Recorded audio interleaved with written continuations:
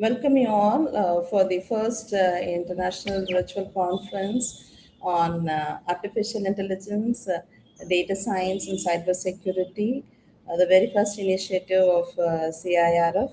And CIRF is a Section 8 company. We have registered under Ministry of Corporate Affairs, Government of India.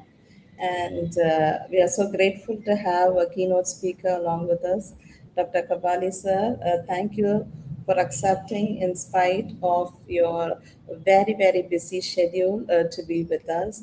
And I thank all the reviewers. We have got like more than 190 plus papers around the globe. And yeah, and we have got 60 plus reviewers who have done it. Each paper has been reviewed by 2 reviewers, and we have got the acceptance rate almost of 10%. It's 21 papers have been accepted and processed, and then they have been registered. And before we kickstart with the session, as of our Indian tradition, let's start with the Tamil Thai Valthu. Hope my screen is seen. Yes. Yeah.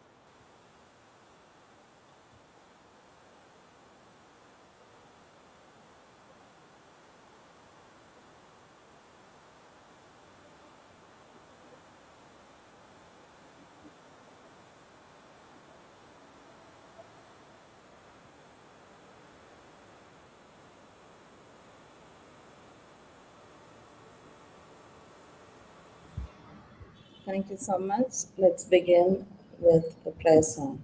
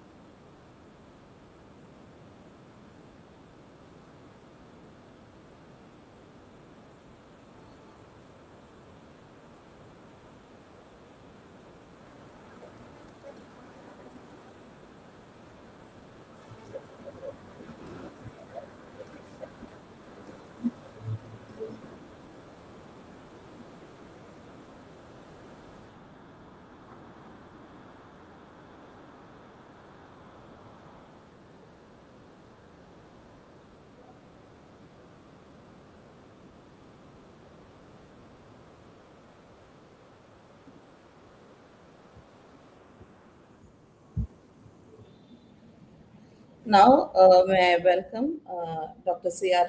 Robin, Director of CIRF and Professor CIC of Dean Innovation of Sri Sai Ram Engineering College to welcome the gathering. Good morning to all. It's my great privilege and honor to welcome all the dignitaries who have gathered here to celebrate the, the culture of research and innovation. And CIRF, founded by Dr. Doreen Robin, it's a Section 8 company dedicated to promote research and innovation. It's the first time we are conducting this international virtual conference on AI, data science, and cybersecurity.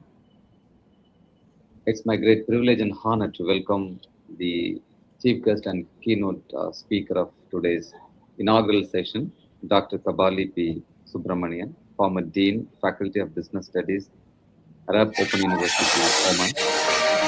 Thank you, sir. Thank you for accepting the invitation. Welcome. Thank you, Dr. Rani, for gracing this occasion. Your presence is really adding value to this professional platform. Thank you. I welcome the session chairs, Dr. Golda Dilip, Professor and Head of the Department of Computer Science and Engineering, SRM, Institute of Science and Technology, Vadapalani campus, for accepting our invitation, being a session chair for the parallel session. Followed by, I welcome Dr. G. Adlin Abgagi, Professor, Department of Information Technology, Sri Sai Ram Engineering College, Chennai. I welcome all the review members, those who have reviewed the papers, and I welcome all the delegates who are going to present their research papers to this wonderful platform. Last but not least, I welcome Dr. Doreen Robin, the founder and the conference chair for this inaugural program. So it's really going to be a festival for all of us, since we all love research and innovation. So normally,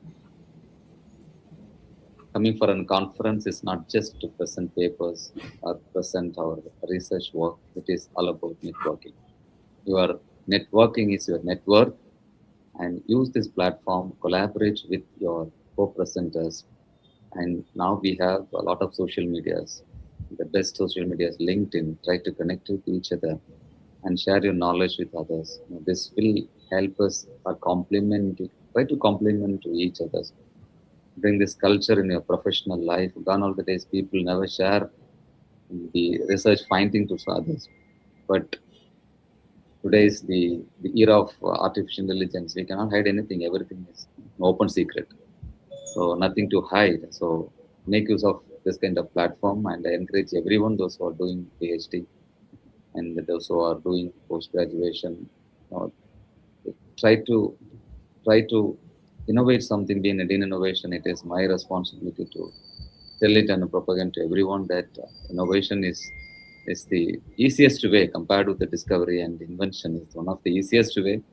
And today's generation will definitely like it. They will like it.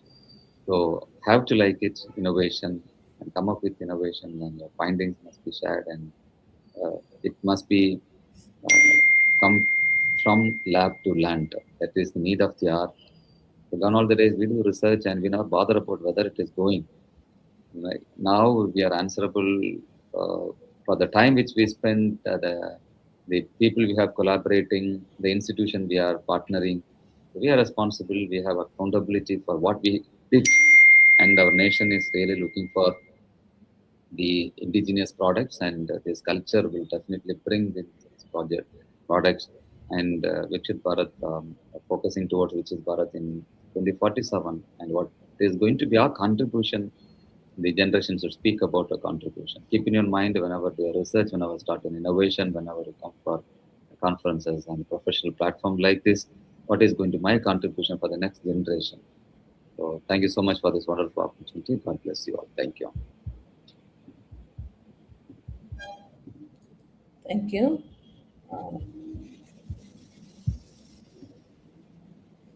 Now it's my privilege to present about the conference. First and foremost, we thank and praise God for this opportunity given.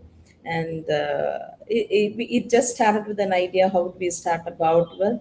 And I had been into teaching for a decade, being a professor and head. And then for the past 9 years, we have started this company. And CIRF, we work with four pillars: research, development, education, and training. Last year around, we have reached around 20,000 plus corporates, faculties, students on training on AI, data science, cybersecurity, AI-based web developments, and we have 20 plus clients. Majorly we develop products, right, on AI based. And probably the next coming month, we are going to launch a new product, AI for school, right from grade 1 to 9. How students can, like we do a capstone project in corporates, we are trying to train them on 10 modules, and post which they'll be developing, they're getting badges and they get the certificates, and it's going to be online, right? So we are basically working on different products and access training, and this time we thought let's kickstart with the conferences. And this when I was in teaching, I used to do a lot of conference, but this very shortest while, within a month, we started working, and we got 194 papers around the globe. And I would like to thank all the contributors for this great success. And after we got the paper, we were seeing how are we going to review. That's why I invited the reviewers for the inaugural session, specially from the bottom of our hearts. I thank all the reviewers who have contributed. We have got 60 plus reviewers, and most of them are working in pioneer industries, and 80% are from US. They're Indian immigrants on US, and wherever we are as Indians, right, the help that you do towards us is something so amazing. And they've taken time to review the papers, and then meticulously, right, each paper we have reviewed with almost with two good reviewers, and then we went there. And also I thank all the conference participants, right? We have people like from India, almost all parts of India, we have received papers, and also from US, and in industry, and also academicians. So we thank you for that. And today we'll be releasing the abstract proceedings from the first publication of CIRF with ISBN, and the abstracts will be published. And we are collaborating with the publishing partner. I manage the publication, and I would like to emphasize there is no extra charge. Once all your papers, selected papers, goes to the review, it will be published in their I Manager publication, and which should be indexed in Google Scholar. At this juncture, we are also working for the next conference in December. God willing, we are collaborating with IEEE. So the papers will be Scopus indexed. And again, I need the support of the reviewers and the committee members for this. And from India, we have got papers from 9 states, and from US in 2 states, right? So almost out of this 194 papers that we have received. And all the participants will be receiving the participation certificate. We are going to have it in 2 tracks. The first track starts from 10:30 to 12:30. The next track starts from 1:30 to 3:30. And by 4, we have the valedictory. By the valedictory, we'll be releasing the best paper of track 1 and track 2. All right, and the best paper will get an extra certificate, and all the reviewers, the certificate will be sent to all the reviewers. The major success of this conference is the contribution of the reviewers. We would like to thank you, and we'd like to collaborate you for. It's not the conference that we want to just close it off, and that's what I sent a special invite for the reviewers to join and back. We have been seen. Only through emails. It's good that if we could meet us through the virtual environment, we don't have a restriction to travel or anything like that. So, and that's how we have organized this conference. And thank you all. Now let's may request.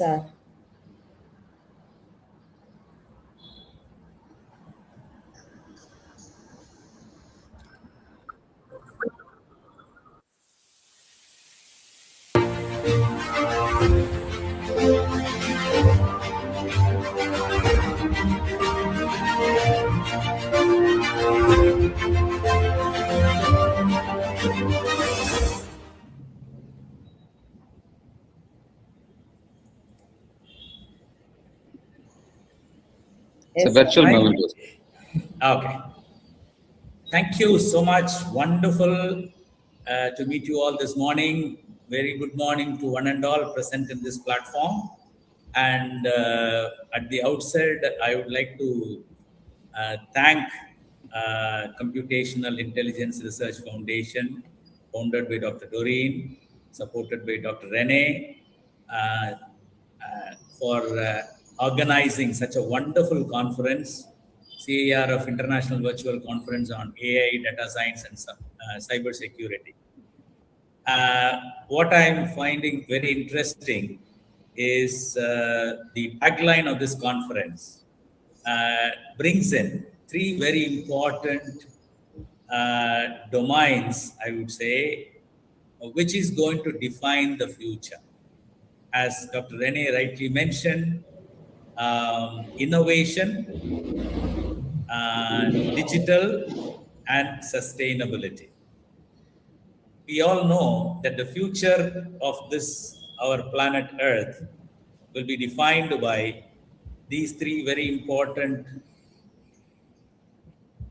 domains: innovation, digital, and sustainability. When I was invited for this keynote address, I was just thinking, yeah, I'm going to address researchers on technology, particularly on AI, data science, and cybersecurity. So what else I'm going to add more? Because they are all researchers, they are all renowned scholars. My work is at the intersection of strategy, innovation, digital transformation, and startup.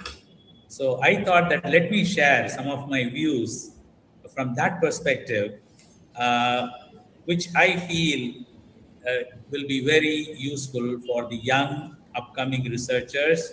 Of course, we do have some seasoned researchers in this platform, and we would like to hear from their views also. So let me quickly share some of my thoughts on these domains and where the future is. As a researcher, I always believe that it is very important to look at the world. We call it as making sense of this world. Because a basic understanding of what is happening around us is very important for any researcher.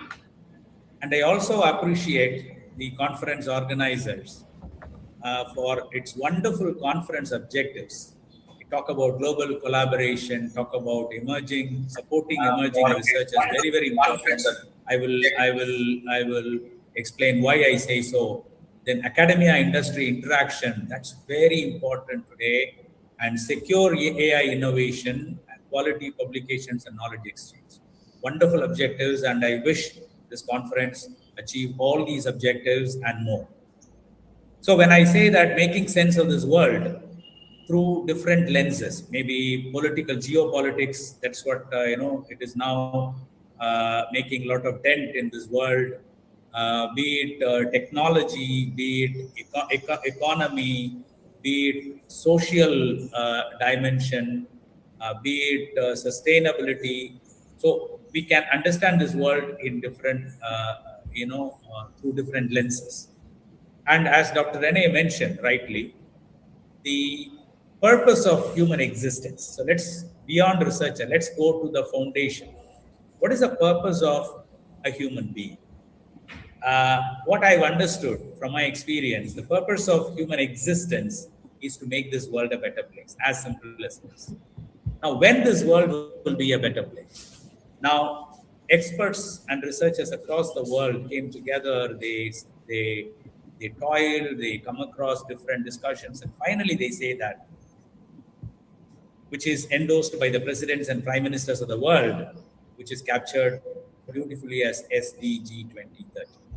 We have 17 sustainable development goals.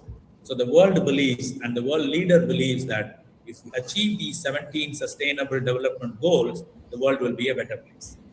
So therefore, as a researcher, so what is our contribution is to support achieving this. Now, how we can do that? So this is one. This is the world's goal. Being an Indian, being Indian researchers, there is one more responsibility to us, which is trying to help India's vision of Viksit Bharat 2047. So as a strategist, I always say there should be an alignment of goals. So our goal as a researcher, as an academic, the goal of our country, the goal of the world. When it is aligned, we can make some impactful, meaningful, and responsible research. Because as Dr. Rene mentioned, I really like that point. It is not just research, right? Research for what? Yeah, of course, we do research for our own personal growth. But beyond that, what is the impact it is going to make on us? Are we doing some responsible research? Are we doing impactful research? There comes the innovation. As Dr. Rene rightly mentioned, are we going to convert our work into meaningful innovation, which is going to really impact the world? When I say world, when we take care of our community, when we take care of our state, when we take care of our country, we take care of the world. So therefore, let the research start from our community. So our work should be impactful to our nearer community, whether it is the educational, institutional community or the community where we live in. So this is one point I just want to highlight. And all our researchers present here who are very young, you are living in a very golden age for India. Meaning, this century is an Asian century. 19th century was an European century. 20th century was an American century. This century is an Asian century. Therefore, the researchers from India should lead the world.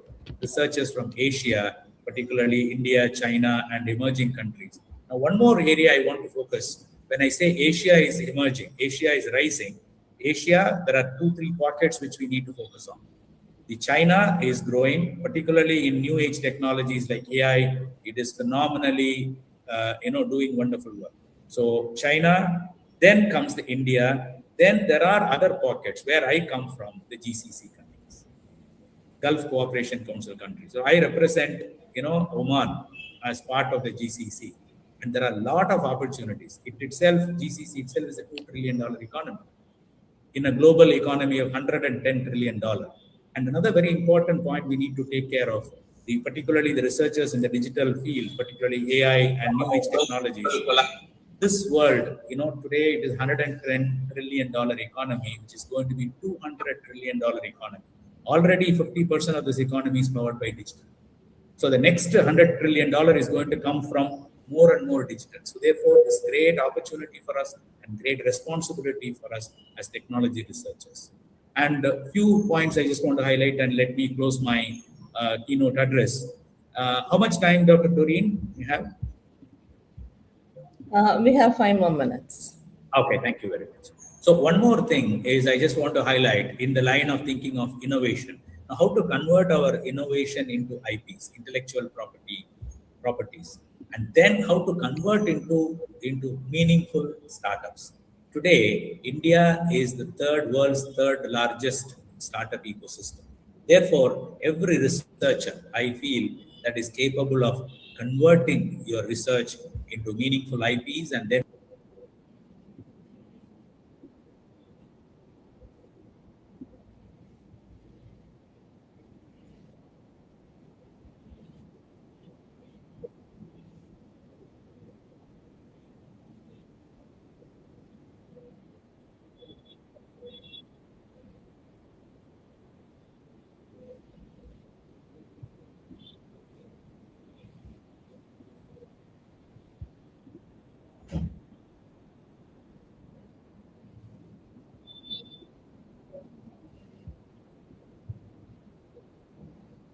suggest every researcher should read that agreement. There are a lot of opportunities for Indian researchers and Indian startups and Indian entrepreneurs to leverage that. This is very, very, very important. Yeah. And the final point I just want to highlight is this world now today is broadly categorized into global north and global south. Now, when I say global south, as I said, as Asia rising, global south is also rising, which includes South America, most parts of Asia, then Australia, then Africa. So the whole global south is rising. Now, so far, when you look at the last 200 years, global south was at the periphery, where global north was at the center. Now, slowly it is shifting. The game is shifting. So, therefore, these are all bringing a lot of great opportunities for Indian scholars, Indian researchers, Indian academics. So, it is high time, right, for us to think of doing some meaningful, impactful, responsible research, which is going to impact this world and uh, impact our country. So, with that, let me finally close my keynote speech with one single point I just want to highlight. Today, we are shifting from sustainability to regeneratability.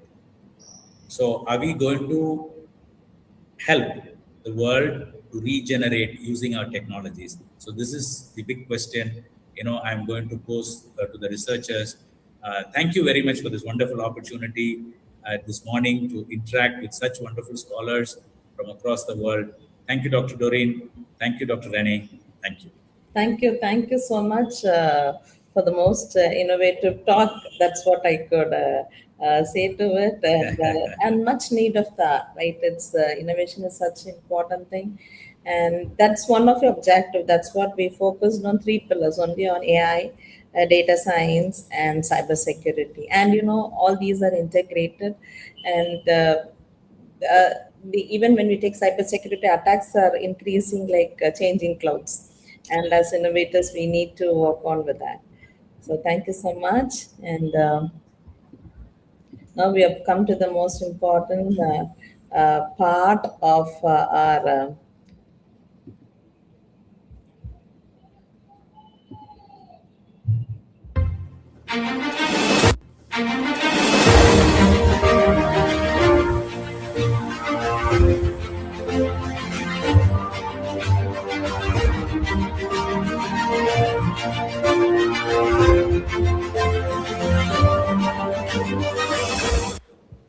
now. May I request our chief guest to announce the conference proceedings release.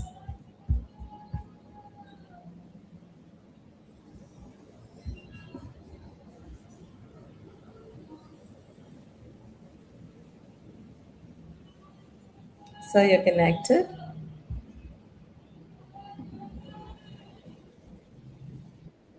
Yes.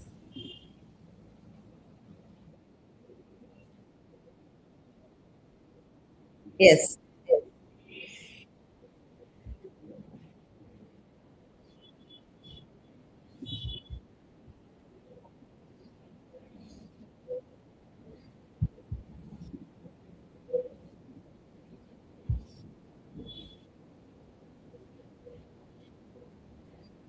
Let me release the conference proceedings, wonderfully, beautifully designed, and all the very best to all the researchers and contributors. Thank you. Okay. Thank you, sir. So this is the abstract proceedings of our conference, and with the ISBN, I'll just run through it. Fantastic. And we are happy to say this is the first official release with ISBN from CIRF. Excellent, excellent, excellent. We thank the keynote speakers, the session chairs for accepting, the conference advisory committee who worked on in the meticulous planning, and very thankful heart to all the reviewers, almost True, 60 true. reviewers, you could see to it, right? And all of them are very, very busy people, but still they've put their hard efforts to complete this. Sometimes we're pushing them, but still most of them are into the industry. 90% of Very nice, very nice. I truly believe, even in Oman, I took a very interesting initiative in strategy space. I work in strategy space. I said, a university is going to organize strategy practitioners conference, well, right? Not academic. Yeah. So that I truly believe, and I also see in your objective that you are living to your objective. All the very best. thank Great. This is great. This is about the company. We'll be sharing the digital PDF to all with the ISP about this conference, director's message, And the vision of CIRF is to contribute nation building through mentoring and innovation. That's our major mission. And we work with product developments, as I said, and also we support higher education institutions to establish innovation ecosystem. We have courses and on for both on industrial demands, and we collaborate with institutions and R&D, and we serve the community at large. We have two tracks. The first track is from AI, data science, and intelligent applications.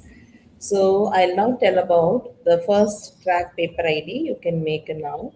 The first, we'll have a paper ID 70, 72, 82, 208, 84, 209, 86, 198, 85, 199, 165. So these are the paper IDs that we'll be having it on for the morning session. So Track one. afternoon track, it's cybersecurity, IoT, and smart system. The paper IDs are 9, 50, 57, 69, 71, 106, 164, 182, 189, 193, and so that's the cover page, back cover page. Excellent. The blog post. Great. So this shows that, meticulously selected papers, right? Out of 100 plus, selected. Very, very, very. Okay, thank you so much.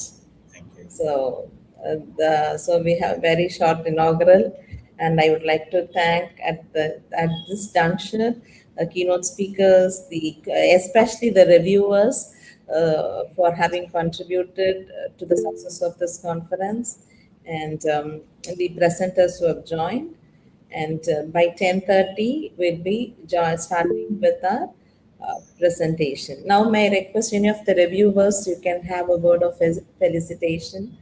You can have your cameras on and you can share your views about the conference. Yes, please. Yes, Chaitanya.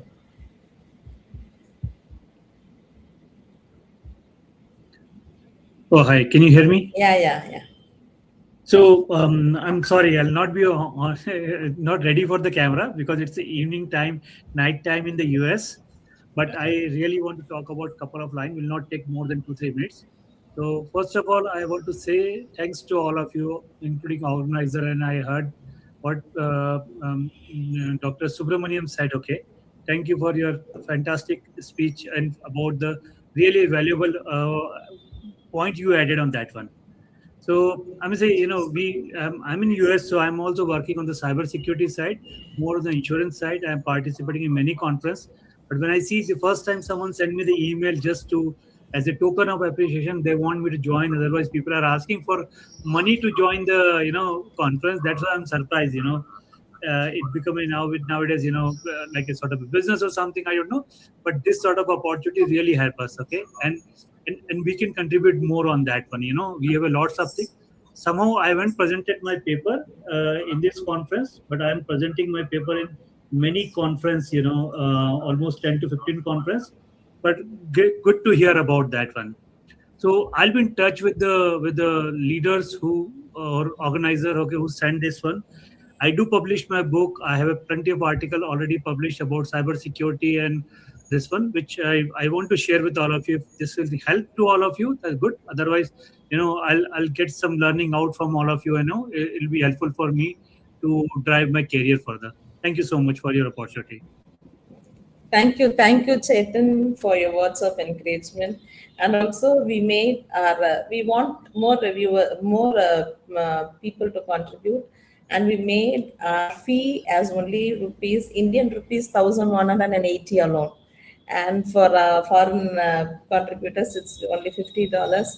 It's not that fees is perfectly fine. Sorry, I'm not against the fees. What I'm trying to say, they're charging to attend the conference for the fees for every event. That's why the basic fees will be there. We understand the part of that. Yes. There is reasonable things are always there. Sorry, you can continue. No, thank you so much. Research is something that is the need of the hour, especially on these three domains, and that's one of our vision. Any other reviewers would like to share? Yes, Chaitanya? Yeah, Thank you again for this opportunity. I had a privilege to review 2 of the papers regarding the AI integration and IoT devices. It was a great experience for me personally as well to go through all the full published content, review it, and I was able to contribute to it as a reviewer. So I'm glad, and thanks again for this opportunity. I'm looking forward to contribute, more down the line. Thanks again. Yeah. Thank you so much, Chaitanya, for your Hi, hi everyone. Myself, Thirumal Kishore, and today I just want to thank you everyone for this opportunity, and the organizers as well give me this opportunity to serve as a reviewer. And this is a privilege to evaluate such innovative work at the intersection of all the artificial intelligence and cybersecurity people who is coming to this organization and having this kind of cybersecurity review and intelligence review. Myself, I work as a ops engineer at State of California. I work for the government organization, and today I see the quantitative submissions reflects how the field is being evolved, and as well as the advancement of the threat detection of the AI to secure and resilient system designing. So it's encouraging to see how strong the research and practical implementations coming together to address these real world challenges. I truly appreciate the effort from all the authors and contributors here, and I'm honored to be the part of the community. Thank you for the opportunity. Thank you so much, Kishore. Thank you so much, Chaitanya, for your words of encouragement. Yeah. If you don't mind, I'm sorry. Can you? Yes, please. Yes, please. So I missed the papers. Like you were calling out the paper numbers, right? Sorry, I missed the last sheet. Okay. Will you be able to repeat that once again? Yeah, we'll be sharing it after this conference. Today, we'll be sharing the entire abstract PDF to all the reviewers. Okay, sure. Thank you. I appreciate it. Thank you. Any other reviewers? Because there are so many, plenty of. Yeah. Can you Yes, hear me? yes, please, Rajesh. Yeah. Yeah, myself, Rajesh Manam. So I'm a data scientist at Gilead Sciences, which is a biotechnology company. So I've been reviewing a couple of AI and data science papers from past couple of years. So it's been nice. I mean, as part of this conference. So hopefully, yes, we are going to do. I mean, I'm going to do the same, contribute the same going forward. Nice to meet you guys. Thank you so much for your contribution in spite of I know your schedules are tight and the time difference, and I wholeheartedly thank all the reviewers for joining back. Yes, please. Any other reviewers? You're here with us?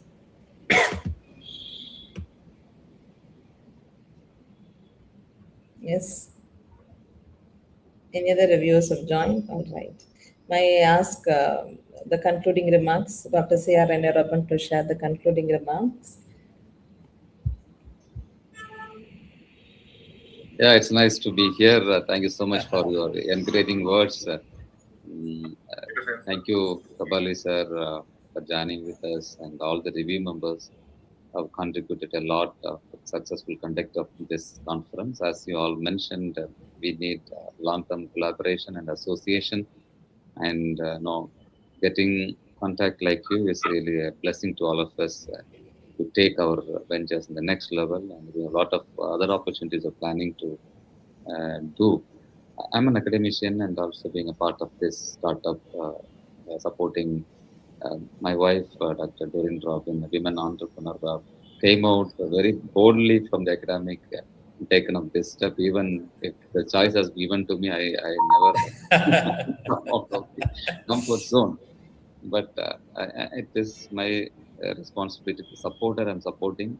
I request all of you to support and give a continuous support for our future ventures too. As mentioned, this is the first conference and we are planning to do a lot of things because I'm associated, well connected with IEEE, and being a chairman IEEE Madras section for the Society of Social Implication of Technology. And this immersion program, rural empowerment, social entrepreneurships are my core values. And being a professor in computer science engineering, as a researcher, successfully guided 17 research scholars to complete their PhD under a university. So now I am focusing my entire journey towards rural entrepreneurship and social entrepreneurship. And Kapali sir is will definitely acknowledge it what I'm doing. Please keep me with you as a strategist more than being an academic. I wanted to be a strategist for higher education institution to bring new face to higher education institutions. This need of the hour, and after 75 years of independence of our country, having the old and conventional way of education is no way helping us, and we don't want any linear progress. We want exponential progress. But for the exponential progress, education institution is the one. I still remember the first the address mentioned by our honorable first Prime Minister of India, Jawaharlal Nehru, at the first convocation address of IIT Kharagpur. He mentioned that this institution will meet the need of the country. That much confidence our leaders had on higher education institutions. But now it is really a question mark. Are the higher education institutions are developing or generating that much engineers is really a question mark. And it's a right time, as Kapali has mentioned, that this is the golden era. We are living, the young researchers who are all living or doing research in the golden era. Because I could see some of the synergy between Kapali sir and me. I never missed to say in any of my recent talks that whenever I address my students, I used to say, we are all doing your engineering program in the golden era of engineering education. The government of India, government of Tamil Nadu, supporting a lot of. Gone all the days we're not knowing about even how to pronounce the word entrepreneurship. I still remember 25 years before when I saw the board at Anna University. I did my ME and PhD in Anna University. I did a board. There was a cell entrepreneurship cell. No, I was not knowing how to pronounce it. It's an entrepreneurship in Tamil, Tamil and English. Entrepreneurship people say. We were from that space to this space, and teaching entrepreneurship and bringing entrepreneurship education to engineering, arts and science is mandatory now. I could see a transformation from the conventional way of teaching to this innovation ecosystem. So, no, we all work together. The region or the territory which you are living is totally, because this virtual platform connected with us. Though we are talking each other in the virtual platform, I feel that you are sitting next to me. We need to be thankful to all the digital, the innovations have made this drastical change. So, Professor, if you ask me to talk, I will talk together. It's very difficult. Dorin I know the mind voice of Dorin. When he is going to stop it, when this fellow is going to stop it, I'm going to give a full stop. Thank you so much for being here. From the bottom of my heart, I thank the keynote speaker, session chairs, and all the reviewers.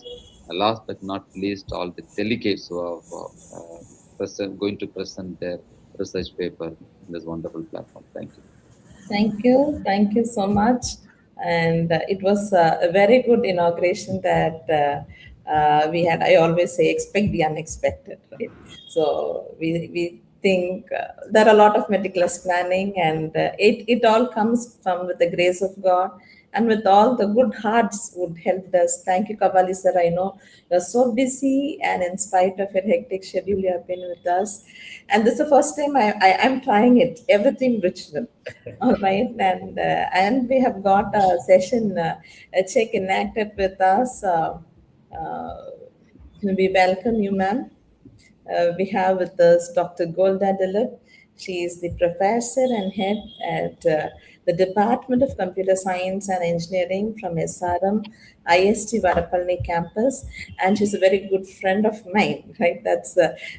She, as you all would have heard about students internship, that SRM has got a faculty program. So they had with us for a couple of weeks, and they learned the research, and they are into research, and it was a good, different kind of experience we had with them. And,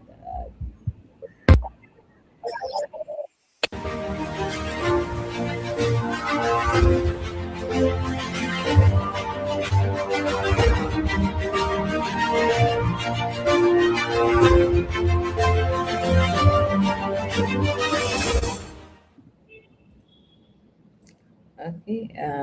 thank you, Golda ma'am. To introduce Golda ma'am, Dr.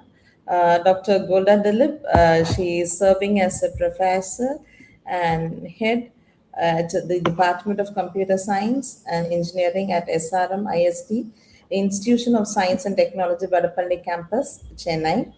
And she is a very dedicated person, right? Even before she says, I know how dedicated she is. She's dedicated, motivated, and enthusiastic academicians. She has got over 20, just give me a second. And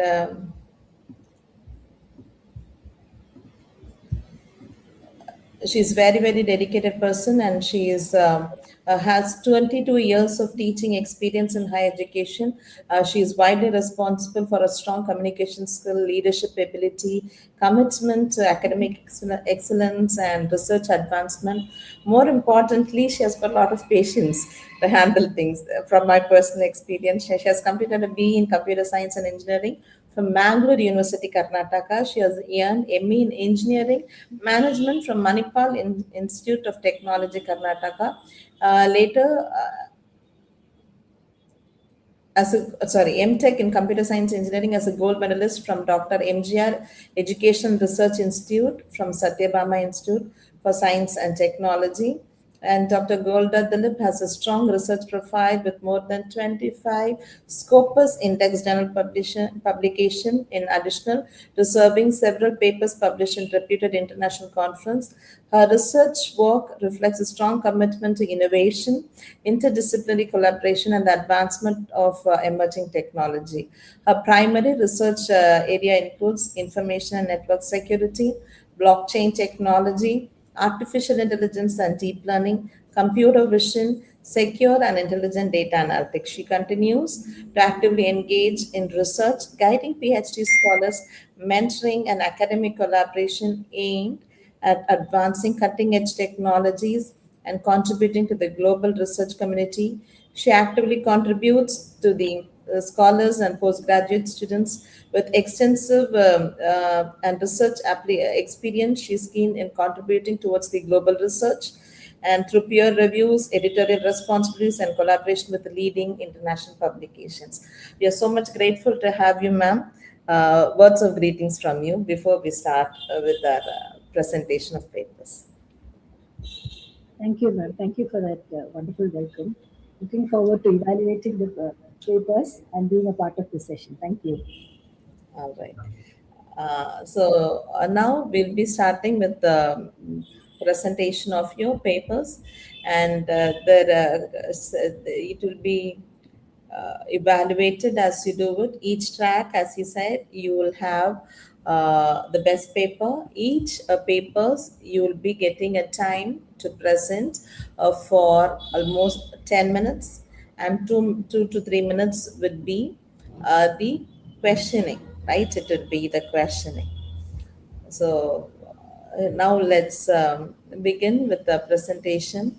Paper ID 70, Legal Bot, Multilingual Chatbot for Legal Assistant, Boka Ashish Reddy. Yes, you can share your slides, and your time starts now.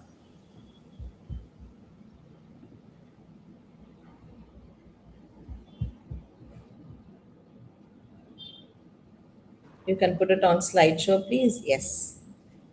First paper ID 70. Yeah, good morning, everyone. First of all, thank you for this opportunity. I'm Boka Ashish Reddy from Department of Computer Science and Engineering from CBIT, Chaitanya Bharati of Institute of Technology, Hyderabad. Today, I will be presenting our paper titled Legal Bot, a RAG-based multilingual chatbot for legal assistance. This work was done in collaboration with my co-authors Bharat Chandra Rao and B. Ramadasu from Chaitanya Bharati Institute of Technology.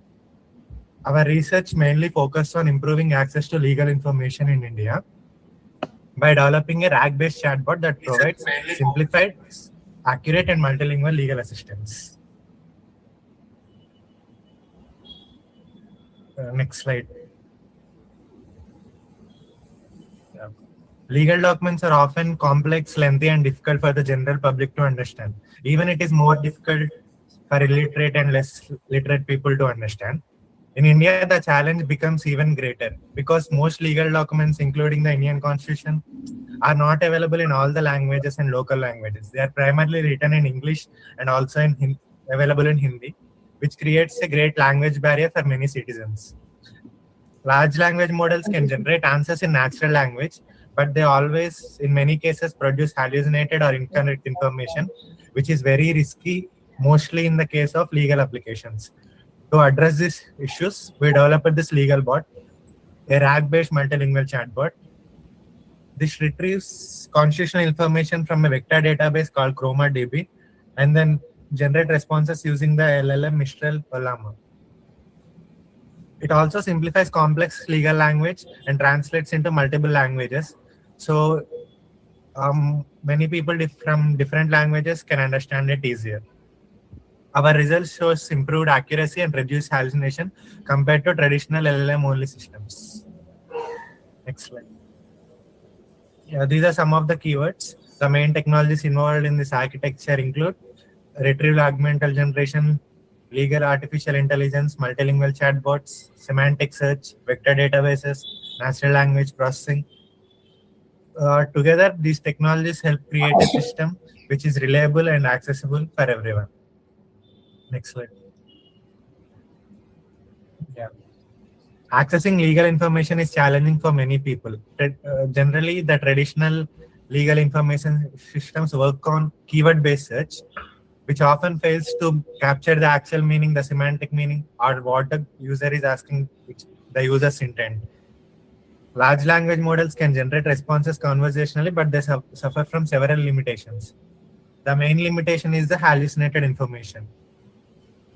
And one more thing is they don't cite reliable resources. Like they can go to any other source in internet, which is not completely reliable also.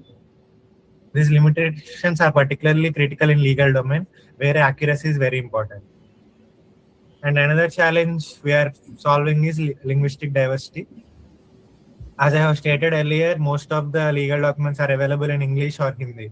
So we are now making it accessible in different languages like Telugu. Therefore, for all these challenges, we need a system that can provide accurate, reliable, simplified, and multilingual information which people can trust and they can use it easily. Next slide. We have studied many papers. These are some of the papers we use. This is a literature survey. Several recent studies have explored the use of AI-based legal assistance. For example, the NLPLA system developed a NLP-based legal assistant using RAG and LLMs. Another system called AI Legal Companion used ChatGPT to improve literal accuracy. And one more called BNS Mitra system used RAG with Llama models for retrieving legal sections. Although these systems demonstrate the potential of AI in legal assistance, many of them have certain limitations, different limitations for different ones. Some systems are limited to only specific legal domains, while others lack in multi-language support or simplified explanations. Additionally, research has shown that RAG architectures can reduce hallucinations and improve accuracy, but performance depends heavily on retrieval strategies, chunking, and other techniques. All these limitations motivated us to design legal chatbot. We specifically focus on multilingual access and simplifying the answers for the common people. Go to methodology. Next. This is our methodology and architecture. We follow a retrieval augmented generation pipeline. First, the source is the Indian Constitution. First, we'll do the document processing. The documents are cleaned and divided into chunks of approximately 900 characters, and the overlap is 150 characters. This overlap ensures the contextual continuity.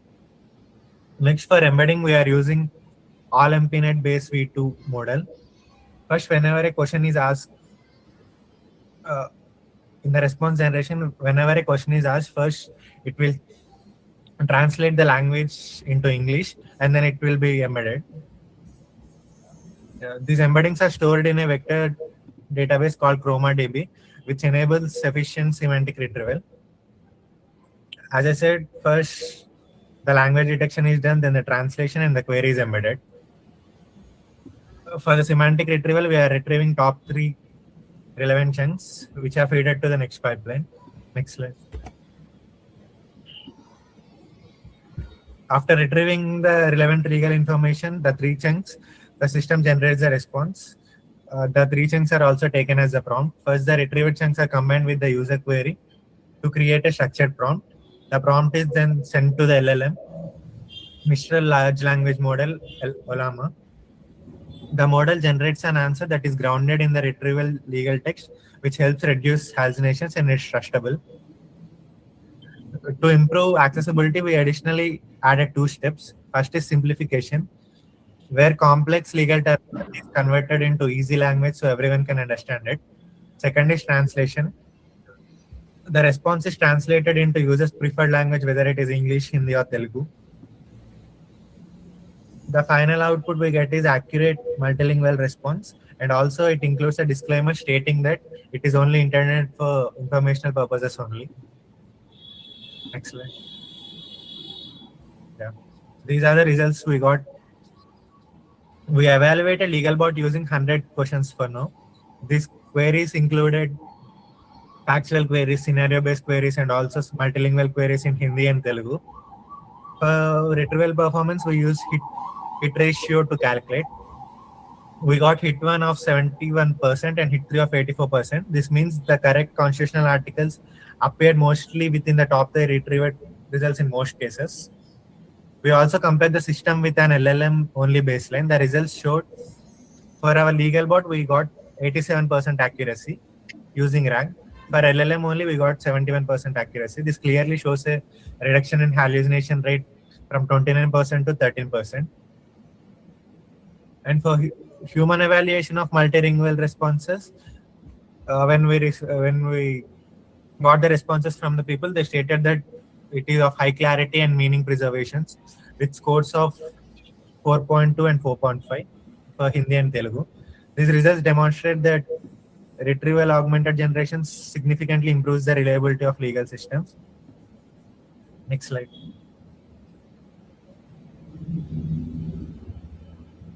In conclusion, we presented LegalBot, a RAG-based multilingual chatbot designed to improve access to legal information. Our system retrieves constitutional content using semantic search and then generates the responses using LLM. The responses are grounded in retrieval legal text. The system also provides simplified explanations with the feature of multilingual responses. From the experimental results, it showed that our proposed system improves accuracy and significantly reduces hallucination. For the future plan, we are planning to expand the knowledge base not only to Constitution but also to other additional legal documents and some central acts. And we are also planning to improve cross-lingual retrieval techniques and even simplify the text simplification and translation modules, and also develop a friendly advanced user interface for real-world deployment. Next.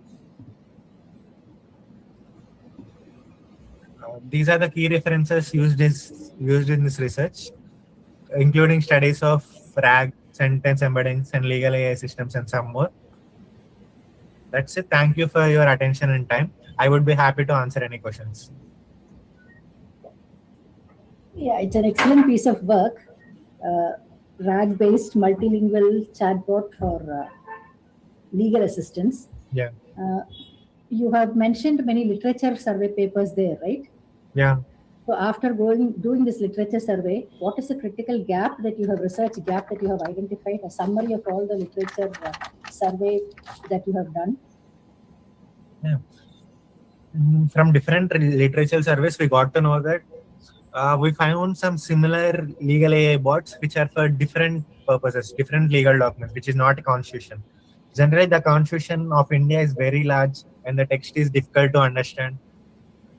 We also seen an legal bot implemented for another country, which has a very small constitution compared to India. And also many projects don't have multilingual and simplification layers in those. So we thought that using multilingual and simplification layers can help the people understand it better, and it can reach to more number of people and a wide range of people. And we also implemented cross-aware chunking, which helps the chunking better and get better responses. Can you throw some light on your data set that is being used? Like what legal data set, or like some corpus you were telling, right? Which legal corpus you have used, whether it is an Indian constitution or some case laws, and how comprehensive that particular data set is. I mean, I heard you vaguely mentioning about it, but not there is no clarity regarding the dimension of the data set. Can you explain regarding that? Yeah, sure. We took the Indian constitution, complete Indian constitution as our data source, primary data source, and then we cleaned it and fetched the articles. And in the articles also, like there are articles like 13A, 13B. So what we did is, what is the dimension of your data set? What have you this particular data set? We took the PDF of the constitution as the primary data set, and then we got the articles from it. Okay. Have you compared it against any baseline models? We also calculated the metrics using general LLM without RAG, and I have also shown only LLM baseline, is it? Yeah, yes, LLM baseline. Okay. What about validating this particular data set? Any legal validation, or any experts have validated this? Legal validation is being mentioned, done? Yeah, we talked to some lawyers whom we can approach in our circle, and we have shown this project to them that we are using constitutions, and they have also seen the answers we have produced, and their opinion is like it is very helpful for people. Have you mentioned that anywhere here regarding the validation? You have not mentioned. We have not particularly mentioned that we approached some lawyers, but we have mentioned that we have in brief, we have mentioned, when I was talking, I mentioned that we did the user survey. What about the metrics? Like you have shown some results and all here, right? Yeah. How this accuracy is being computed, or the various metrics, or how much of an improvement, how is this accuracy being computed out here? Yeah, okay, I'll explain it. First, the hit score, we took 100 questions, which are some scenario-based questions from factual questions and some in different languages to see whether it is performing correctly. And we asked the question, we checked the chunks it gave, the 3 chunks. In 100 questions we asked, 71 of the answers we needed, we got in the first chunk itself. And 84% of the answers we got in top 3 chunks. So that's what the hit rate is. And the answer accuracy in 100, only 87 answers were correct and approved. Remaining 13 are not up to the mark or hallucinated. For LLM based, you mentioned here, no? The accuracy 87% is computed. Yes. And what evaluation data set was used for this? We did not use any standard evaluation data set. We verified with people and also verified with various LLMs, and also see the constitution in person, and we verified whether it is true or not. Okay, Ashish, right. Thank you. Fine. Yeah, thank you. Hi, Ashish. Yeah. I have a question regarding this paper. How does the system behave when no relevant legal precedent is found? Yeah, we took care of that. When there is no legal answers, it will first explicitly say that the information it is giving may not be correct, and there is no legal log in the retrieved information. There is no information for it, and it will give an answer. It will know, and it will. So the disclaimer is clear that it may not be correct. So can system handle the conflicting precedents across any jurisdictions? For example, if I am in a locality of Andhra Pradesh and I'm looking for all over India, but what if it is conflicting with the other localities? It's different jurisdictions. Can you please ask the question again? I did not get it. So if I'm looking for any kind of precedents, right? So if I have a precedence of a jurisdiction, for example, it is in Andhra Pradesh, and I'm looking for one of the conflicted resolution. For example, if there is any other person from different state is trying to retrieve a different kind of information, they're trying to get another information from the system. So if the two queries are conflicting when you give a input from your system, so what happens at that time? Okay, if there are conflicting queries and you ask according to the constitution only, it will answer for now. Based on jurisdiction, it may not answer, and it will provide a disclaimer if it cannot answer. And this is a good perspective. We need to think on that. Okay, thank you. Yeah, thank you for your question. Hey, Ashish. So first of all, yeah, it's a nice presentation. So I have one question on your presentation. What is the tech stack behind this project? Tech stack, we use Python, and then for RAG we use ChromaDB, and then the model is MPNet model. Yeah, just a normal RAG pipeline implemented using Python. And for the UI we had we use React for the UI for now, and we need to improve on that. Got you. It seems so. I think yeah. So most of the results, right? So the model accuracy or retrieval performance, we just did a user survey, and based upon that, you have listed here, right? So there is no automation. Okay. Yeah, yes, there is no automation. Got you. Okay, that's fine. Nice work. Yeah, thank you. Thank you. Chaitanya, you're asking a question. You're on mute, Chaitanya. Yeah. Sorry. Yeah. Ashish, a great presentation. I have a quick question. I believe you mentioned that you have a chunk size retrieval of 900 characters. Yeah. I think it's one of. So if you are only restricting to 900 characters, right? So how do you gonna make sure that you are actually so based on each strategy, right? Like for example, if there are any critical context or like there might be a section where context or chunking, right, where it could possibly be 2 or 3 solutions for one scenario. So if you limit to your first 900 characters, how do you gonna ensure that it is actually fetching you the correct answer within that chunk? For that, we are taking 3 chunks and with a 150 overlap and 900 characters. So from if 2 chunks are answering it, so from the 3 chunks it will take these 3 chunks are given to the prompt. Based on that, LLM will give the answer. So did you experiment with any other strategies like for the chunking retrieval as part of your pipeline? Or you only? So how did you come up with this particular retrieval chunking strategy, like based on what you are sticking to your 900 characters? First, we thought of keeping article not based on number of characters, each article as a chunk. But when we tried to do that, we did not get proper responses because it is not generating the embeddings properly. Then we tried with, I guess, 1500 chunks. And then come up to 900 chunks with 150 overlap, which is the best result we got so far. We tried with some other numbers of chunks, words too. So far, the best result is with 900 plus 150 overlap. Got it. Okay. Thank you. Great presentation. Yeah, Thanks. thank you so much. Thank you so much, Ashish, and the entire group, and for having done a very good job. And thank you for the evaluators who asked questions. All right.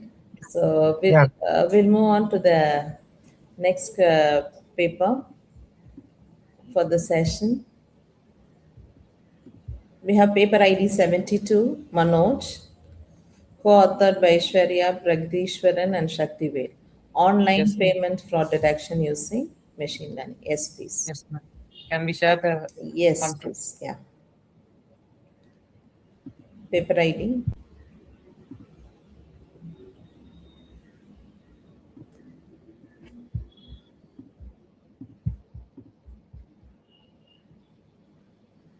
Paper ID 72. Yes, ma'am.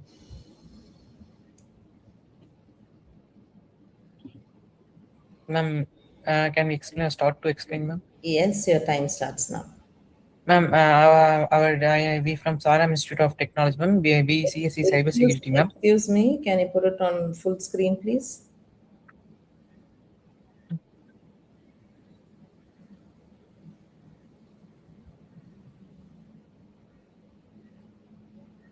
It's okay, ma'am. Yes. Ma'am, we from Saram Institute of Technology, Chennai, ma'am. Our teammates are Manoj V, Pragdishwaran, Shaktivel. Shaktivel could not be attend the conference, ma'am. Pragdishwaran in meeting, ma'am.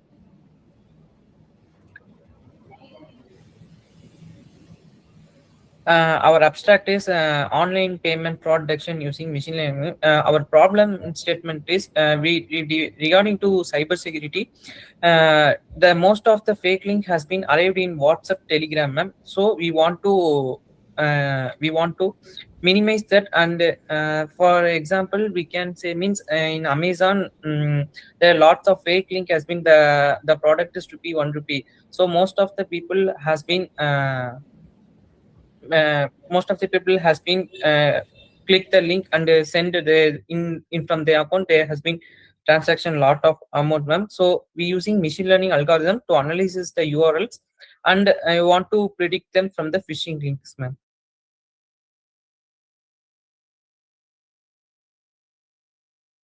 So we have implemented machine learning algorithms, ma'am. We implement a real-based extension system. Whenever the person clicks the link, it will be redirected to the Chrome, ma'am. In Chrome, we have extension, ma'am. The extension it will be redirect to the background of the data set, ma'am. In data set, we have trained the machine learning models regarding to fake and original links. Based upon the extraction of the links, it will be used to classify the links, ma'am. And if the website is fake, means it will immediately pop up the website is fake, ma'am. Fake, ma'am. If it is real, it will be allowed to the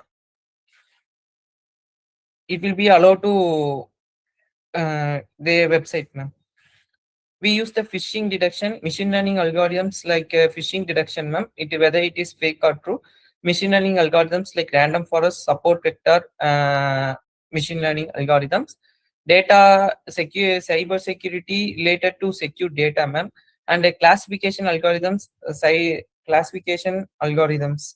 And URL analysis, whether the URL contains any long patterns like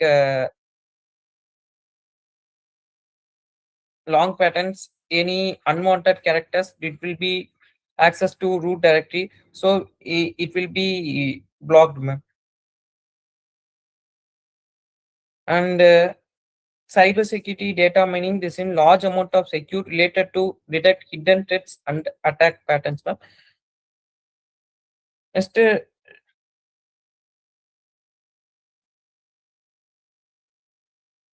next. Okay.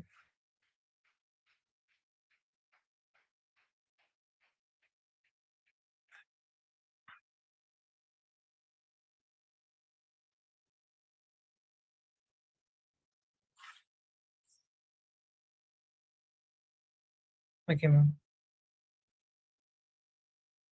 Yes, ma'am.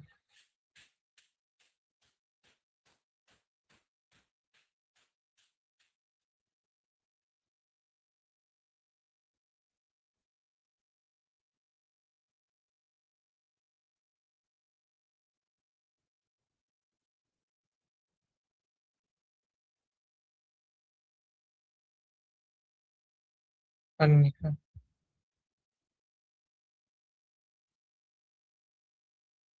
yes. Huh? Okay. Okay. Yes, ma'am. Now methodology, ma'am. Data collection. First, we collected data set related to phishing URLs for publicly available source, ma'am. It will be used like URL length, domain age, HTTP usage, and certificate validation. Whenever the certificate is whenever what the certificate is URL is corrected, ma'am.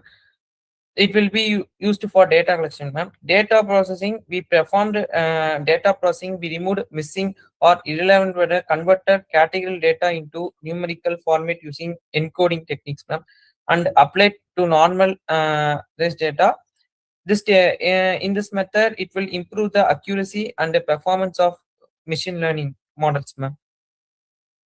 In future engineering, URL length and complex used to identify suspicious links, ma'am. Domain age helps to detect newly created malicious. If newly created malicious website means it will be immediately blocked. We also take HTTPS and SSL certificates for secure and analysis redirections, ma'am. External links to detect hidden phishing behavior, ma'am. For model evolution will be used to increase the accuracy, precision, and recall and F1 score, ma'am. This ensures the model performs well in detecting fraud while minimizing error, ma'am. It will also helps to minimize the false prediction in machine learning, ma'am.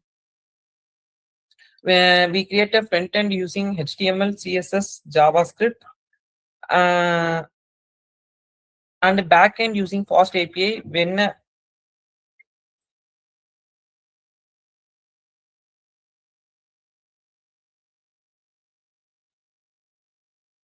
hello, machine learning model integrated to API for predictions, ma'am. Fast API, HTML, CSS, and JavaScript for front end, ma'am. For Fast API, it will be redirect to the machine learning model, ma'am. Integrated for API predictions, ma'am. Real time detection. Whenever the user clicks the link, it will be redirect to the Chrome, ma'am. And the Chrome, we have before itself for user convenience, we have created the extension, ma'am. The extension will be redirected to a data set. That data set will analyze for suspicious link, ma'am. Set will analysis for suspicious link, ma'am. Based on the machine learning, it will extract the special features and it will detect whether the link is fake or true, ma'am.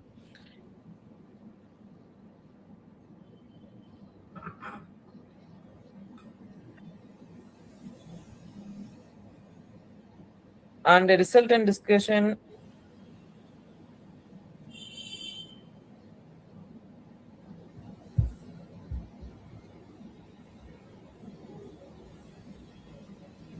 Based our result and discussion online fraud is main. We have implemented and tested in real-time scenarios, ma'am.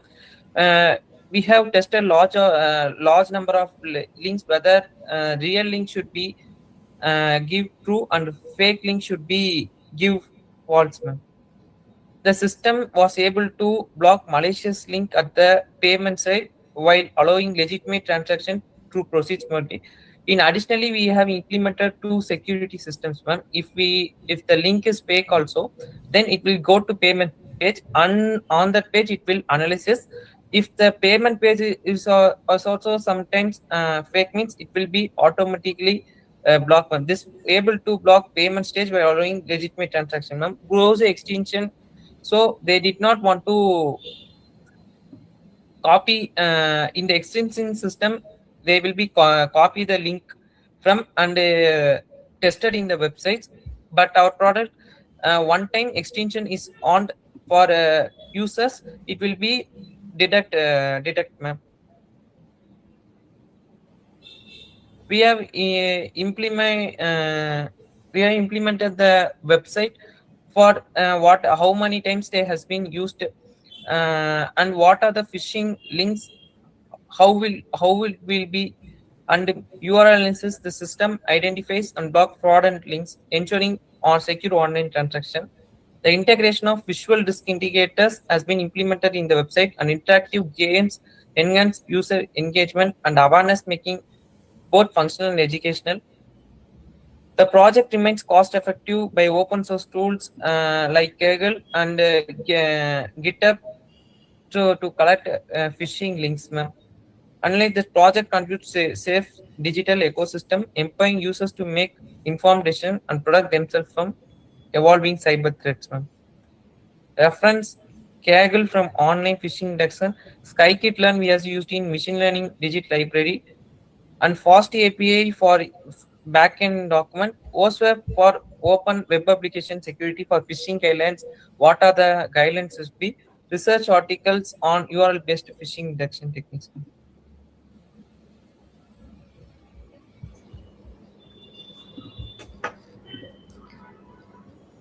Manoj, it is a nice. Is it done? Are you done with your presentation? Ma'am? Are you done with your presentation? Have you completed your presentation? Yeah, fine. Can you hear me? Yes, ma'am. Yes, ma'am. Ma'am, our team at Pragdish will also hear, ma'am. Yes, ma'am. Yeah. So your project is about online fraud detection, right?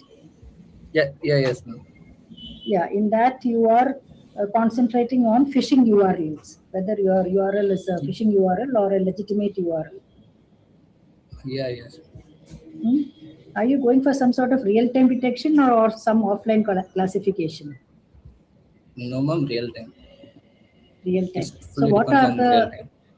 Okay. So what, like, can you just brief about the feature extraction part you have used as far as your URL is concerned? What are the features that you have looked into?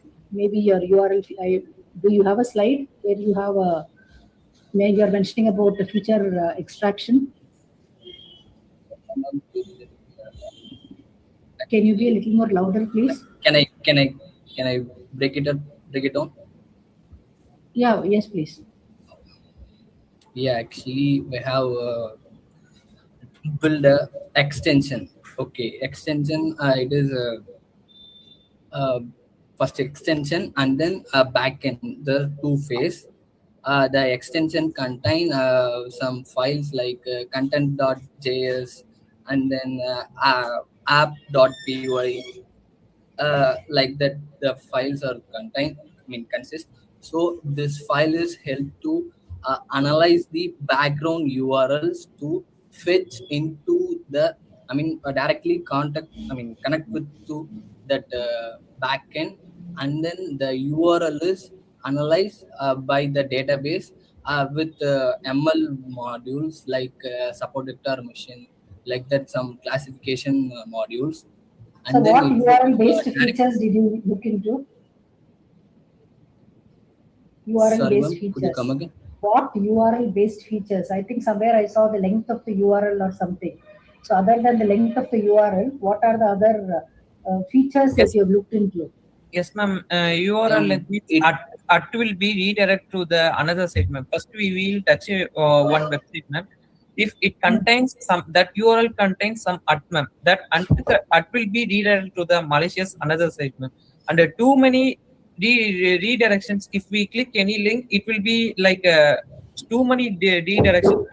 It will be go to some other like going inside some another website, ma'am. So it is only the presence of an @ symbol, is it? Yes. The length of the URL and domain age DNS record is known as the domain and system, ma'am. Based on that, records. So domain-based features are also looked into. Yes, ma'am. What about the number of subdomains and all? The number of subdomains means. Have you looked into those? Yes, ma'am. I couldn't see any of those information in your presentation. As of now, you have said the length of the URL, then presence of @ symbol, right? That's what you said. Yes, ma'am. Then DNS records. So that means one or two URL-based features and one domain-based features you have looked into. Any content-based features have you looked into? Yes, ma'am. No, Based ma'am. on so Wait a many sec. features we have implemented, ma'am. They will be disable the right click, ma'am. Right click means if we in our laptop, it will be disable the right click, ma'am. If it is on means we can inspect the source code, ma'am, whether the website is true or if we are disabled, we cannot inspect the source code, ma'am. So it will be analysis based on the it will be analysis, ma'am. Next, usage of iframe, ma'am. Iframe means it hide malicious content, ma'am. Hide malicious content means in a normal link they had been hidden some another website malicious link, ma'am. Next, there will be URL shortening, ma'am. In URL shortening means very 4 to 5. The URL will be 60 to 70 length, ma'am. But phishing URLs will be only 10 to 20, ma'am. Based on that also, it will be detect, ma'am.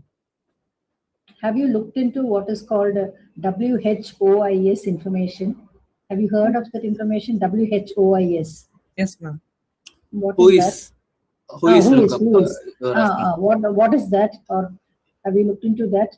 Or have you made use of No, anything related to that? no, ma'am. Actually, we are a predefined set of protocols are already included, ma'am.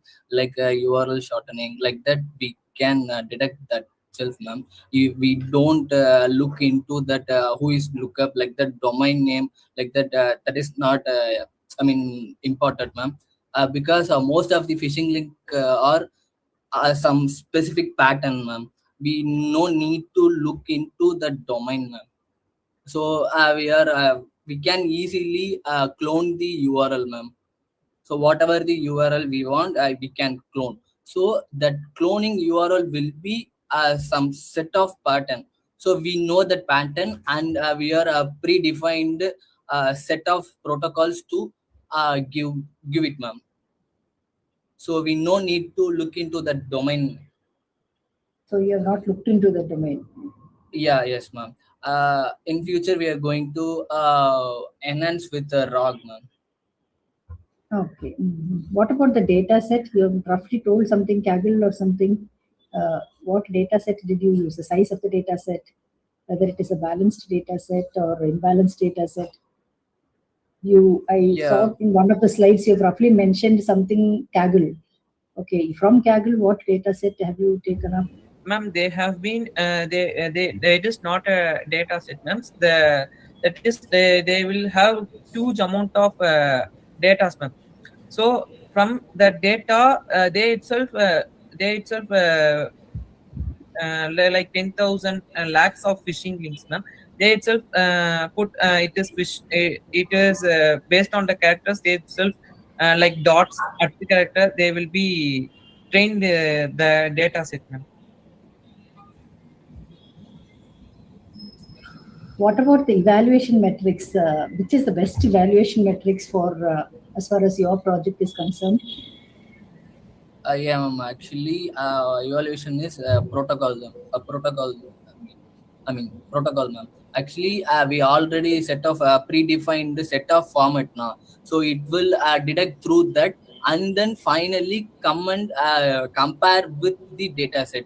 Is that true? I mean, the same link are there or not? Like that, it will compare, ma'am. Before that, previously it compare with our protocols, a set of predefined protocols. Like the most of the phishing links are like this in format, like that we already give the instruction. So it will analyze that, and then it will come next pages, compare with the data set, ma'am. No, have you computed something like metrics like precision, for example, that will be used for maybe as far as your project is concerned, maybe for avoid blocking of some legit sites or some recall metric? Any of those metric have you looked into? Evaluation metrics. No. Okay, fine. Right. That's all from my side. Right. Okay. Thank you, Manoj. You can click stop presenting.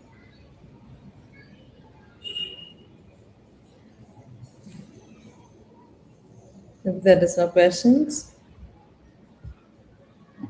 let's move on to the third paper. Paper ID 82, malware detection using machine learning. Paper ID 82, you are available? Yeah, present. Yeah, yes, Charan Deepak. So myself, Charan Deepak. In 1 minute, Charan. In order to avoid more timing, if others, the viewers or participants have any questions from of the presentation, you can post it onto the chat as they are presenting it, and so that when they complete it, you can. I want the participants to have their cameras on while you present it, and the questions from not from that other viewers or reviewers can post it onto the chat, so they could also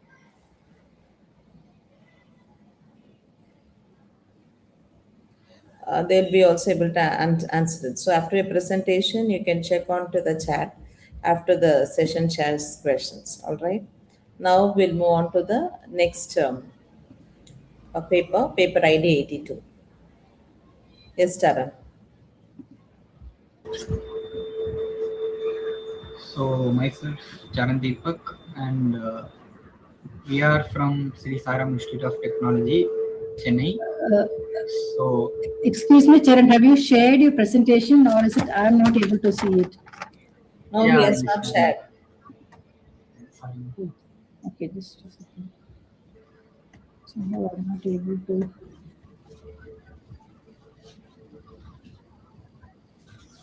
Is it visible now? I can see you are presenting. Okay. Okay. Right. Yeah. Now I can see you. Fine. Please go ahead. Yes, Yeah. ma'am. So our paper is in about a cybersecurity domain is present. So the title is malware detection using machine learning. So only I am present in the meet. Both of them are in other work. They are went for interns. So I'll just start. So our problem is about detecting malware. There are so many signature based detection are present, but there are no like real time monitoring plus prediction using malware algorithms, machine learning algorithms. So we have used machine learning algorithms for prediction and also predicting zero-day malwares, and we have used malware algorithms like neural network, supported machines, and decision tree for refined output.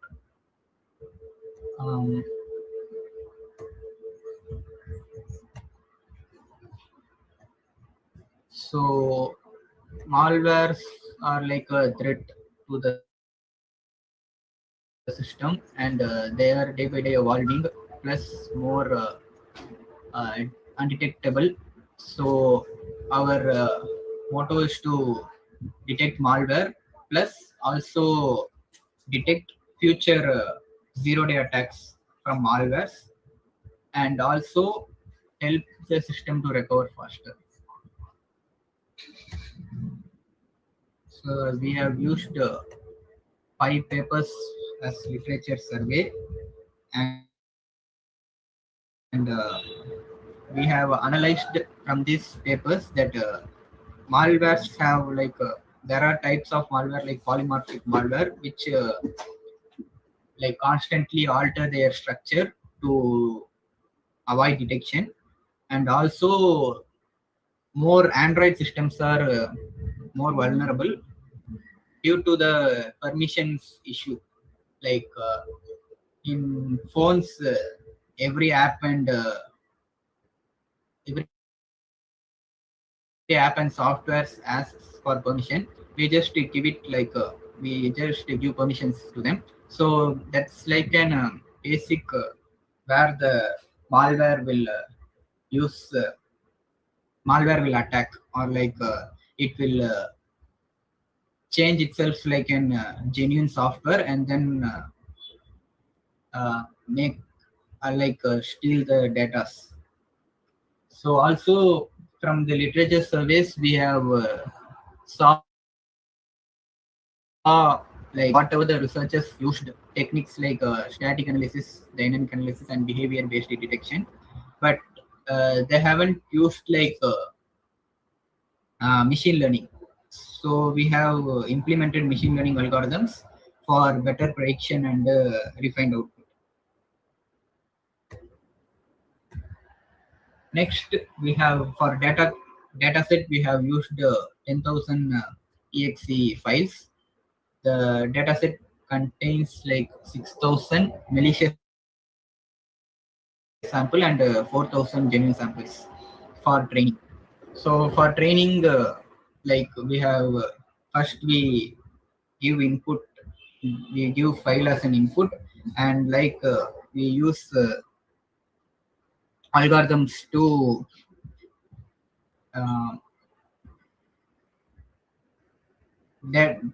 check the data and the signature of any malicious software or malware present or not, and it's just splits data. So we have used a total of 3 machine learning algorithms. So decision tree is like an flowchart, like an if-else model, and the combination of decision trees is the random forest algorithm. So how it is used in our project is that if the file size is greater than the threshold value, it checks for the API calls, and then it tells us that it is suspicious or not. And the random forest, it is also many decision trees combined comes under the random forest. So instead of using one decision tree, we use number of decision trees for defined output.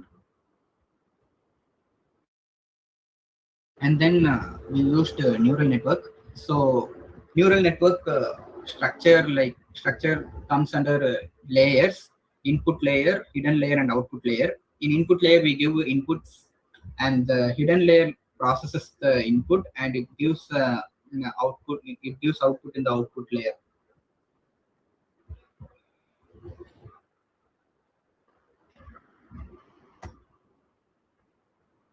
So we also used hyperparameter tuning for refined output. Since we have used 3 algorithms, we combine the output of all these 3 algorithms, and we used this hyperparameter tuning to identify the best output. And then the result, this is our software screenshot, the output of the screenshot. We give file or an URL type or an hash of the file as an input, and the result comes like this. So if there are detections, it gives detections value, and also it suggests us where the malwares were previously detected, in which sites it shows us there. And it gives an infographics as an pie chart where the pink detects the malware detected percentage, and the clean gives in the blue. So that's all the conclusion. We have used this project to successfully detect malware and also protect the system from malware attacks.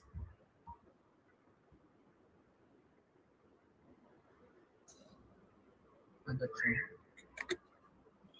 Yeah.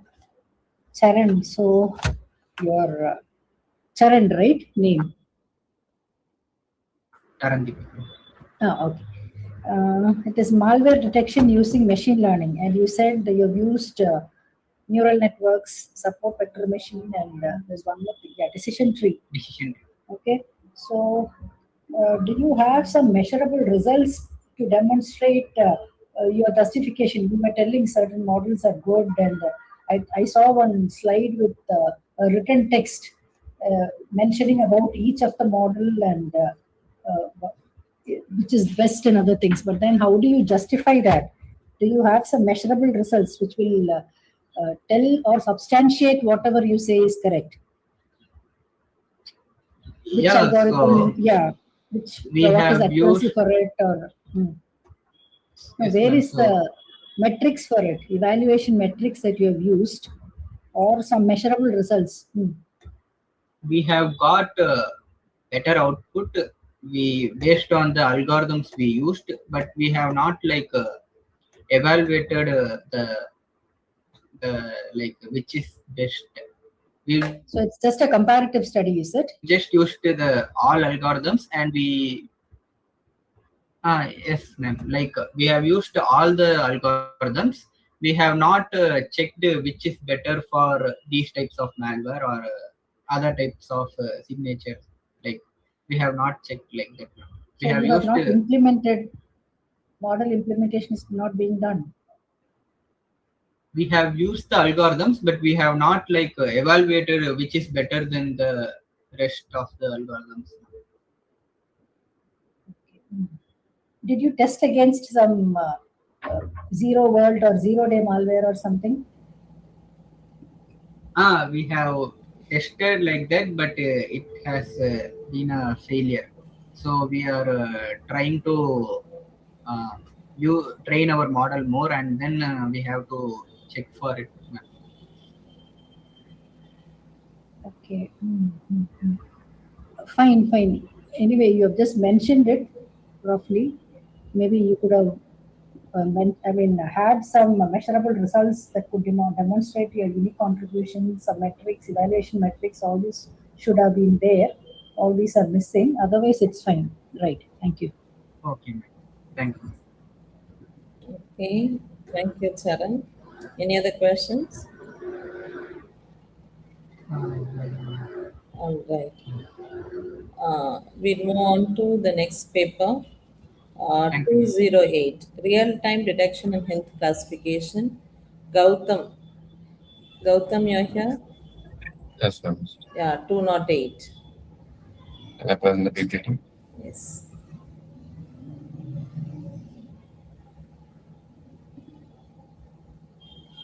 You can share your screen.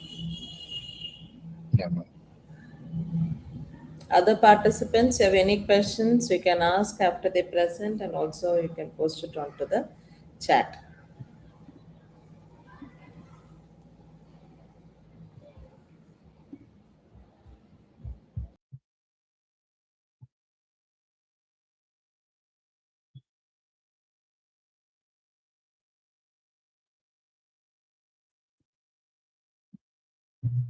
Is it okay?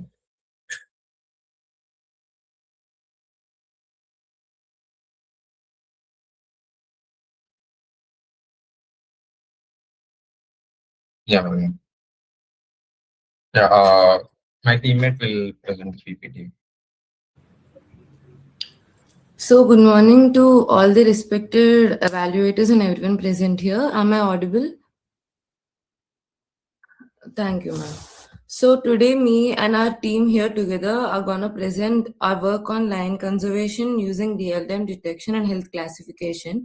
Our goal is to build an intelligent system that not only detect lines, but also understand their movement, behavior, and also their health condition. So, starting with it, the question comes, why did we choose this project? And to stay with that line, firstly, I would say it would be a very good technical implementation for all of us. And we have been through a very new exposure of tech info and all of that. So that is the first reason we have chosen it. And also not neglecting the point that lines play a crucial role in maintaining ecological balance. And however, the current monitoring methods like manual tracking and camera traps, they're basically time consuming and not real time. And also, they often fail to detect critical situations like injuries or some abnormal behavior at times. So because of this, conservation teams may not respond quickly enough, which can be dangerous threat for it. So our objective is to create an automated and non-invasive monitored system that helps in early detection and faster response. So getting into the literature survey, before building our system, we analyzed existing research. Some works use IoT-based systems with sensors like GPS and temperature. Gautam, can you go to literature survey? Yeah, thank you. So some works use IoT-based systems with sensors, and others focus on just deep learning models for detecting using YOLO alone. And there are also other systems that use tracking algorithms to analyze animal movement patterns. However, most of these solutions focus only on one aspect, such as detection or tracking. The major gap is that there's no unified system that combines all three of these together, like detection, tracking, and health analysis. So what we aim is to bridge this gap by developing a complete real-time intelligence pipeline. So talking about the data set, which is the most important part of a system, we've used two main data sets, that is GLMD and LHBD. So GLMD is Global Lion Monitoring Dataset.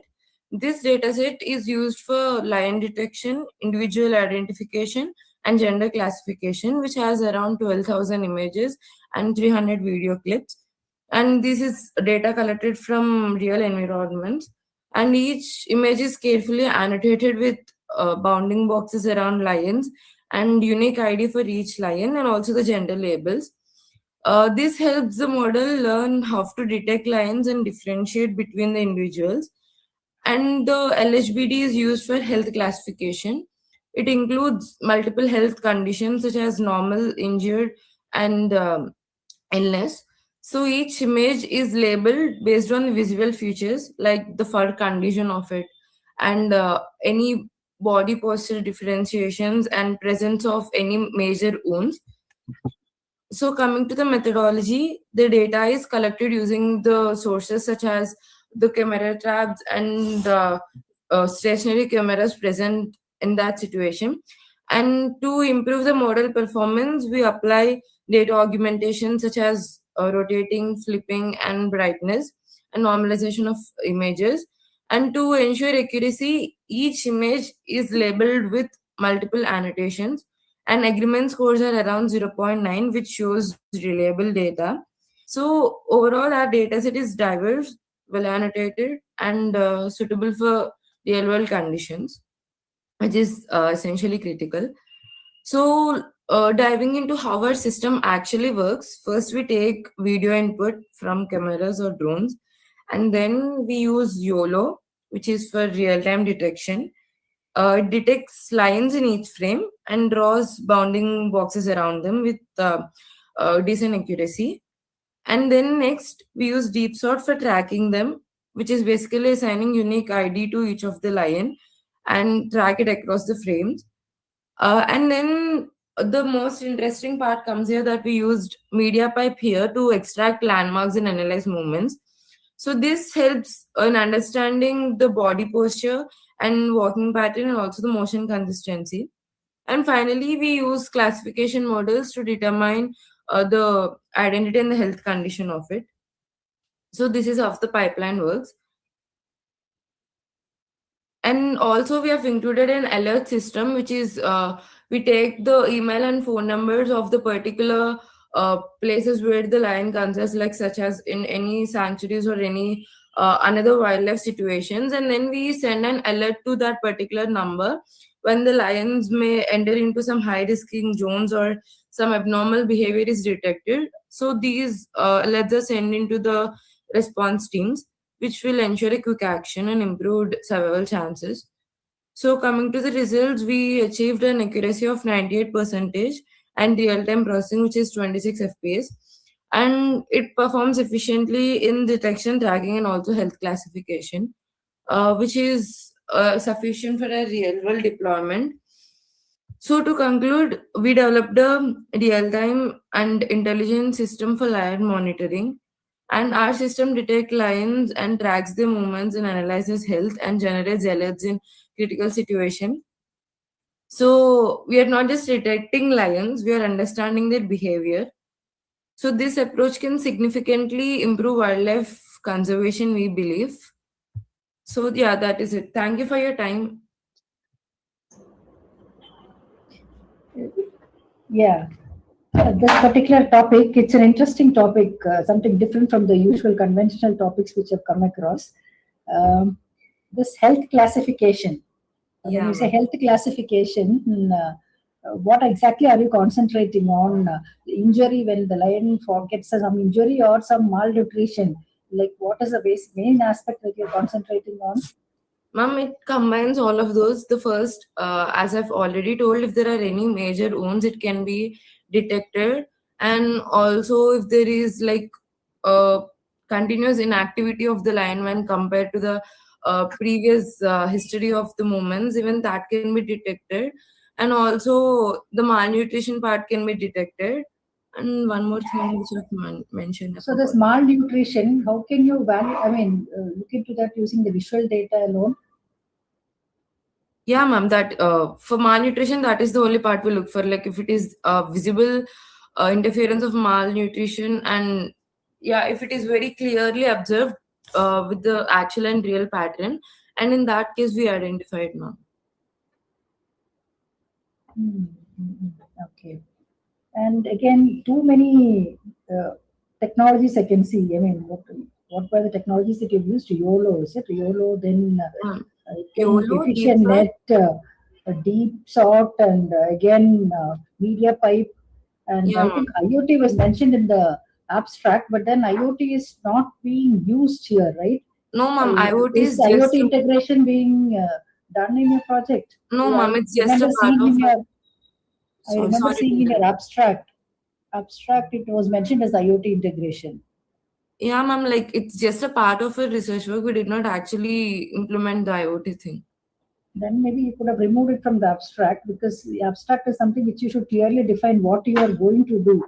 And sure, ma'am, we'll look into it. We'll remove it. And will your model be able to generalize to different environments, like different weather conditions or the night situation, or will your model be able to generalize to different environments? Yeah, ma'am, I wouldn't say to every other environment which is existing, but for the most of the situations and scenarios, we took the data set as I've told for training.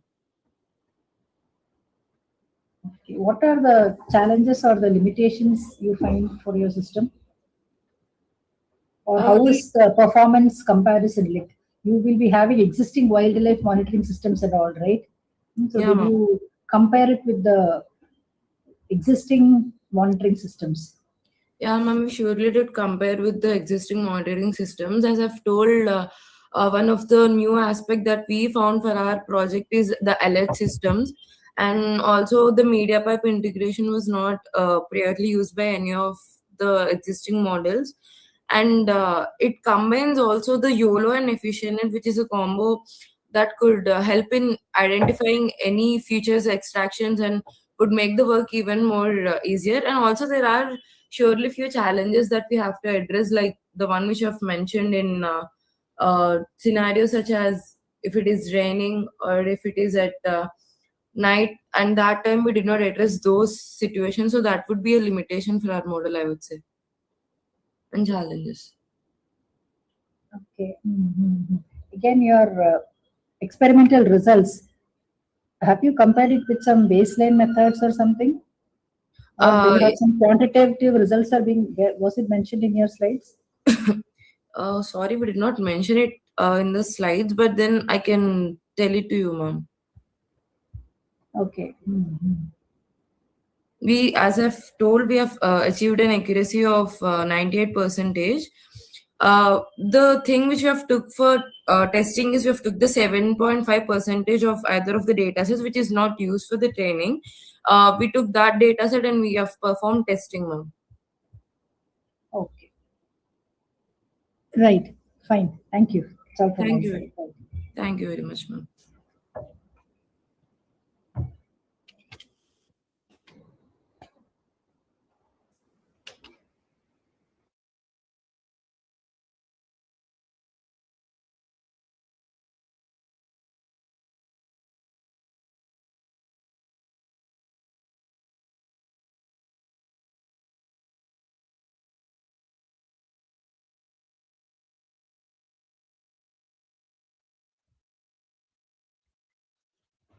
No, ma'am. Actually, I'm here on behalf of him. My name is Karthik.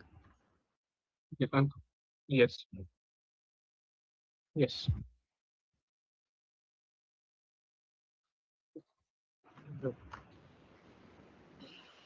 Good morning, all.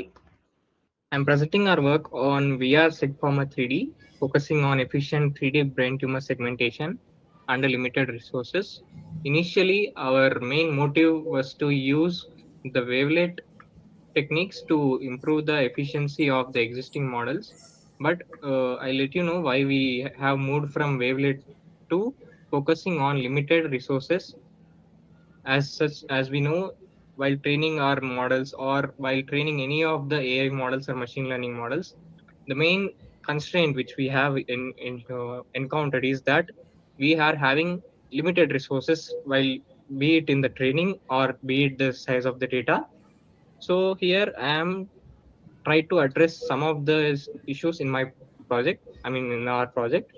So once again, I am Karthik Teja with my co-authors Ramavat Babu Singh and Aravat Indu. We are from Department of Computer Science and Engineering, Data Science Specialization from Institute of Aeronautical Engineering, Hyderabad. Okay. So first of all, what I'd like to say is that initially we thought that any, let's say, we taking the challenge for any model is that it requires a large amount of data to be fed into it and to be trained. So first we took initial approach to the medical field to solve any of the medical models which have been less explored, and see if there are any areas to improve that. Here, our model focuses on a key challenge, that is the voxel explosion. Here, a single MRI slice, we are focusing on the MRI data. It has, as you can see, 240 by 240 into 155. It's a three-dimensional data. We have taken around 340 patients of data as a training data set. And I'll explain why we are only using a limited size to train our model in later on. So for that, we are using a transformer-based segmentation model, that is the SegFormer 3D. SegFormer 3D, and we are using this to show that even the, so let's say, segmentation computational expensive models can be performed on a limited resources. I like to explain what is the voxel explosion. All the data, which is the MRI data, is a 3D spatial data. Here, each of the, let's say this part is an MRI, is the actual brain data, but the model considers each and every individual part as separate token. This means this small amount of data, which is the actual data, consists of around 8.9 million voxels.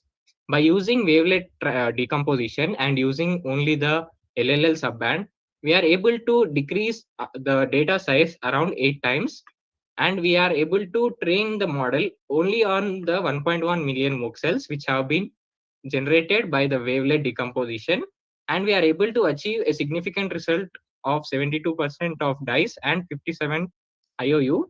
I'll let you know why, even though it's not 85%, or just standardly it should be greater than 85% to be considered good. I'll let you know why we are not we able to make up this what do we say, limitation. Okay, so here are the keywords that include in our model. Okay, the dataset we are focusing on is the BRADS 2020 dataset. It is a, what do we like, official data or a benchmark data which is used to train or evaluate the segmentation models. Since it is the benchmark data, we assume that this model can be used for all the 3D data. Here we are having four modalities per patient, that is the T1, T1 eyes, T2 and clear. These four modalities each have the size mentioned here. Here we also have the tumor regions into four tumor regions. One is the fold tumor, tumor core, enhancing tumor, and no tumor regions. Okay. Let's move on. So first, why is the brain tumor segmentation important? Because the brain tumor segmentation gives a clear guideline or the planning for the doctors so that they don't need to clearly explore each and every individual region. It automates some of the process of the doctors so that they can able to detect a number of tumor regions early on, even in the scans, and can make sufficient planning and can also give surgical guidance to the patient. The MRI data, which is three-dimensional data, can be used by CNNs, that is the convolutional neural networks, but these CNNs have a limited global context. That's why you focused on a transformer which can be able to capture the global relationship. But these transformers explode when we give certain data. That means it enlarges. That means it needs a quadratic attention complexity by making it a simple data, which is let's say around 17 GB of input data. It is not feasible to train on a limited amount of RAM or GPU resources. Okay. For all the literature survey we've done, we are always brought up to the same proposed solution. All of them are, improving the model with some or the other techniques, like let's say the CNN based segmentation with encoder decoder, automated pipeline, transformer based global attention, and everybody is focused on improving the model. But as being a data science major, my primary question was, why is everybody focusing on data? Why is nobody focusing on data? Because as we know, training a model is not only about the model complexity or the model efficiency. It is also the data which is being fed into. As a human beings, we are what we eat. Similarly, as the machine learning model, which has to be performed in a critical environment such as a medical field, it needs quality data so that it might make less chances of error, and also it has least number of ambiguous and also unnecessary data in its training, so that it can be used efficiently. As I said before, the wavelet, when we are focusing on wavelet based techniques, in the previous year itself, waveformer written by Al Hassan is an excellent paper which directly integrated wavelet into the transform model, making it improving the wavelet, using the wavelet to improve the model efficiency. But we have been focusing on data and not the model part. Here in our methodology, we first take this slice. It is considered, as we said, a 240 by 240 size, 240 by 240, 40 and 155. It is compressed using wavelet into these individual bands. It is the LHL, LHS, and triple L, low bands. Here we are decomposing this entirety into 8 subbands, of which we are only retaining the LL value. Why we are only retaining the LL value is that the LL value considers the approximation of all the data, and it also reduces the number of noise in the data, and it is ideally a compressed version of the data which can be used to train the model. Then this compressed data is directly fed into the SecFormer 3D model. We are not saying that we need to use SecFormer 3D model. You can use any model, but for now we have used SecFormer 3D model as it best suits our approach because it can be directly integrated into this. We use the spatial reduction attention to lower the computational complexity itself. Instead of getting 8.9 million voxels to compute, we have reduced the initial voxels to 1.1, which is almost an 8 times reduction in the size. This way, the data which is there, it can be computed in a much less time and can be used to train the model more efficiently. For this, we have used DICE and the cost interpret loss to check the model output. This is the model architecture.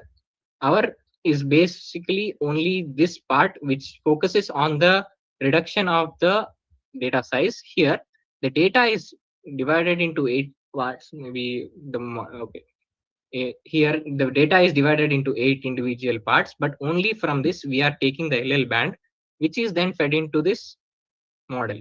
Any model can be sufficient as long as it's a transformer model. Here we have the results.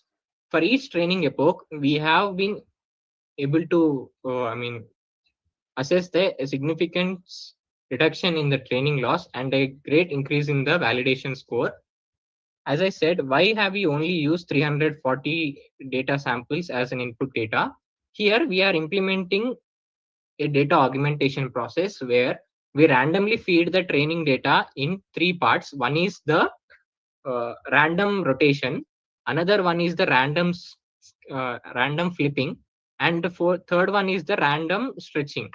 These 3 are implemented for each epoch. That means the data which is received here and the data which is received here are same data, but they have been modified using some of the data augmentation like scaling, rotation, and stretching. This prevents the model from learning, overfitting the data and learning all the hard coding the results into it. So this way we are essentially giving model each time new data to focus on, but the base layer being the 340 size the data which has been used. Here we have the mean dice as 722 and the mean OU of 579. Here we have a high precision of 77 and recall of 728. As compared to the baseline models, ours uses a 28 GB RAM. It is not affordable by many, but it can be accessed by using a Kaggle account. But when we try to load any baseline model such as SecFormer or UNet, we cannot load because the RAM usage is out of, it can't fit the model inside it, and it might not be able to utilize the data efficiently to train. We need at least 50 GB of RAM for us to train such transformer models. But by reducing the input initial data itself, we are able to train our model on a limited RAM usage of 27 from the available 30 GB from the Kaggle website. And here we were able to process everything in a 9.2 seconds. There is available of the the results of the baseline models, but these baseline models have been computed directly on the data and not the compressed data. When we try to fit the compressed data, give the data initially to the SecFormer model, we cannot load this model into our RAM because it requires at least 50 GB. As I said previously, our model utilizes less resources compared to others, giving us better results. In conclusion, I like to say that our model is not is helpful to the medical department. I don't know, but what I can say is that we are able to give a memory efficient framework. This way we can train our models under limited constraints so that we are able to demonstrate our own ideas or our own model architectures much more efficiently, where everyone is focused on improving the models. We took a different approach and tried to compress the data and use those data to train our model and see why the data, how it performs with the existing models. That's it, I guess. Thank you, everyone. Nice piece of work, Karthik Teja, in the medical image segmentation domain. Your 3D brain tumor segmentation. So you had used one terminology, the voxel reduction. Right? So can you just throw some light on this voxel reduction? How is this voxel reduction performed? Whether it is by some sort of downsampling or some coding or some other technique is being used. Okay. Okay, ma'am. 1 minute. As I said here, where is this? The voxel reduction method. This is a 3D space here in which we only have the limited data of the MRI situated here.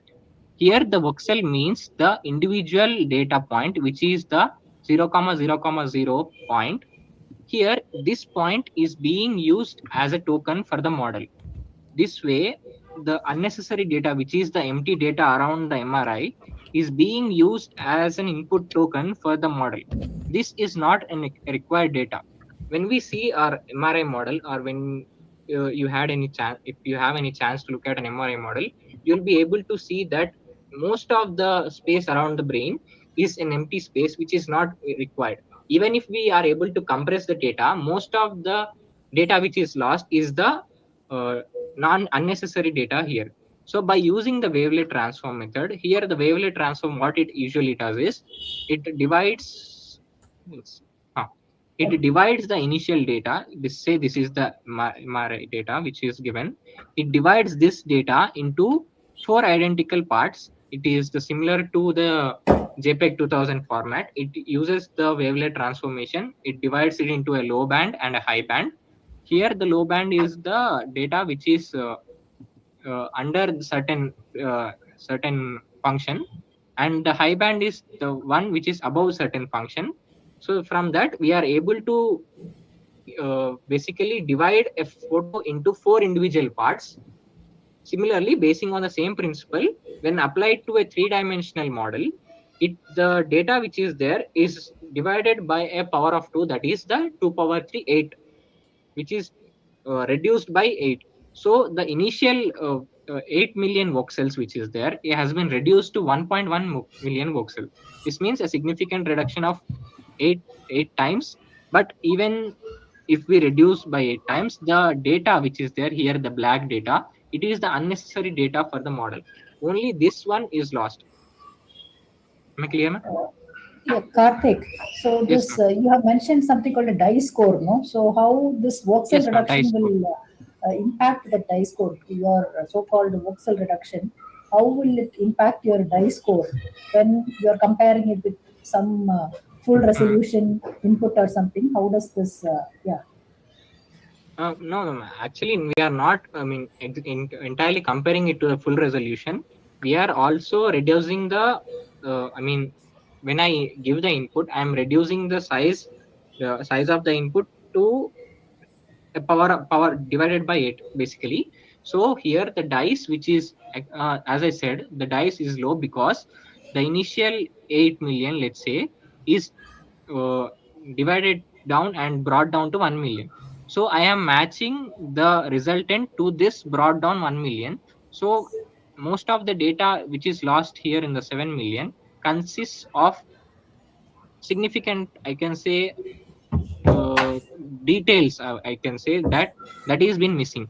So because I am comparing directly to the compressed version, I am able to get 0.722%. But if I am able to reconstruct my previously deconstructed image, I can improve the die score from 7.22 to much higher, because I can able to compare using the last 7.7 million or the before comparison 8 million to get the original comparison from the baseline base training testing data and what my model has predicted. Here the IOU is reduced because when we are compressing the data, here I have seen this data. This is, as you can see, it's a very blurry data. This data is the compressed data which has been compared for the results. Here you can see the tumor region is very big. Because the tumor region is very big, it's able to identify almost 90% of the data. But here, when the data is only a minute part of it, the model fails because the compression, what it does is it blurs the existing minute tumor details and it makes it harder for the model to read. So I guess in future if we are able to do such again research on this data compression parts, we might be able to gain insights on to how we can reduce the data for inputting without losing any of the essential details of the model, essential details of the data that can be trained our model efficiently. Okay. And Karthik, there are different types of MRI, right? Not types, what you call modalities. Modalities. Yeah, of ma'am. MRI. Modalities. Yes, like functional MRI or perfusion MRI, something like magnetic resonance or something. I mean, different types are there. I'm not able yes, to ma'am. recollect all the different. For an inner data set, there are Yeah, inner data set. Yes, ma'am. Yes. So can this model generalize across those various different MRI Yes. modalities? Yes, ma'am. As I said before, the BRATS 2020 is a standard data set which is used for 3D segmentation evaluation. Since we are not, our model is not focused on our paper is not focused on improving the model itself to address certain issues. We are focused on the data part. So whatever the data might be, if it is a 3-dimensional data, if we apply our wavelet transform, it will be reduced from a 3-dimensional 8 million to a 3-dimensional 1 million data. So as you said, different modalities of data can be directly implemented here. That can be reduced by using the wavelet transform. It doesn't impact any way. Does it answer your question? Fine. Okay. So then what about the GPU configuration? You are, it's GPU, right? Yeah, GPU configuration used for your Yeah, ma'am. The GPU configuration which I have used for my project is available in Kaggle. If for any free tier account, if you are able to give your credential, the Kaggle will provide you some 30 GB of RAM and also some GPU accelerators to go. So I focused on the GPU acceleration for only the training, but I have loaded entire model into the CPU RAM itself, because most of us only work with RAM and have limited GPU resources. If I try to load my model into the GPU, it will break unless the GPU is of 30 GB size. So in this, what I try to say is the limited GPU resources, it might be a 2 GB GPU or a 4 GB GPU. It can be used to increase the computational speed, that is, I mean to say. So here, by using the GPU, we are able to process each of the data in 9.2 seconds.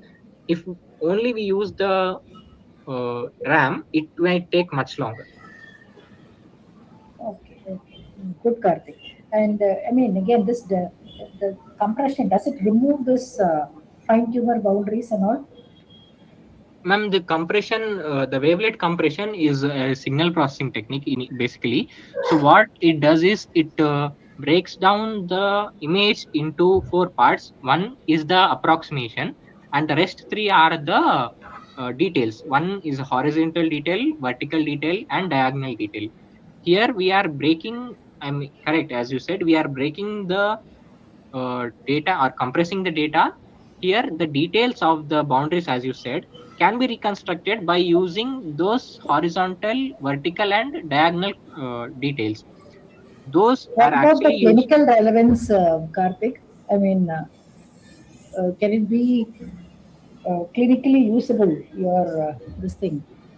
Your Data, ma'am. My model. the clinical relevance, yeah. Clinical relevance. Okay. So, ma'am, most of the time, maximum, I'd like to say that the MRI data which is taken by the hospital are private data, so no one would like to, give them to the researchers to train on all. But what I essentially made is a lower GPU utilization version of a model. These can be used by any any doctor can give their input data and can train this model themselves. So basically what I'm trying to say is the private data which is being accumulated by many of the hospitals, which they might not be able to share to the public because of some patient security concerns or legal concerns, but they can take this model and train it themselves, and they can be able to evaluate, because all I made is a pipeline where they have to give the data. It will compress the data itself, and it will basically train the model on their systems itself, instead of training our model and sending our model, which might increases the training bias or the bias because of certain regions. As said, different regions might have different biases or different problems. The patient might have faced. So essentially what I'm saying is, unless some hospital pick up and try our data, I am not sure if it has any clinical relevance, because nobody is going to trust MI with their brains, AI with their brains. So I guess it will take some time. Right, Karthik, right. Good piece of work. You've done an extensive research and implemented it well. Good. Thank you. Right. Any questions from anyone? Well done, Karthik, and I appreciate the way that you presented the paper. Right, that also was really good, was engaging, and Thank you, ma'am. yeah, we will also like to thank the faculties who also trained you. Right, so thank you so much. Yes, sir. Only you Thank are there, Ramvat, And Brahmavat Babu, ma'am, he is having some training, okay, and and Dharavat also. Dharavat Indu, yes, ma'am. She is not available currently because we have exams next day, tomorrow itself, so they might be Okay, prepared. okay. Thank you so much for the excellent presentation. Any questions from others? Okay, you can stop presenting. Now, next we move on into. Excuse me. Can we have completed the presentation? Can we leave? Yes. You can join for the valedictory by 4. Yeah. 3:30 or 4. All right, you'll be getting a mail, same link. Yes. Thank you so much, Gautam.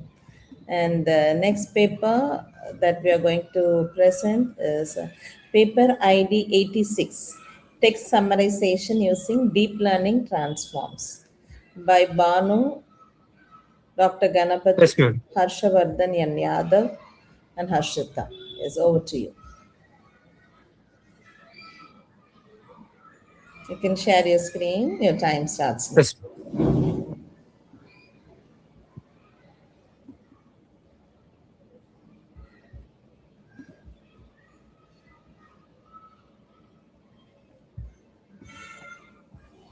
Ma'am, am I audible? Hello, ma'am. Yes, you are audible. Please proceed. Yeah. Ma'am, good morning, ma'am, everyone. I am Bhanatej, and today I'll be presenting my work on text summarization using deep learning transformers. I'm Bhanatej, and my co-authors are Harshavardhan Yadav and Harshita. They are not available today in the meet, so I will be proceeding in the PPT presentation. And I'm from Department of Computer Science Engineering with a specialization in data science at Institute of Network Engineering, Hyderabad. So the idea behind this project is there is huge amount of text being generated day by day, like news, research paper documents, legal documents, and conversations, and also study materials. And it's not practical to read everything manually. So there are some existing summarization models like extractive summarization models, abstractive summarization models. Like extractive summarization models, they are accurate but not very smooth in terms of generating the text. And abstractive summarization models are fluent, but they may lose accuracy. I will tell the details about the extractive methods and abstractive method in the next coming slides. And behind this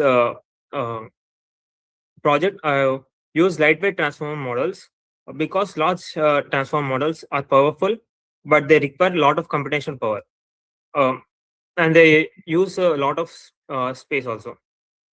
So we propose a lightweight hybrid approach that balances accuracy, fluency, and efficiency. The keywords are text summarization, hybrid summarization, extractive summarization, abstractive summarization, and transformer models. The models I've used are BERT Tiny, DigitalBART, and TFS-Small.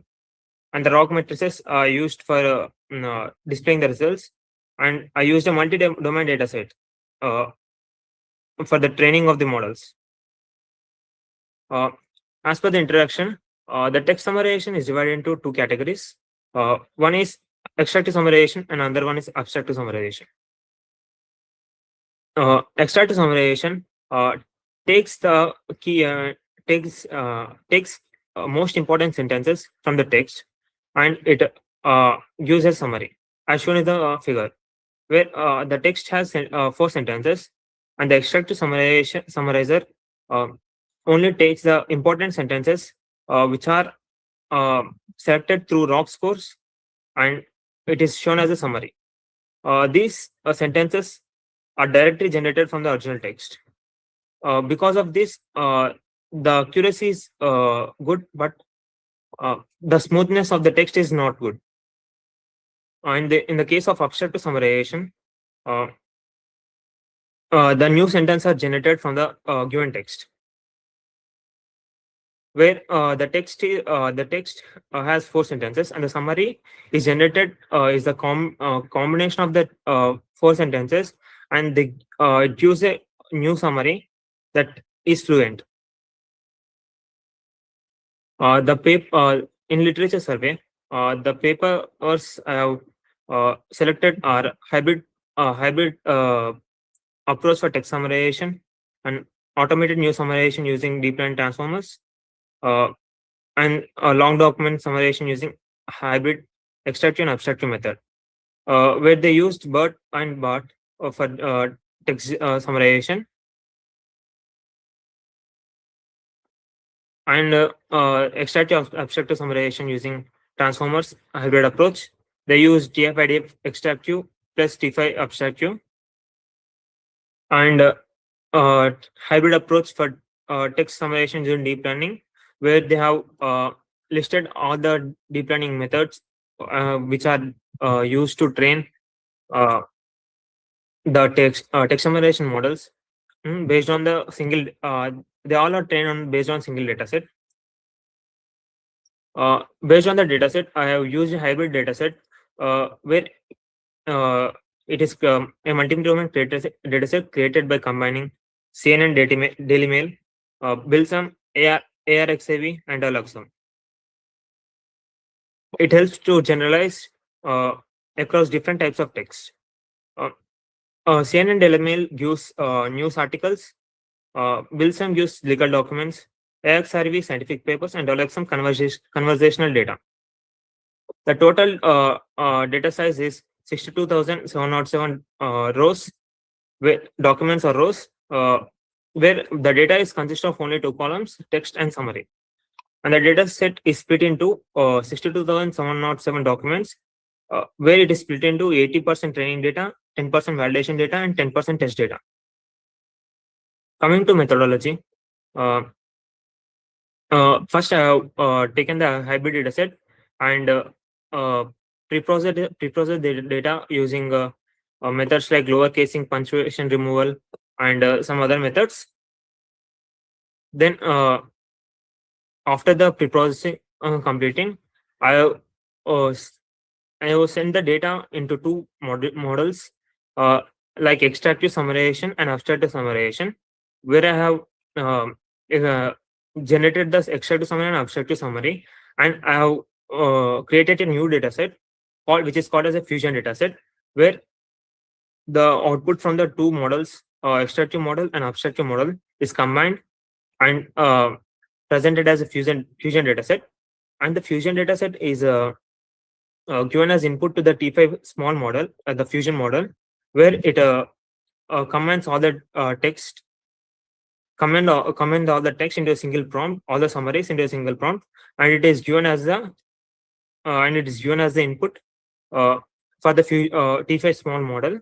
And the finally hybrids the summary is generated using the T5 small model, and it is evaluated using ROC scores, where extractive summarization model BERT Tiny select the key sentences from the text, and distill BERT abstractive model fluent summary generation.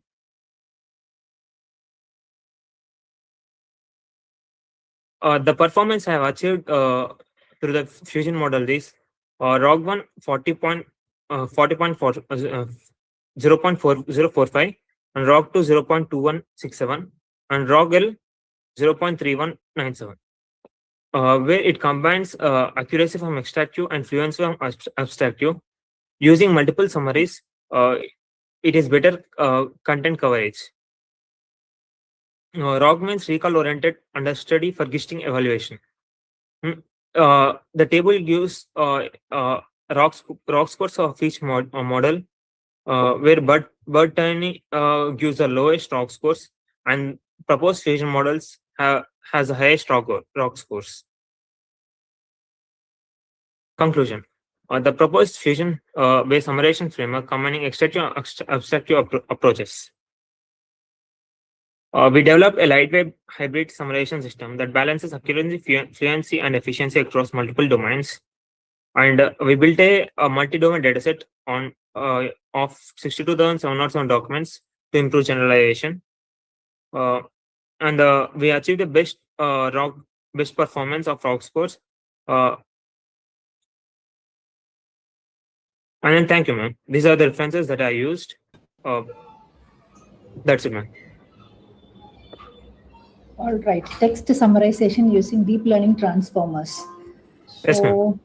So this approach for hybrid dataset construction, that's actually good. I mean, creating a fusion dataset, right? Fusion dataset Yes, by ma'am. combining CNN, daily model, Wilson, and other things. How did you do the data pre-processing for this? Ma'am, I used methods like lower casing and punctuation removal, normalization to because there is a different types So of because data. this is a NLP project, right? In natural language processing. Yes, ma'am. It's a combination of NLP and deep learning. There should be some specific pre-processing techniques that should be done for this, right? You should not simply say normalization and other things. What did you specifically use? Specifically, I've used lower casing for lower casing and punctuation removal.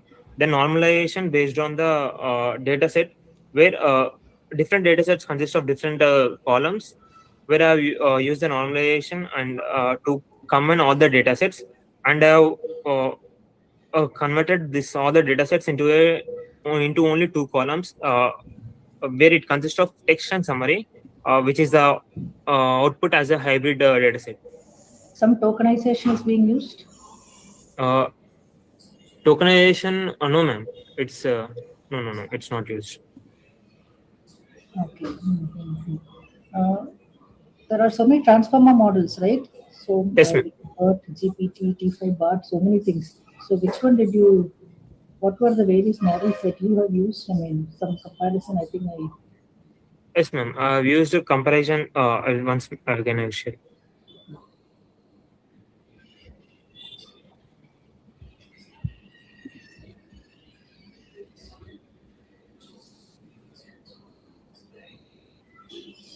Ma'am, I've used Bird Tiny for extractive and digital BART and T5 small standalone, which these three models are trained on the hybrid dataset, which have combined through the different datasets. And the proposed fusion model is trained on T5 small, which is trained on the fusion dataset. So, like you went for data set merging, right? So after yes, merging, were they again resplit into some sort of ratio, like 10-10 or whatever, yes, ma'am. or to ensure uniformity? Split into test validation trained datasets. Okay. Fine. Right. Yeah. Thank you.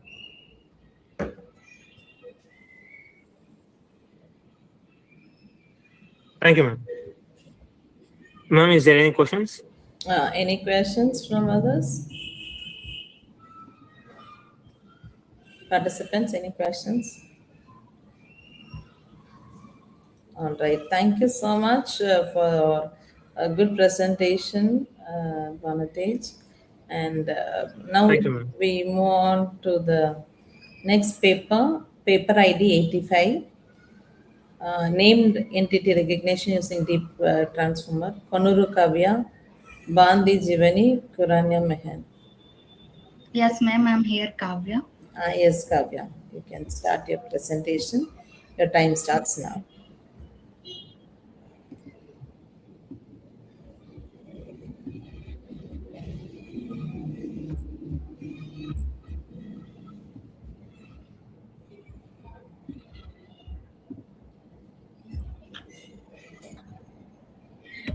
Am I audible? Is my screen is visible, ma'am? Yeah, your screen is visible and you're audible.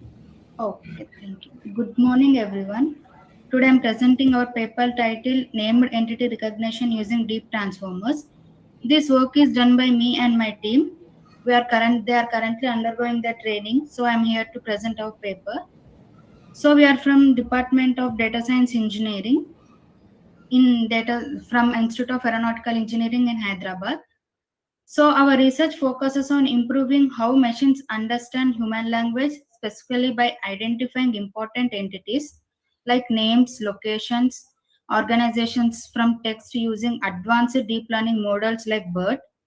We aim to overcome the limitations traditional approaches by leveraging transformer-based architectures from better accuracy and conceptual understandings. So coming to the abstract, in this work, we focused on named entity recognition, which is a key task in natural language processing. So this NER will help in extracting structured information from unstructured part, like such as identifying people, places, and organizations. We are using traditional models like CRF conditional random fields and LSTM have limitations because they cannot fully understand the context of words. To solve this, we used a BERT, a transformer model based that reads in both directions and captures context more effectively. So we trained our model using the Cornell 2003 dataset and achieved the 94% F1 score, showing significant improvement in performance. So coming to for these applications, we can use this NER for different applications like chatbot, document analysis, and information extraction. So we also used this biotagging and word-based tokenization for better optimization of our dataset. So coming to the keywords, so NER is process of identifying entities as a text. NLP is a broader field that enables machines to understand language. Like BERT is a deep learning model that captures context using bidirectional learning. So transformers, as we know, use attention mechanisms to process text very effectively and efficiently. Next, deep learning allows models to learn complex patterns. Information extraction like converts text into very useful structured data. Now coming to the token classification, like assigns labels to each words. Biotagging helps to identify in the position of entities, and contextual embeddeds represent word meaning based on the context. Fine-tuning adapts pre-trained model for specific tasks. So these concepts together form the foundation of our proposed system. So coming to the introduction, we explain the importance of NLP and NER. NLP helps machines understand human language and NER is a crucial part of it. So in this way, NER converts this unstructured data to structured data using different entities like people, location, and organization. However, traditional approaches lack the ability to understand context, which leads to lower accuracy. To overcome this, we use BERT, so which improves its performances by capturing these bidirectional context. So these NER model can be used in different types of applications like chatbot, search engines, and document analysis. So in this literature survey, we reviewed several existing approaches for NER. So coming to the earlier methods, which were include conditional random fields, BiLSTM models, BiLSTM CRF combinations. So while these methods perform reasonably well, they have limitations in capturing long-range dependencies and context. So research focuses on transformer based on BERT, which provide contextual understanding, right? So our work upon these advancements and improved performances using BERT. So we introduced our proposed system with BERT. Coming to the methodology, we use the Cornell 2003 dataset, which contains labeled text for NER tasks, which were extracted from the Hugging Face library.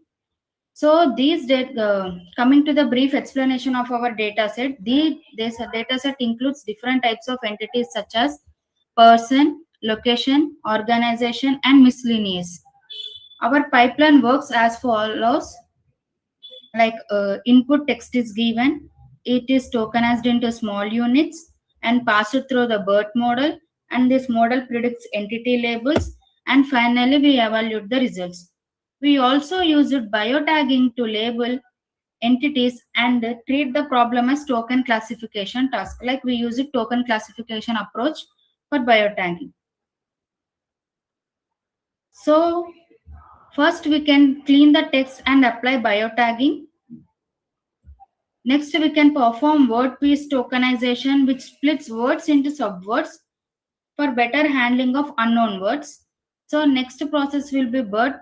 We can use the BERT model, which is fine-tuned specifically for NER tasks. For optimization, we use AbandW optimizer, which improves training efficiently. So finally, we evaluate this model using precision, recall, and F1 score. These metrics helps measure the accuracy and performance of our model. So we achieved an F1 score of around 94% on the Cornell 2003 dataset, which compared to the traditional models, CRF achieved approximately 90%, which is our existing model, and BioLSTM is approximately achieved 91%, and our proposed BERT model is achieved 94%. This shows BERT significantly improves our performances. The reason is the BERT captures contextual relationships, mainly contextual, and also handles long-range dependencies better than traditional models. Like overall, our approach provides more accuracy, entity detection, and classification. So coming to the conclusion, we developed a BERT-based named entity recognition by considering all the limitations of CRF and BioLSTM model. For this, we achieved 94% of F1 score. So the key advantages of our system is to capture these contextual information. So for our future work, we can use advanced models like robot and or GPT, like extend the system to multilingual data sets, like later we can apply on our real-time applications. So this demonstrates the effectiveness of transformer-based models will improving NLP tasks. So coming to the references, these are the references used in our work, including important research papers. Like attention is all you need, BERT paper by DVL, other entity reformer based studies. So these works provided the foundation of our research. So that's it with my presentation. Kavya, what is a novelty for your work, or what is a contribution? Like what is new in this particular project work that you have taken up? Any architectural improvement is being done, or it's just a baseline usage? No, ma'am. So actually, this NER is totally. We have research papers based upon conditional random finds and LSTM. So we improved BERT. We introduced BERT into this, where main context of BERT is, which is like we can understand data from left to right and right to left, which improved the performance of our data. Like for example, we sat in the bank. If you take an example of we sat in the bank, so if we give this data as to our model, they'll consider bank, which is a place will financial transactions gonna place, and again we get a bank for another meaning, like edge of a river. So according to the entire context, it will understand whether it is a financial place or it is a river. So BERT is used to optimize this ambiguity. So you basically made use of BERT. You have not done any architectural improvement or anything. You roughly told many applications. I remember in one of the slides I saw many applications. So any specific application which you have taken up in your work For example, some domain-specific name entity recognition, maybe clubbing it with some legal or medical. You roughly told everything, but then specifically, did you take up anything? So any specific coming to domain, the applications, specific domain. Suppose if we take in any organization or in any place, we are providing feedback. People are asking feedback and we are providing feedback. So system can't read entire feedback, or people can't read entire feedback right now. So if we use this NER, we can easily understand the exact context of the what students are saying, what organizations are saying, what the main context of our feedback, which will reduce us the reading of the whole context. So suppose in the healthcare domain, like NER helps extract patient informations or the diseases or medications from medical records, improves diagnosis and data management. Again, coming to the in finance demand, it is used to identify company names or stock values or transactions, which helps in fraud, mainly in fraud detection, otherwise in financial analysis. Again, if we consider it more deep into e-commerce, it helps like identifying the product names, brands, customer preferences, like which we can improve recommendation systems for like customer which we are searching. Related entities, we can improve that with the usage of recommendation system. All right, Kavya. So you've not looked into everything. Okay. So like you mentioned, right, that evaluation metrics, the precision recall and all I saw somewhere. Do you have some sort of graph or something depicting all these things? No. Present it was not available, ma'am. You have not, don't have any graph. A graph, a chart or something is there. You have just put it 90%, 91%, 94%, that's it is being put. So how do you substantiate this? Okay, look into all these things, right? All right, Kavya, thank you. Okay. Thank you, Kavya, for your good presentation. Thank you, Kavya, for your good presentation, and all the authors and the faculties who have trained you. A good presentation by entire, all the 3 papers, right, of your university. All the papers has gone through 2 sets of reviews from Institute of Aeronautical Engineering. Good job. Now we move on to the next paper, paper ID 199.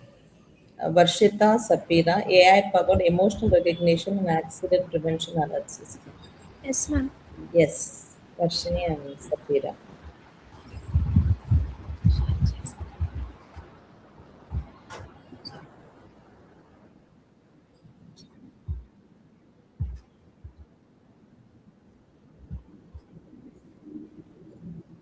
Yes, you can see your screen. Yeah, and your slide.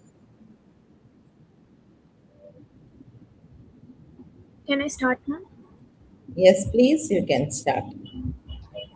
Good morning, respected judges, faculty members, and dear participants. I am Karturi Varshita, and my co-author is Kagita Sapira. We are from Department of Electronics and Communication Engineering, Satyabama Institute of Science and Technology, Chennai. Today, we are here to present our paper titled Development AI-Powered Driver Emotion Recognition and Accident Prevention Alert System. Even with advanced vehicles and modern safety technologies, road accidents still continue to occur because the driver remains the most critical and unpredictable part of the driving system. So this project is an interdisciplinary work that combines artificial intelligence, computer vision, image processing, embedded alert system. So abstract.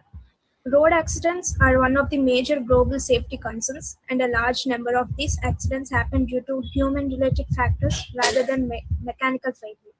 Some of most common causes include drowsiness, stress, fatigue, anger, and distraction. These conditions reduce the driver's attention, slow down reaction time, and increase the risk of accidents. Although many vehicles today include advanced safety features, most of them mainly focuses on vehicle, not on the driver's internal condition. So the keywords major keywords related to our project are driver safety is the main objective of our system. Emotion detection helps identify the driver's mental state such as stress or anger. Drowsiness detection is used to identify fatigue and sleepiness. Accident prevention is a final goal of the system. This project uses computer vision for facial monitoring and a CNN model for classification. This also performs real-time monitoring, which means the system continuously observes the driver while driving. So overall, this keywords represents the technology and goals combined in our work. So introduction, what is driver emotion? In recent years, the number of vehicles on the road has increased rapidly, and as a result, road accidents have also increased significantly.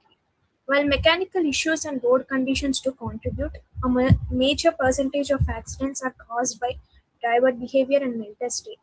Common human-related cause sleepiness, emotional stress, distraction, loss of concentration. These factors affect the driver's ability to make quick and correct decisions. A tired or emotional unstable driver may not react properly to sudden road situations. Therefore, monitoring the driver's conditions becomes just as important as monitoring the vehicle itself. So, our problem statement is although several driver monitoring systems already exist, many of them have important limitations. First, mainly traditional systems are able to detect only obvious signs, but they often fail to detect suitable emotions or early signs of fatigue. Second, some of the systems depends on wearable or physical sensors such as EEE sensor, heart rate sensor, etc. They are often expensive, uncomfortable, not practical for daily use. So third, some methods perform poorly under low lighting, face angle variation, glasses or partial face obstruction. Also, many existing systems focus only on one task such as either drowsiness detect or emotion detection, but not both together. So there is need for single integration, real-time, non-contact and intelligent driver monitoring system, which is what our project proposes. In literature survey, we have studied seven papers. According to 7 research paper related, driver emotion detection, alert system, intelligent driver emotions. Some of work used is wearable sensors, cloud edge monitoring system, deep learning models, and head pose tracking. These studies helps us understand the current approaches being used in this domain. Coming to the methodology, this methodology of the project consists of multiple stages. First, a camera captured the driver's face continuously in real time. Second, the captured frames are preprocessed, includes grayscale conversion, noise removal. This improves processing speed and image clarity. We have taken our face and numbered 1 to 69. So this is a facial landmark which we implemented in our project. This helps improve processing speed and image clarity. Third, face detection is performed using the Haar cascade algorithm. These steps helps us identify the driver's face from the input frame. Fourth, after detecting the face, we extracted facial landmark. This landmark helps to locate eye, mouth, nose, and eyebrows. Fifth, we have used eye aspect ratio, and next is mouth aspect ratio. Eye aspect ratio is used for eye closure detection. We have implemented the formula for detecting the eye, like according to P1, P2, P3, P4, and P6. Next is mouth aspect ratio. Due to yawning detection, we have used this formula ABCD naming as usual. Finally, these features are analyzed using CNN-based model, which classifies the driver condition as neutral, drowsiness, stress, anger, and distraction.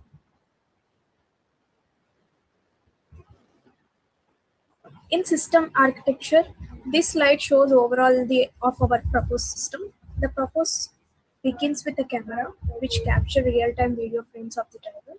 These image frames are then processed using 68-point facial landmark detection model, also referred in our system as Kazami's landmark detection. For these landmarks, the system identifies eye location, mouth location, and nose location. Based on these regions, the system calculates eye aspect ratio, mouth aspect ratio, head tilt, or head pose.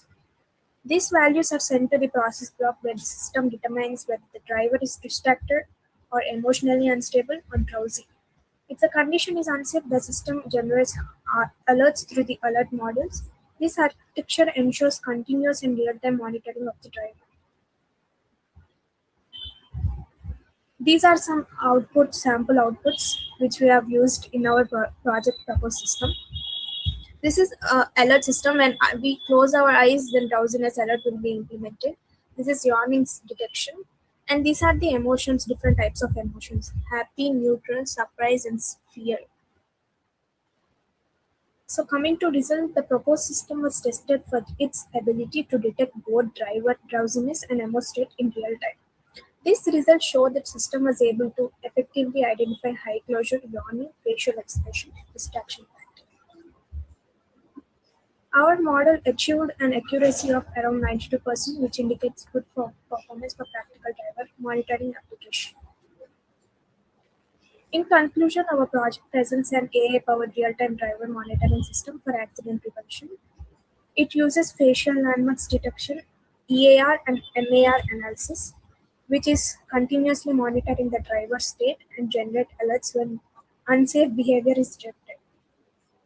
So, in future, the system can be enhanced further for IoT integration, which we develop the system by using multimodal and emergency alerts and smart vehicle control. Thank you, ma'am. I want to end my presentation here. Yeah, your project is about AI-powered emotion detection, along with Yes. that accident prevention and alert system. Yes, ma'am. Right? For emotion detection, you have made use of CNN model, is it? Yes, ma'am. Why did you specifically use CNN model? What are the various other models available? Have you looked into? Yes, ma'am. Because what are the other models available? What you need, whether it's about your presentation or anything else on your mind. Yes, ma'am. We specifically use the CNN model because emotion detection in our project is based on the facial images, not on the deep learning models for image classification and feature extraction. The main advantage is, ma'am, to search the eye shape, eyebrow movement, mouth curvature, and expression patterns. So we have used a CNN model for better Have you heard performance. of what is called vision transformers? Ma'am? Have you heard about what is called vision transformers? Vision transformers. Vision transformers. For emotion detection. Can LSTM be used for emotion detection? Yes, ma'am. Then why did you specifically use this? There are vision transformers are there, or multimodal. You can go for a combination of face, voice, physiological. You have to tell me some novelty, right, associated with your work. Why did you specifically go for the CNN rather than other things? Because it balances accuracy, efficiency, and suitable only for the facial expression. If we use other versions, we may not get correct accuracy and we may not get in correct expression. So that is why we have used CNN.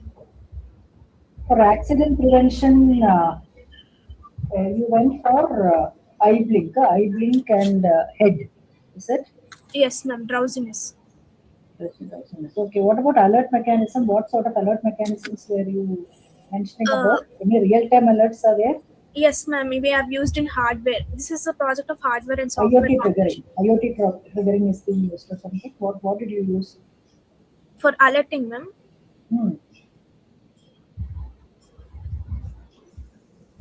We have used buzzer, ma'am, vibration and LED display. We will display the eye closure and detecting the drowsiness, yawning, ma'am.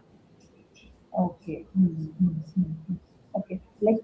How does this take care of night driving conditions and all? How does your model perform in some sort of low light when it's going to become dark or night driving condition? One second, can you repeat, ma'am? Night driving. How does your model perform for low light or night driving conditions? For night driving, we have implemented because in future we should implement them. Our work is only low light condition, which is only used for slightly reduce extreme darkness. How do you handle this false alarms in case you get a false alarm? False alarm.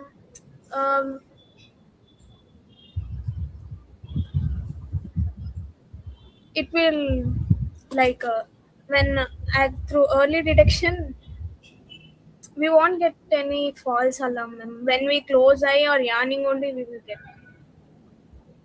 Okay, right, fine. Thank you. Okay, Varshini. Thank you for the good work. Thank you, ma'am. Any questions? Any questions from others? All right. Thank you so much. We move on to the next paper. Paper ID 182, Padmaja and Anjini Reddy. Advanced Intelligent Database Framework for Yield Enhancement in Semiconductor Fabrication.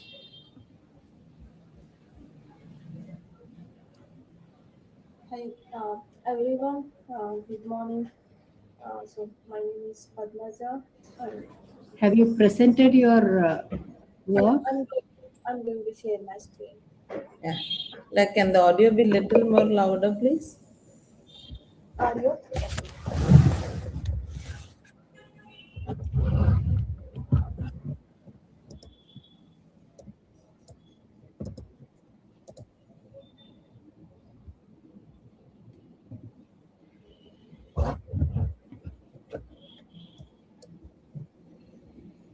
Click hide, no? Click hide. Okay.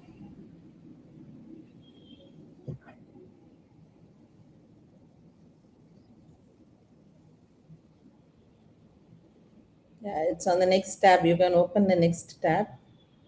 Yeah, Advanced, yeah. This is the paper. Yeah.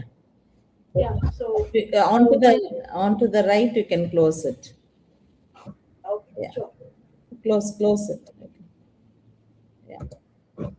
You can put it in the slideshow. Thank you, Padmaja. Yeah, thank you.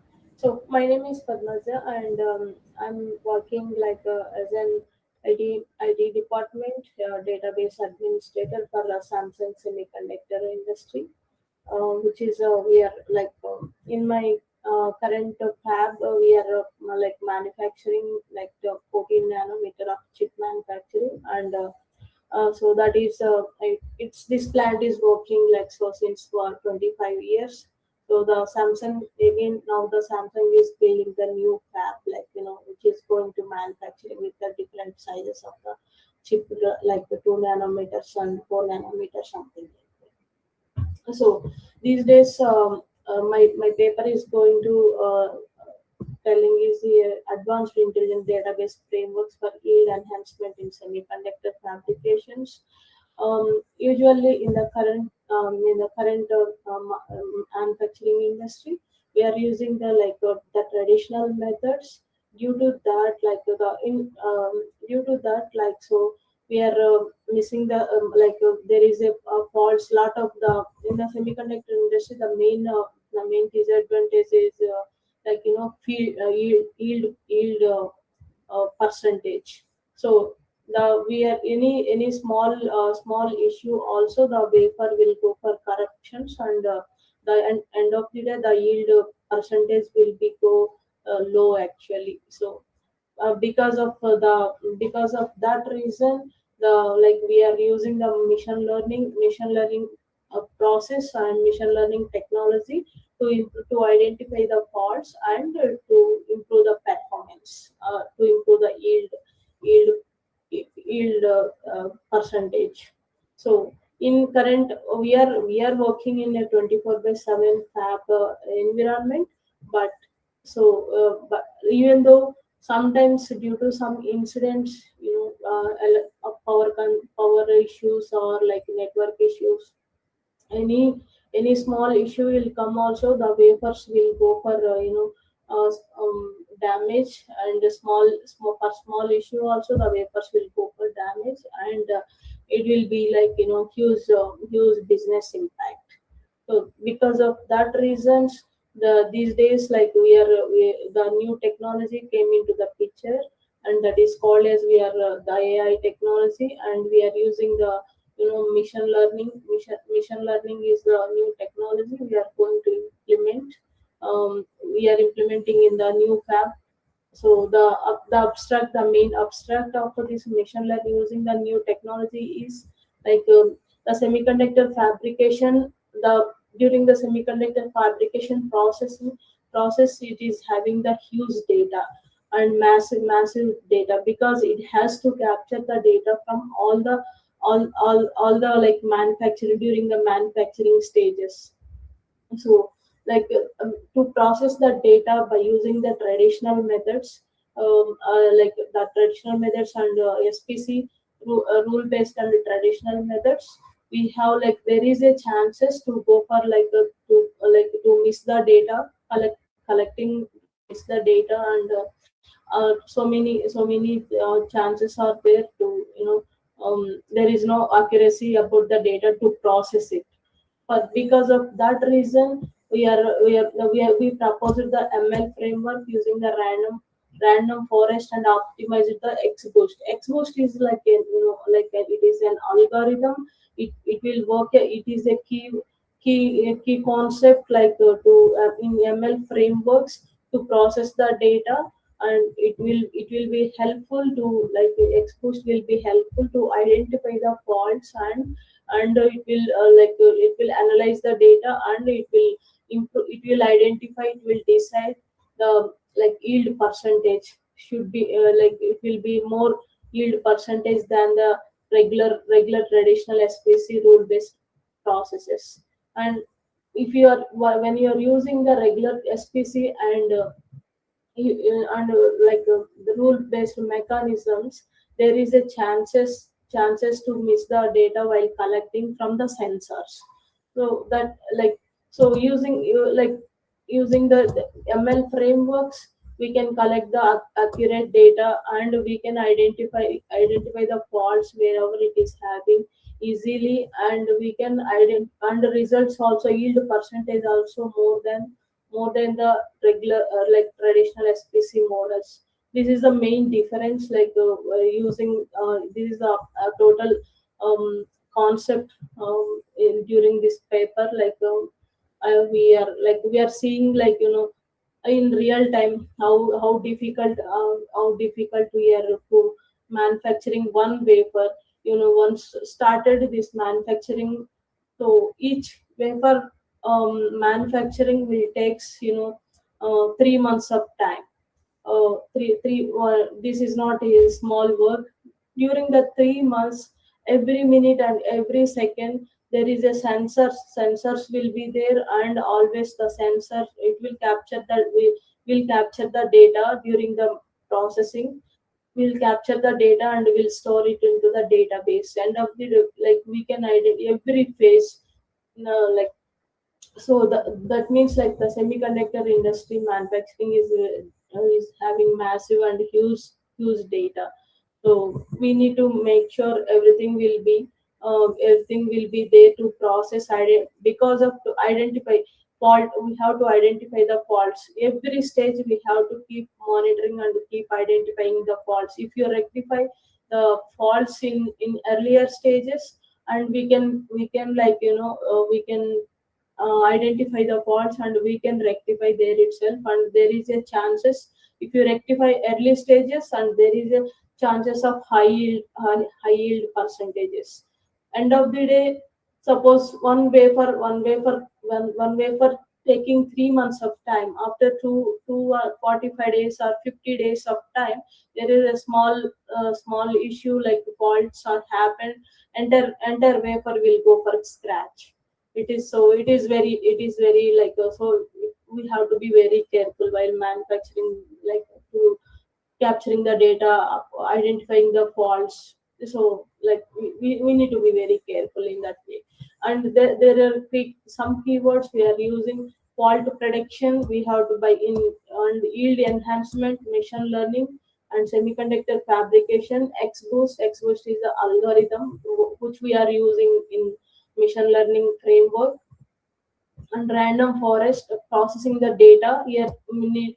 This helps the machine learning will helps the like a sensitive sense like to process the data, and identifying the faults, and deciding the like yield percentages, and classical imbalances, preventive maintenance. These are all the keywords in this semiconductor manufacturing wafer manufacturing process.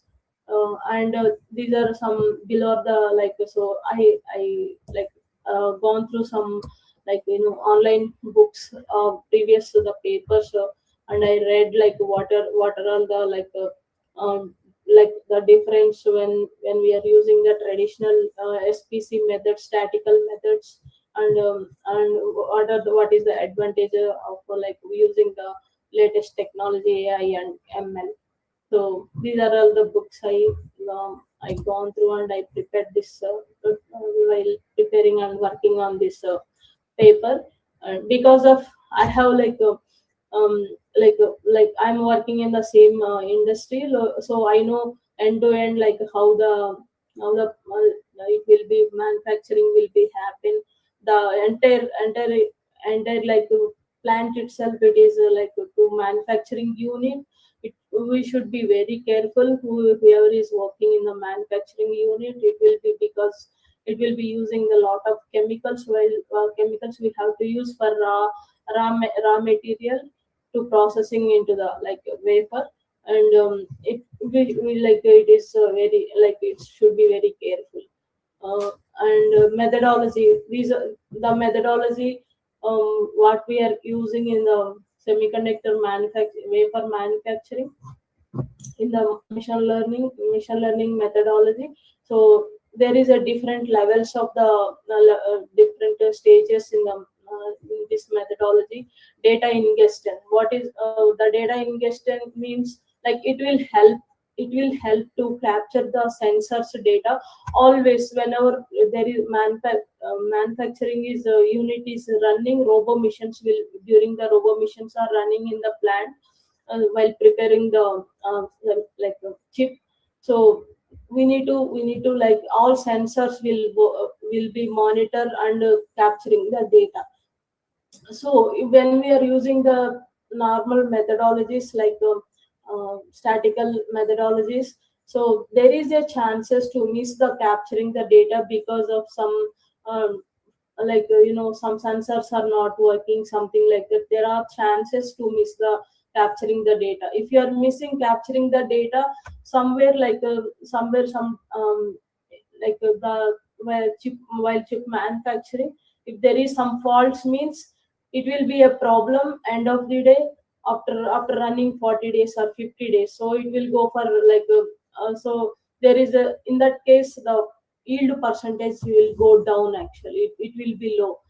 For example, we are manufacturing 14 nanometer of chip, and so like we are yield, even though we are working very carefully, we are monitoring it, and we using normal methodologies, only we are getting 82% of yield percentage, not more than that.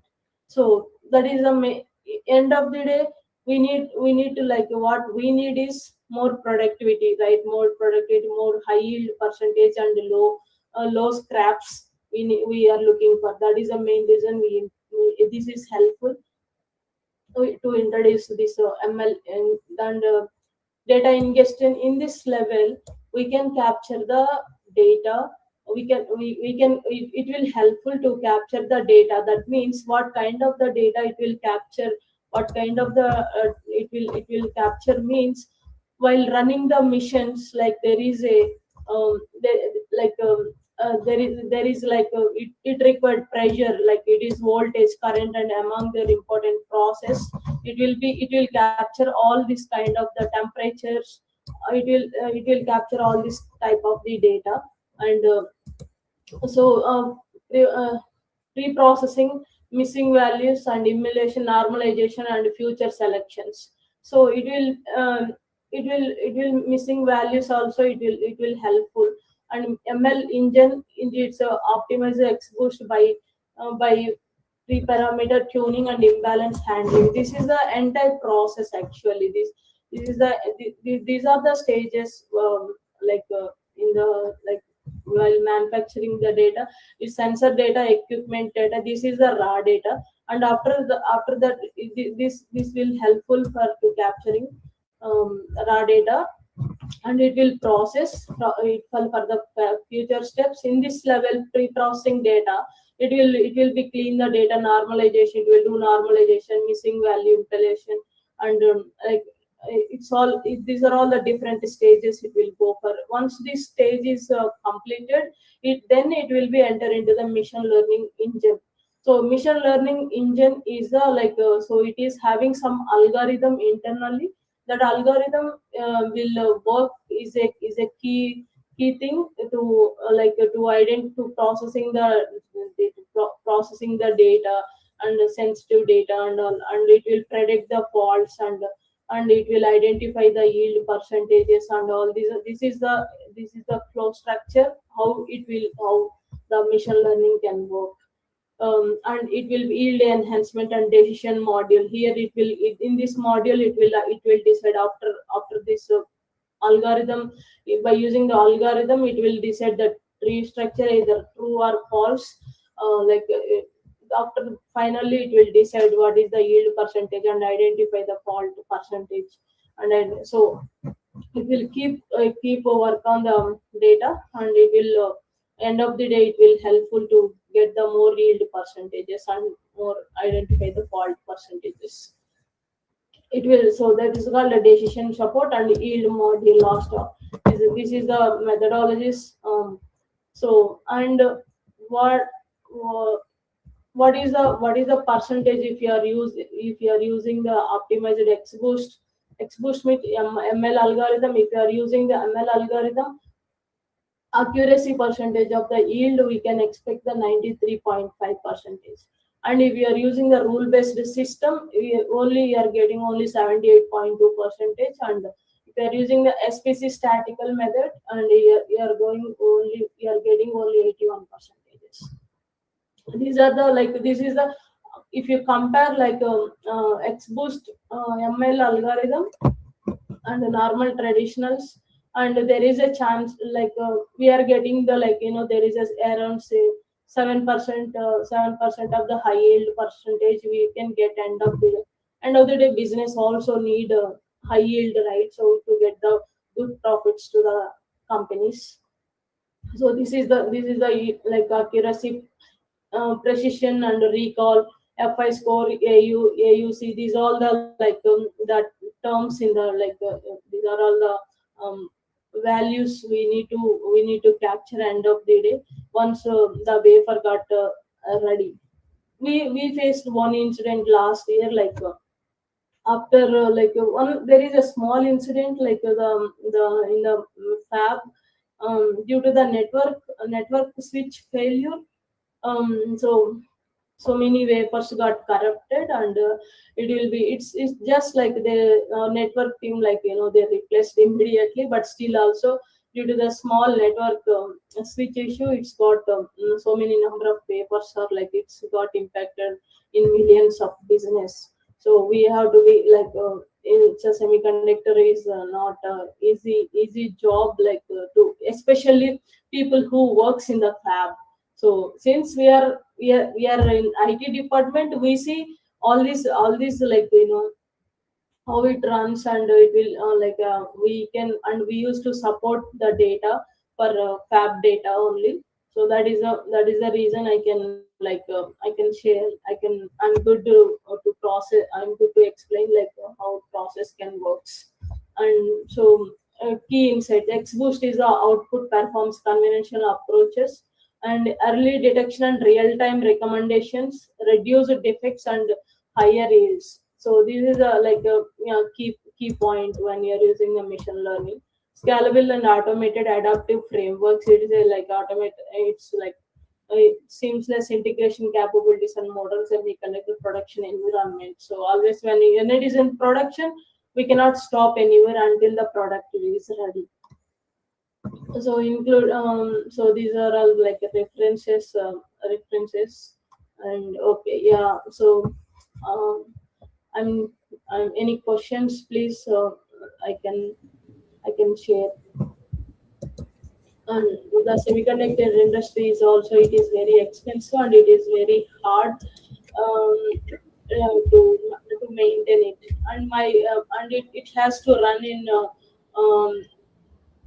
it has to run in 24/7, not during the daytime, not during the night time. The fab will run continuously 24/7. Robo machines will work to process one chip manufacturing, one wafer to complete the process to get ready the product. It will take 3 months. Okay, thank you. Thank you. Mother, you can stop your, you want to share something? It's actually a strong relevance to industry problem. Excellent choice of the problem. And you were telling intelligent database framework. So what makes this database intelligent? This like database intelligence means end of the day, so all data, like all web data or any kind of the business, any kind of the business, they need to store the data. To store the data, we can use the databases back end. The front end, these all in tools in the fab, all what are all the tools are using, what are all the kind of data, and what kind of the data, different stages of the manufacturing of the data, photo session, metrology department, and so lot of stages of the data. Each and every data required one database. So we segregate each level of the data into the separate databases, and we used to work with the application guys and the fab people whenever they need the data. Whenever they need the data, and by using the latest methods, and we can process whenever they need to process the data and to check identifying the faults and all. They need the current data and previous data and all, right. So we used to help to the fab data. We are the database data. I'm into the database administrator, using the latest version of the Madam, database. actually, the real-time fab data usually it will be highly confidential, right? It is highly confidential, but database administrator, fab data, that is why the database. So in case, so you would have used some synthetic data for this particular work, is it? Live data also will come to the database. That is live data. See, every this current second of the data also will come to the database. That is the reason we are the database administrator, need to be available 24/7. So it cannot go down. Actually, the database, if the database can go, we have some few critical applications like for manufacturing unit. So that is like we cannot keep go down for even 1 single minute. We need to support immediately if something goes down, because if database goes down means it will miss to capture some data from the sensors. So it will be like it will be a business impact. All right, ma'am. Thank you. Okay. Yeah. So that is called, it's like a database administrator, also very key point in the industry, like doctors. So when patient really not feeling well, immediate emergency cases means even database also, like any domain, if it is manufacturing domain, if it is banking domain, if it is any other domain, see, like immediately. So for example, to make understand, you go to ATM, you are withdrawing your money, right? So whenever withdrawing money, you're getting the receipt, or getting after putting the transaction, after taking out your money or to receive your receipt, it is taking time. That is called a performance issue. You are waiting time. You go and complain to bank, right? So end of the day, who will be the responsible of background, where the data is coming from? The database, it is only coming.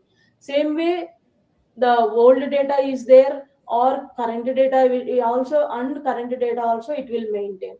So that means like we have to support in live in 24/7 with without performance issues. And yeah, the end of the day, the data is also important to serve for the manufacturing industry, right? So it is very crucial part.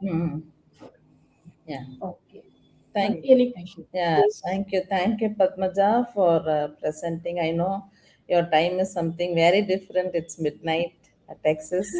Yeah, it's almost 2:30 a.m. Yeah, I do understand. Thank you for your contribution and thank you for the paper. You are working in the industry and from the industry, and also thank you for reviewing some papers. All right. Thank you so much. Thanks. All right. Thank you very much Yeah. for giving early opportunity. Yeah, thank you. Thanks, everyone.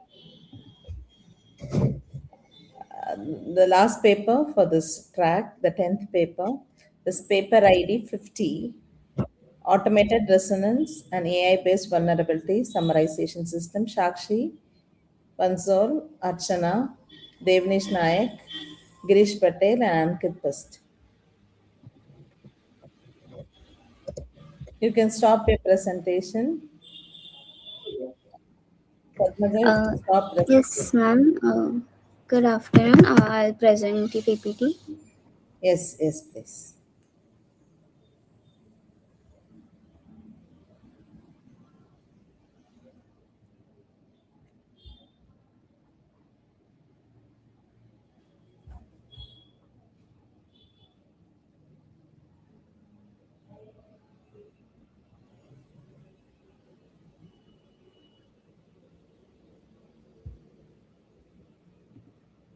Yes, can you put it on slideshow and start presenting, please? You've got 10 minutes.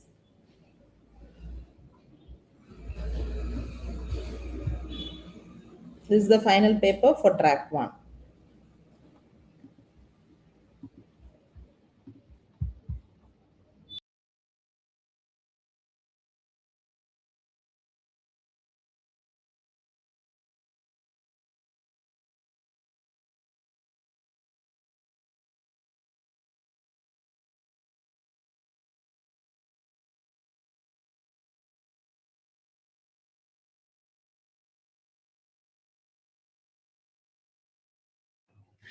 Yes, am I audible? Okay. Good afternoon. Myself, Sakshi Bansode, with my team members, Devesh Naik, Girish Patil, our member Aniket Paste, and our professor Archana Saraska. They are not present here today. So I'll start with our title. So our paper title is Automated Reconnaissance and AI-based Vulnerability Summarization System. So this project is our work focuses on simplifying and enhancing cybersecurity analysis using automation and AI. So, next slide.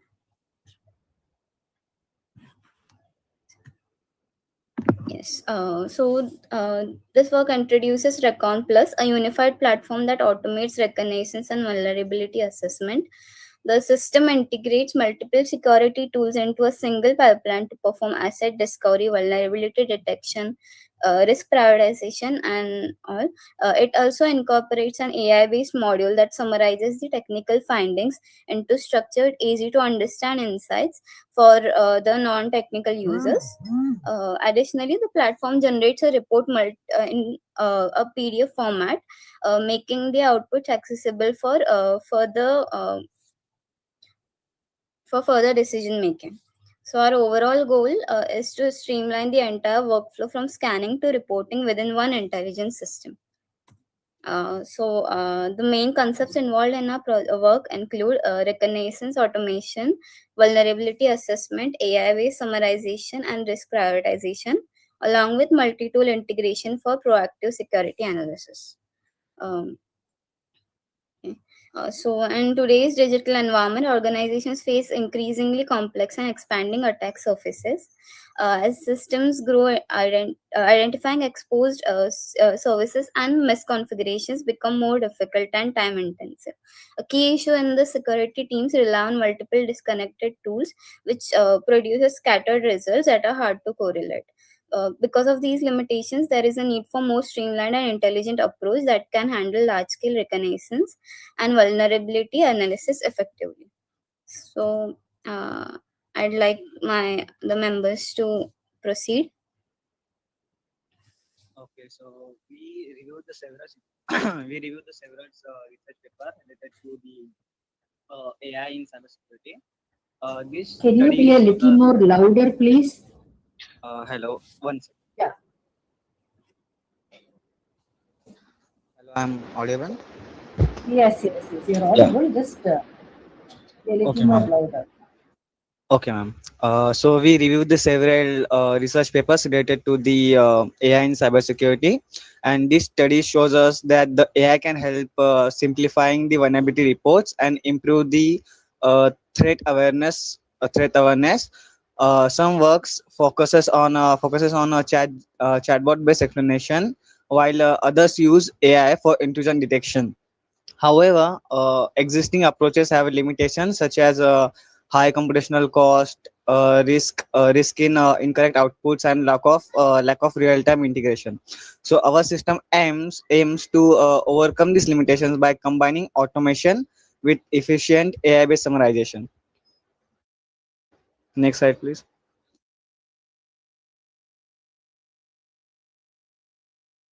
Sakshi, next slide, please. Okay.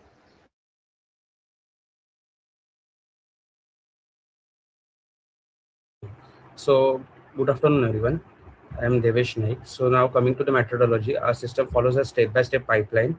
First, the user provides a target domain, and the system starts with the recurrence phase using OSINT technique. So, where we basically discover the subdomains and identify live host to understand the attack surface. Then the system performs web vulnerability scanning to detect issues like misconfiguration and expose endpoints. Alongside this, it also performs device level scanning where it identifies running services, open ports, and system configurations. So after collecting the data, the system performs CV enrichment and exposure classification to determine whether services are public or internal and adjust risk accordingly. So if it then performs privilege escalation. So analysis to identify possible ways an attacker can gain high access. So after that, we generate an attack chain in which we simulate the real world attacks by combining multiple vulnerabilities, and these are mapped with a MITRE attack framework. So finally, the system calculates an overall risk score and generates detailed report with recommendations. Sakshi, can you please go with the next slide? This next slide, system architecture. System architecture.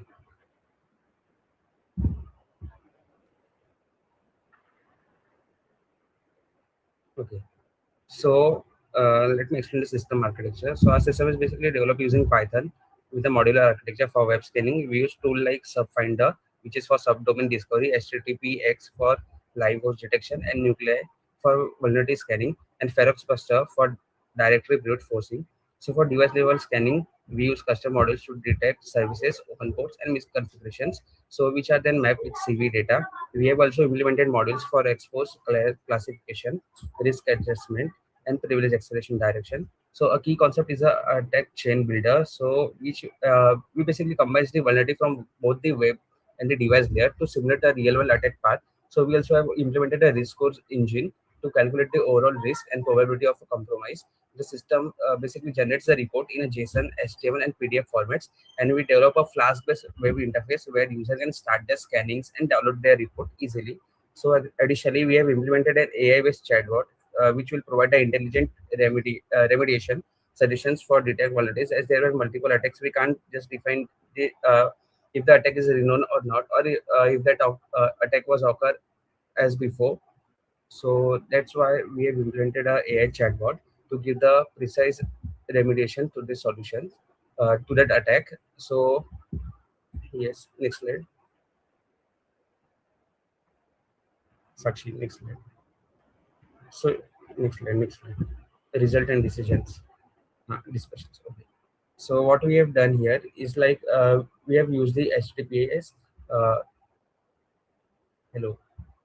We have used the HTTPX and Ferox Buster and Subfinder and the Nuclei. So what we have done is like to combine the both the web vulnerabilities and the device vulnerabilities together. So we have used orchestrations tool, so which basically does the scanning tools together, runs the scanning tool together, which helps to find the vulnerabilities of the both website and device. And then what we do is to collect that overall data and find the proper remediation to that problem which occurs. And here is a chatbot which is a record plus AI assistant. So it is there to help the help is to get the remediations of that problems if any other vulnerabilities are found. So yes, for the further slides, I request Sakshi to proceed.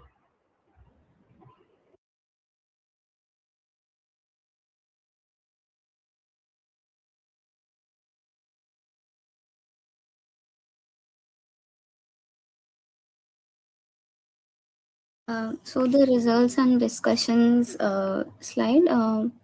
Girish, can you explain the slide, please?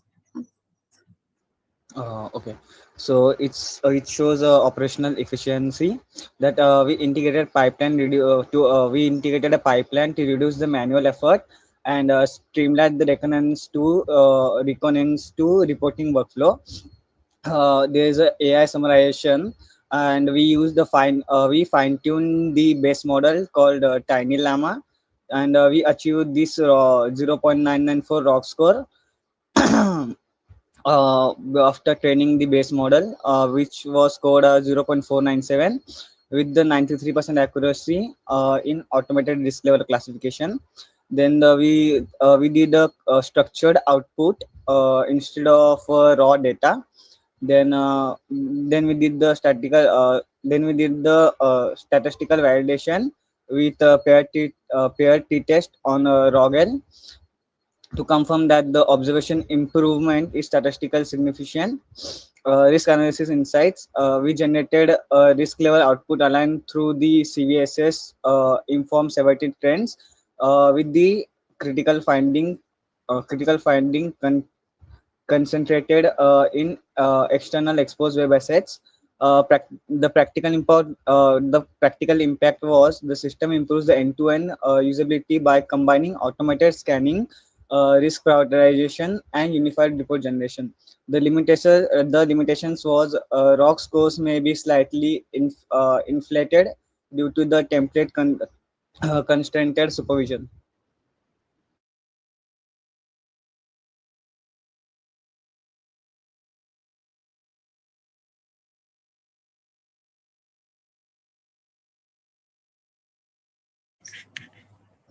So this concludes our topic.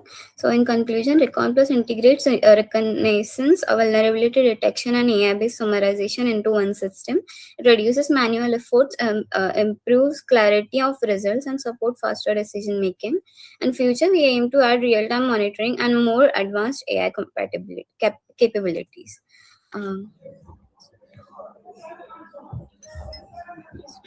These are references. So we have used the references for our AI assistance, and also we have used the National Vulnerability Database and prior work on OSINT based threat analysis. Okay, Sakshi and team. So you have done something, trying to build up some system that will automate the penetration testing part, the initial phases of the penetration testing. So when you say this reconnaissance module, the first part, automated reconnaissance. So have you used any tools like Nmap or anything there? Yes, ma'am. Yes. Actually, we are okay. Devish, you can answer this. So what are the tasks that you have considered under this particular module? So this reconnaissance module, when you say.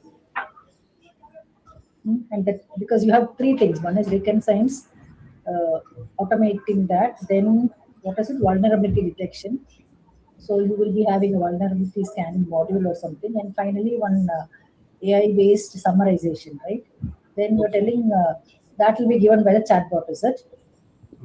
So, what we have done here is like No. Let me 1 second. Let me first try to understand what did you do under this reconnaissance module. What are the typical tasks that you have considered under this reconnaissance module? Okay, what is basically reconnaissance? So reconnaissance is In simple basically guides, yeah. is basically like is to take the actions before the attack actually occurs. You're collecting some information about the target. Fine. Yes. That's what you're doing, right? Yes. So what are the And- typical tasks that you have done under this? Okay, so what we are actually doing here is like to like scanning the device and a website before the attack actually occurs. Means we are mainly focusing on the subdomains, host discovery, and network mapping. Like we are So checking if the port path was scanning is what you're basically doing, right? That's all Yes. you're doing. Yes. Are you doing anything else? Yes, we are doing. Again, WHO, I guess, who's lookup or something you're doing? DNS lookup or who's lookup? Some service detection, those kind of things? No, only port scanning you're doing. For that, you have made use of Nmap tool, is it? We are doing a Ferox buster over here, which is a discovery, part discovery. Like if we are checking whether your device or a website having only the root user rather than the root user, if there is if anyone access to your admin, so we are like exposing that. And what we are mainly focusing on is like we are checking for the SQL injections and cross-site scripting, then expose So admin panels. vulnerability, it's SQL injection, is it? Yes, yes. Vulnerability scanning module. Hello. Yes, can you please repeat, ma'am? Okay. After recon science, you are going ahead with AI-based vulnerability detection. Yes. So in that, what are you trying to do? I'm trying to understand step by step. What are the tasks which you have undertaken in all the three places? And finally, you say about an AI-based summarization engine. Summarization means definitely it will be some sort of NLP or some transformer model. But then I remember you telling something about some chatbot we used there. Okay. So AI-based summarization means some BERT or GPT or something should be used, right? Some NLP-based thing should come up there. And finally, it will tell some critical vulnerability is being found on this particular port due to maybe some outdated SSH version or whatever. So the title was not matching with what was shown in the architecture diagram or something. Right. Do you have anything to tell regarding that? So what is your chatbot doing finally? What a chatbot is doing is like so it is automated. Like we have not actually implemented the like majorly focusing on the nmap and all, and like we are doing we have used the tools like must finder SPX so nmap. Okay, so for we are majorly focusing on the like predefined attacks like means Redis, PostgreSQL, DNS. So which is an example of detected site. So if any attacker tries to attack on a system, so it will majorly focus on first crack that Redis and Postgre. So okay, so if any of the if by chance the attacker like cracks our system, so what if in an organization there was a non-technical member, so he can't get like what actually have to do at that time. So what for that we have what we are doing is like using the MIT attack framework, which is basically an encyclopedia for that attacks. Like What man in the middle attacking? Man in the middle. That's what you're trying to tell, or you're reading out from somewhere. No, I just heard MIT, and that's what I asked. What is it? It's an encyclopedia. Like MIT attack means for like from what I know, it's an encyclopedia of a cyber attack. So from where we can get a like there is a listed attacks through which we can get a remediations to the problems which was happens in the past. Like it is an encyclopedia of attacks. So yes, we are just in Sakshi. Hello. With all this encyclopedia of attacks, what did you do after that? So what we are doing is like we are generating a report. Okay, so in that report we are just giving the basic remediations like what at the basic what we So some sort of report generation is being done, is it? Some report generation dashboard is there. Yes. You didn't show that visual. Yes. Is it some exportable report or what is it? What are you finally doing? Are you trying to prioritize the risk or something? Or your vulnerability, whatever you're looking into? Let us just show the report for an idea. Or you had some graph, some visual Yes. summary, some where you are showing some sort of severity level chart.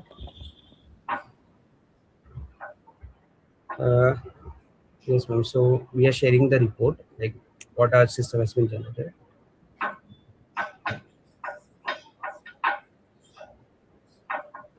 Sakshi, the report present. No, did you have it in your slide? No, right? No, ma'am. In a slide, we have basically added the web-based design of the report. Fine. Right, team. Thank you. Okay. Thank you, ma'am. Thank you, Golda, ma'am, so much Thank you, ma'am. for your perfect listening and analyzing and asking questions. I know it is a difficult job, but we are so much glad that you're able to have so with you here. And thank you so much. Right, ma'am. Thank you. Thanks for the opportunity. It was wonderful going through all the 10 projects in multiple domains. And there was a variety of projects, in fact, and many industry relevant projects, how they came up with the solution. Everything was a good learning also for me. Thanks, ma'am. Thank you for the opportunity. Thank you, ma'am. Thank you so much.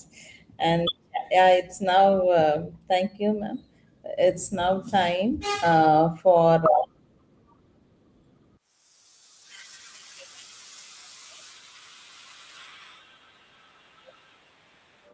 Adeline ma'am is here with us.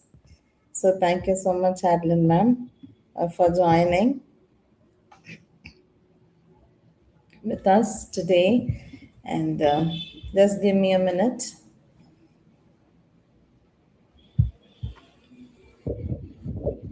So I hope as and when you have joined, kindly put it on to the chat your paper IDs.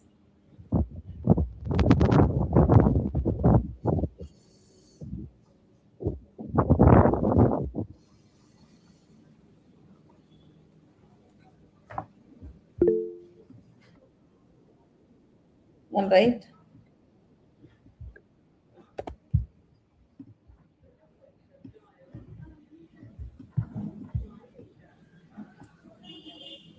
Those who have come in, kindly put it onto the chat. Your paper IDs. Yeah, we have 71, 50, 69. So we are so much glad to have a morning track one. We have completed 10 plus presentations right from industry to right from industry and also and no so many students, right? So many students who have also presented and beautifully presented by different set of students, and all were so good, right? Always so good. It goes to the evaluation procedure. So as I begin with the afternoon session, so we have evaluation procedure for the afternoon session, the same thing.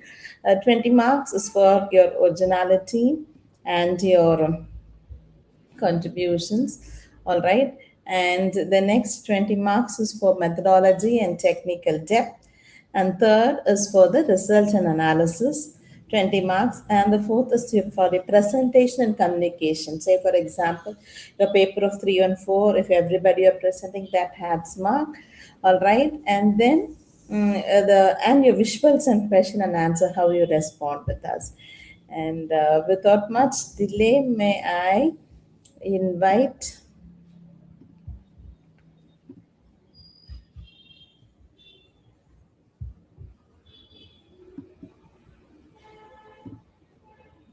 we are much glad to have Dr. Adeline Makiria from Professor and IT from Sri Sai Ram Engineering College to be the session chair for today's session, for the afternoon session.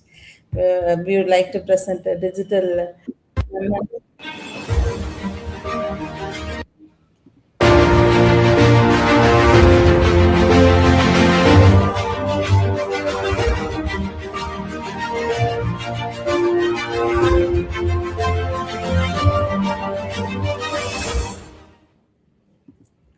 thank you so much, ma'am. Now, let me introduce our session chair, and she is a renowned personality. She's a distinguished academician and researcher. Dr. Adeline has got more than 28 years of experience in teaching, research, and academic administration. She serves as a professor in the Department of Information Technology at Sri Sai Ram Engineering College, Chennai. She holds a PhD in Information and Communication Engineering from Anna University.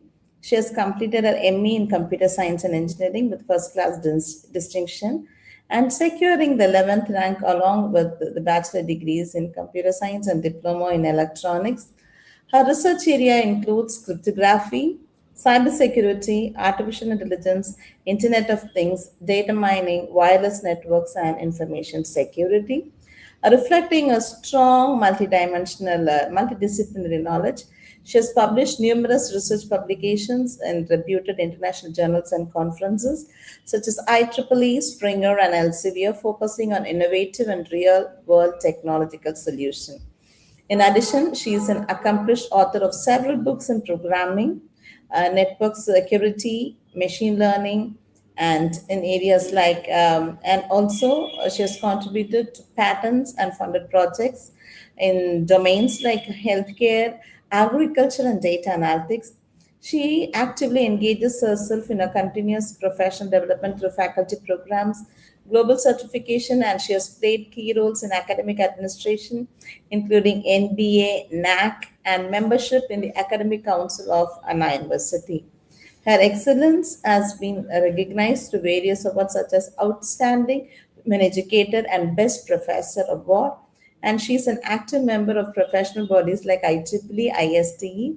Through her dedication to teaching and research and innovation, Dr. Adlin continues to inspire students and contribute significantly to the advancement of technology and education. We are so much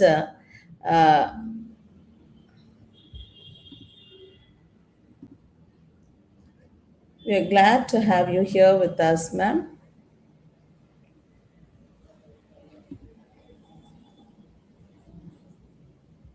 May I have your inaugural address with you, Adlin, ma'am? Am I audible to all? Yes.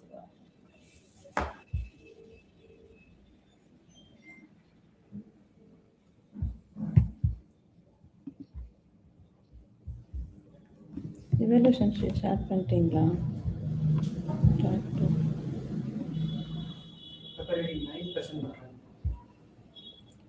ஷேரே பண்ணல. நானும் share பண்ணாங்க.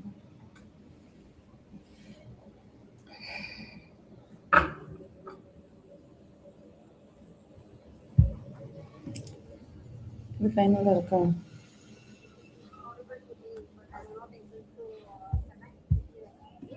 என்ன ma'am?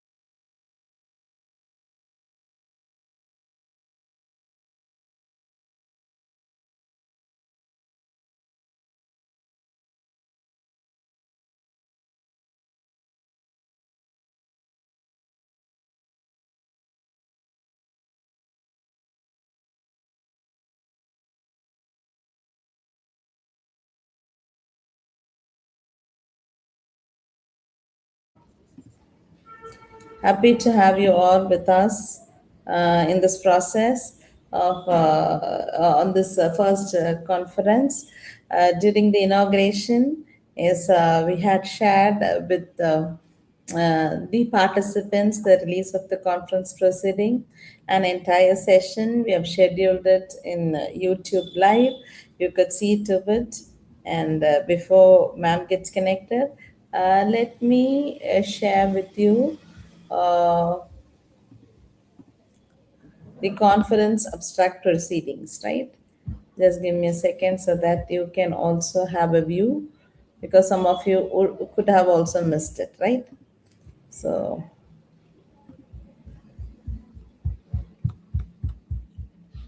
this is we're publishing the abstract proceedings with ISBN published by CIRF. I hope my screen is seen to you. Is my screen visible? Can any one of you respond, please? Yes. Okay, Yes. thank you, Meghna. So this is for CIRF is a Computational Intelligence Research Foundation. It has been registered at the Ministry of Corporate Affairs, Government of India. We work with the four pillars: research, education, research, development, education, and training. And basically, we work with finding solutions to problems, all right, based on the latest technology. And in education, last year we have trained almost 20,000 plus faculties, corporates around the world on different technology. So this is our abstract proceedings, and Yes, ma'am. yeah. Sorry for interruption. No problem. No. Yes, ma'am. I think I'm now audible. Yeah, you're audible. You're audible. Yes, ma'am. Yes, Just ma'am. give me 2 minutes, ma'am. Yeah, sure. We'll be Sure, happy ma'am. your Sure, keynote ma'am. address. All right. Yeah. Sure. I always say expect the unexpected, it happens. So this is the first proceedings of this first international virtual conference we have tried, and it has been published with this ISBN number, and it's published by CIRF, right? And you'll be getting a copy of it. All the participants, this is a preface, and we had the keynote address morning with Dr. Kabali, and the first session chair was Dr. Godadan. And now we are into the session 2, track 2. We have with us Dr. Adeline Greer, and I introduced her, and she is an eminent personality.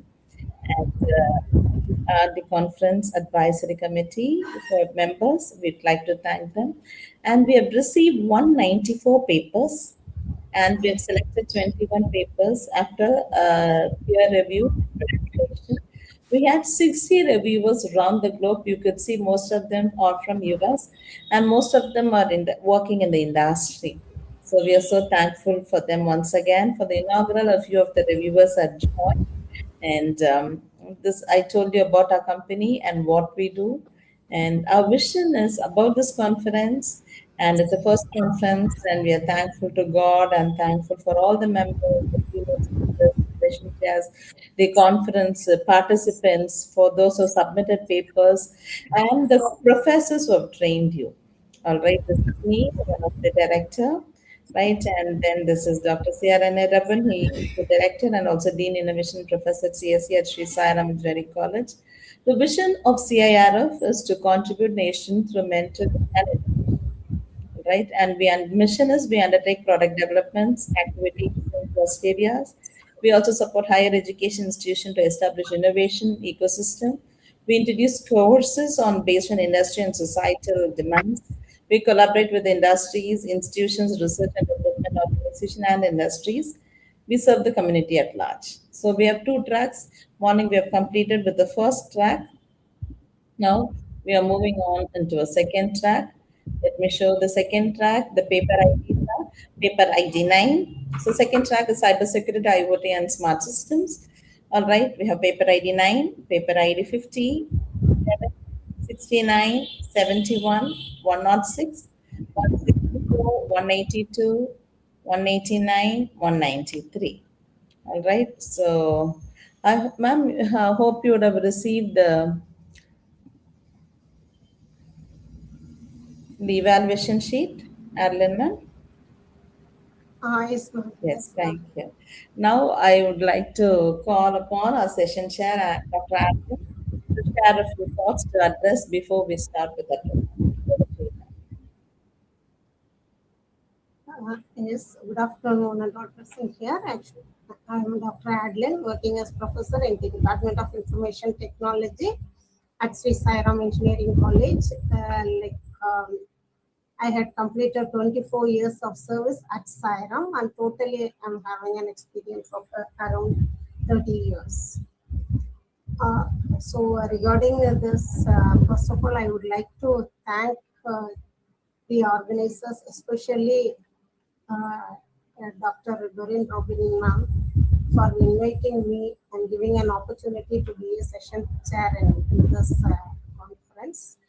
I had seen her growth. I appreciate her dedication, and always I used to admire at her how she is able to manage the family as well as, because since 2020 I know working hard enough to establish this organization. Right now it has become a well-known organization. I think not only within this state, even globally. I appreciate you a lot, ma'am, for your great effort to bringing this organization to such a great height. And thank you for inviting me for being a session chair of this. Thank you so much, ma'am.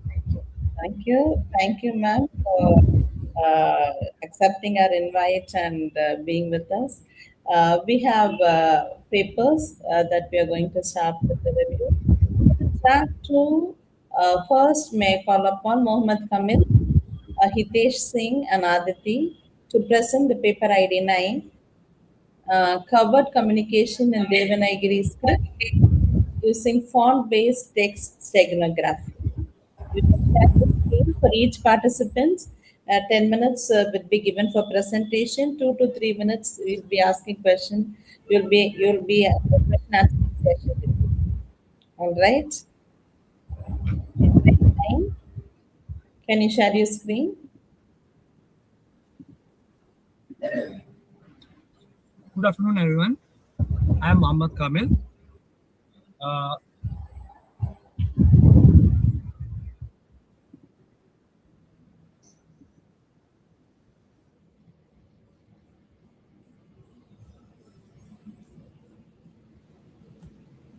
Singh and Aditi to present paper ID 9.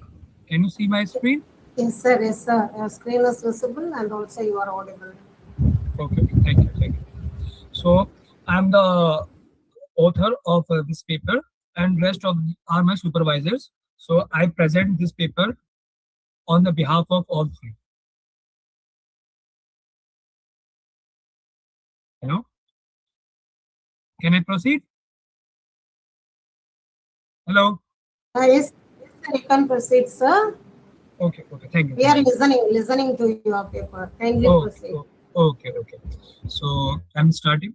So my name is Mohammed Kamil, and I am a student of MTech Integrated Program in Computer Science from Noida Institute of Engineering and Technology, Greater Noida, India.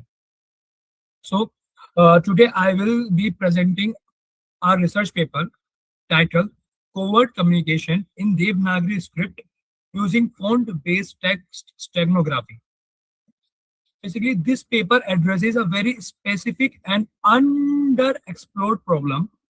How do we hide secret messages inside text that uses the Devanagari script reliably and without distorting what the reader sees?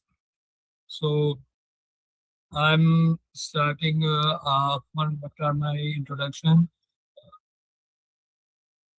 This is me and my authors, department, and email IDs. So we proceed to the main content. So what is text steganography? Steganography means the art of hiding information within text. Is a well-structured area, but existing methods face serious practical problems, rendering instability, font substitutions during transmissions, and heavy dependency on optical character recognition or OCRs. So these challenges are especially severe for complex script like Devanagari, which has ligatures, diacritics, and non-linear graph compositions that most existing methods were never designed to handle. Our solution is font-based steganography. Instead of hiding data in visible content of the text, in spacing, formatting, invisible Unicode characters, we embed the secret message directly inside the internal metadata of the font file itself. The rendered text look completely unchanged, so there is no visual distortion or whatsoever. So our system ensures OCR-free operations, fully deterministic decoding, meaning the same font always give you the exact same message back, and 100% decoding accuracy under font preserving conditions. So this paper established font internals as a sound and reliable covert communication channel.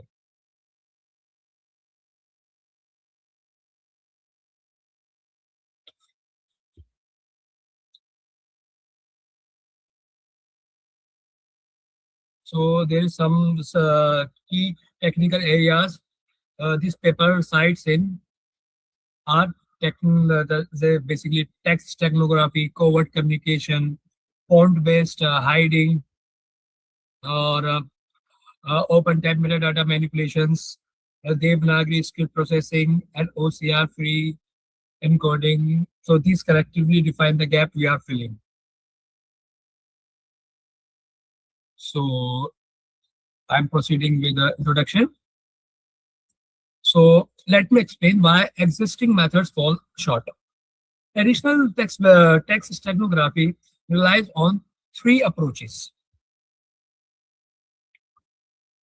First, OCR-based methods. These encode data in rendered text image and retrieve it using character recognitions. The problem is they are non-deterministic. Image quality, scan angles, font rendering, any of these can cause decoding to fail.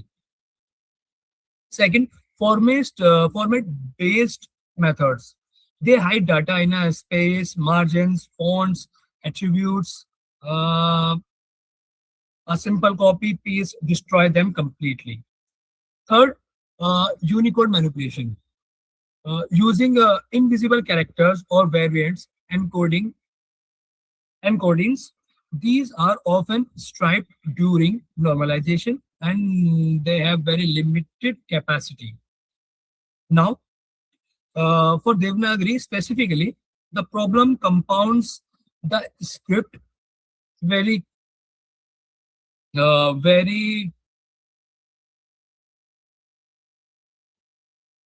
problem compound the script uses conjunct consonants where two or more characters merge into a single visual form called ligatures. Rendered engines handle these differently across platforms. Any methods that depend on how text look on screen inherently fragile here. Our solution: shift the covert channel away from the rendered text entirely and into the font file's internal structures. So I have many paper I reviewed, but I mentioned only 7 that's completely aligned to my paper.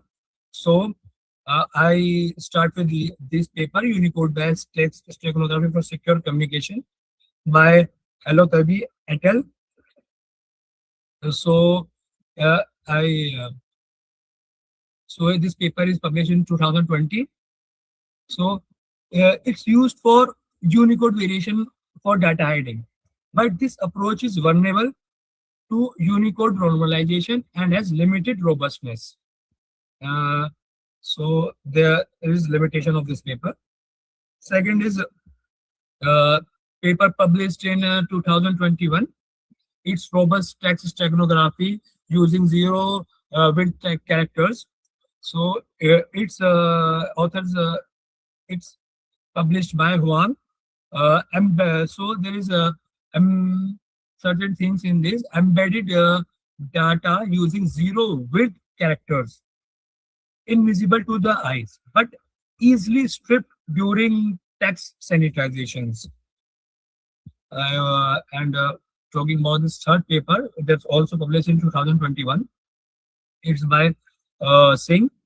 So used OCR text image steganography, effective in capacity but non-deterministic and dependent on image quality. So then I also reviewed this paper that's published in 2022. Proposed glib permutation type papers. It's a font-based data hiding using glib permutation.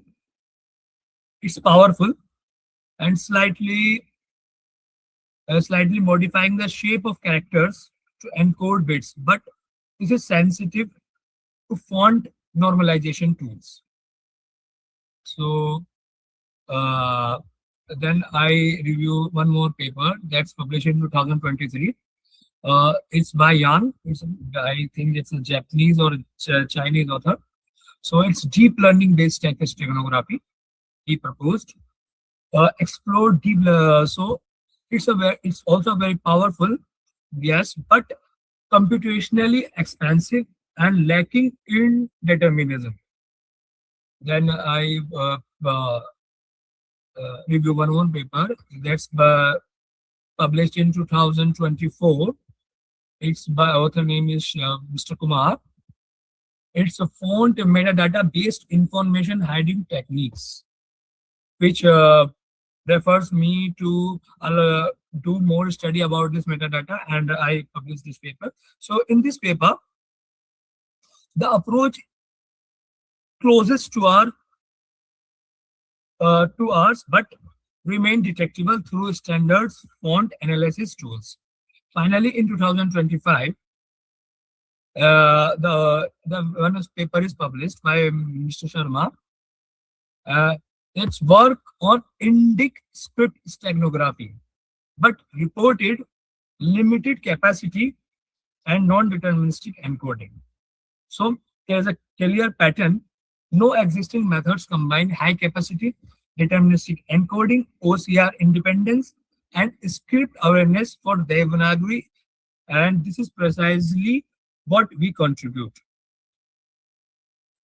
So I'm talking about the architecture of my system, which I build a model also. So our system follows a clean 3-layer architecture. The steganographic core engine is the foundation. It handles all the encoding and decoding by operating directly on font internals, the name metadata tables inside font files. So first, and second is the automation layer. Automation layer sits above it. It takes our secret message and converts it into a binary bit stream, prepends a 32-bit length header, and calls the core engine. You can encode message of any length without any manual configurations. And the third layer is the interface layer. It's on the top. It's a Flask-based web application. User can type a message, upload a font, and download the Stego font.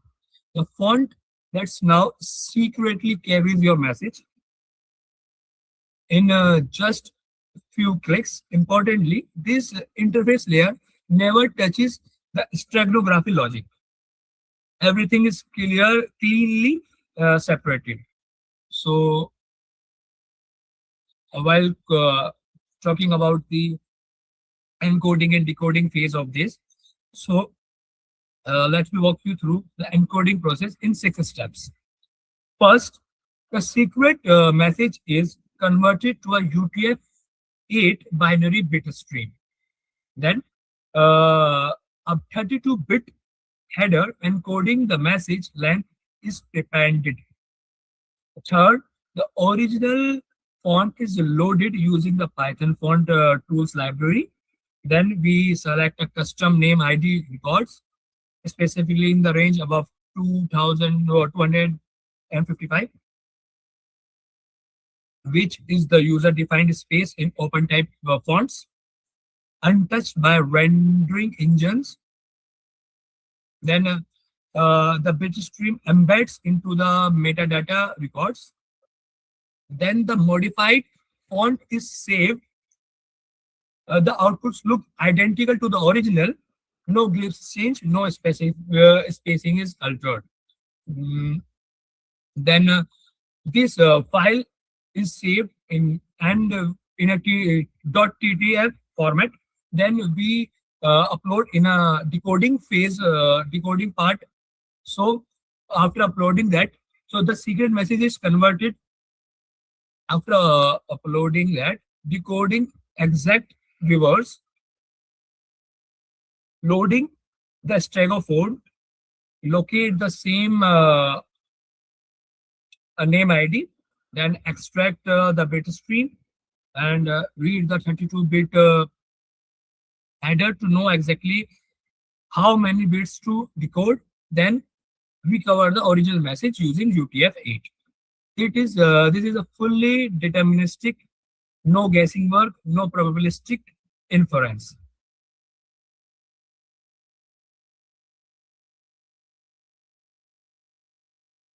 So talking about the results and discussions, our experimental results are strong and clean. Under font preserving conditions, the font normal font installations, file copy, rename, cross platforms use, we can achieve 100% decoding accuracy under across all 50 test messages, ranging from 10 to 5 around 500 characters in Devanagari and English and mixed content. The embedded capacity is approximately 120,000 bits, far higher than any comparable methods. This allows messages of up to 5,000 Devanagari characters with only 5.45% of font file overhead. So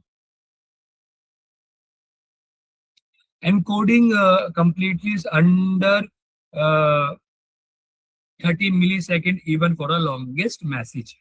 So there is no visual distortion whatsoever at any screen resolution tested. Now, now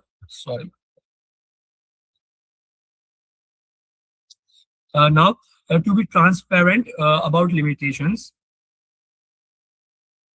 the method does not fail under active font modifications, tools like font forge, resave, and metadata sanitations.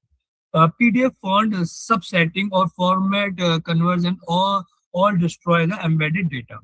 But there is a known and expected behavior. Our system is designed for a passive adversary threat model.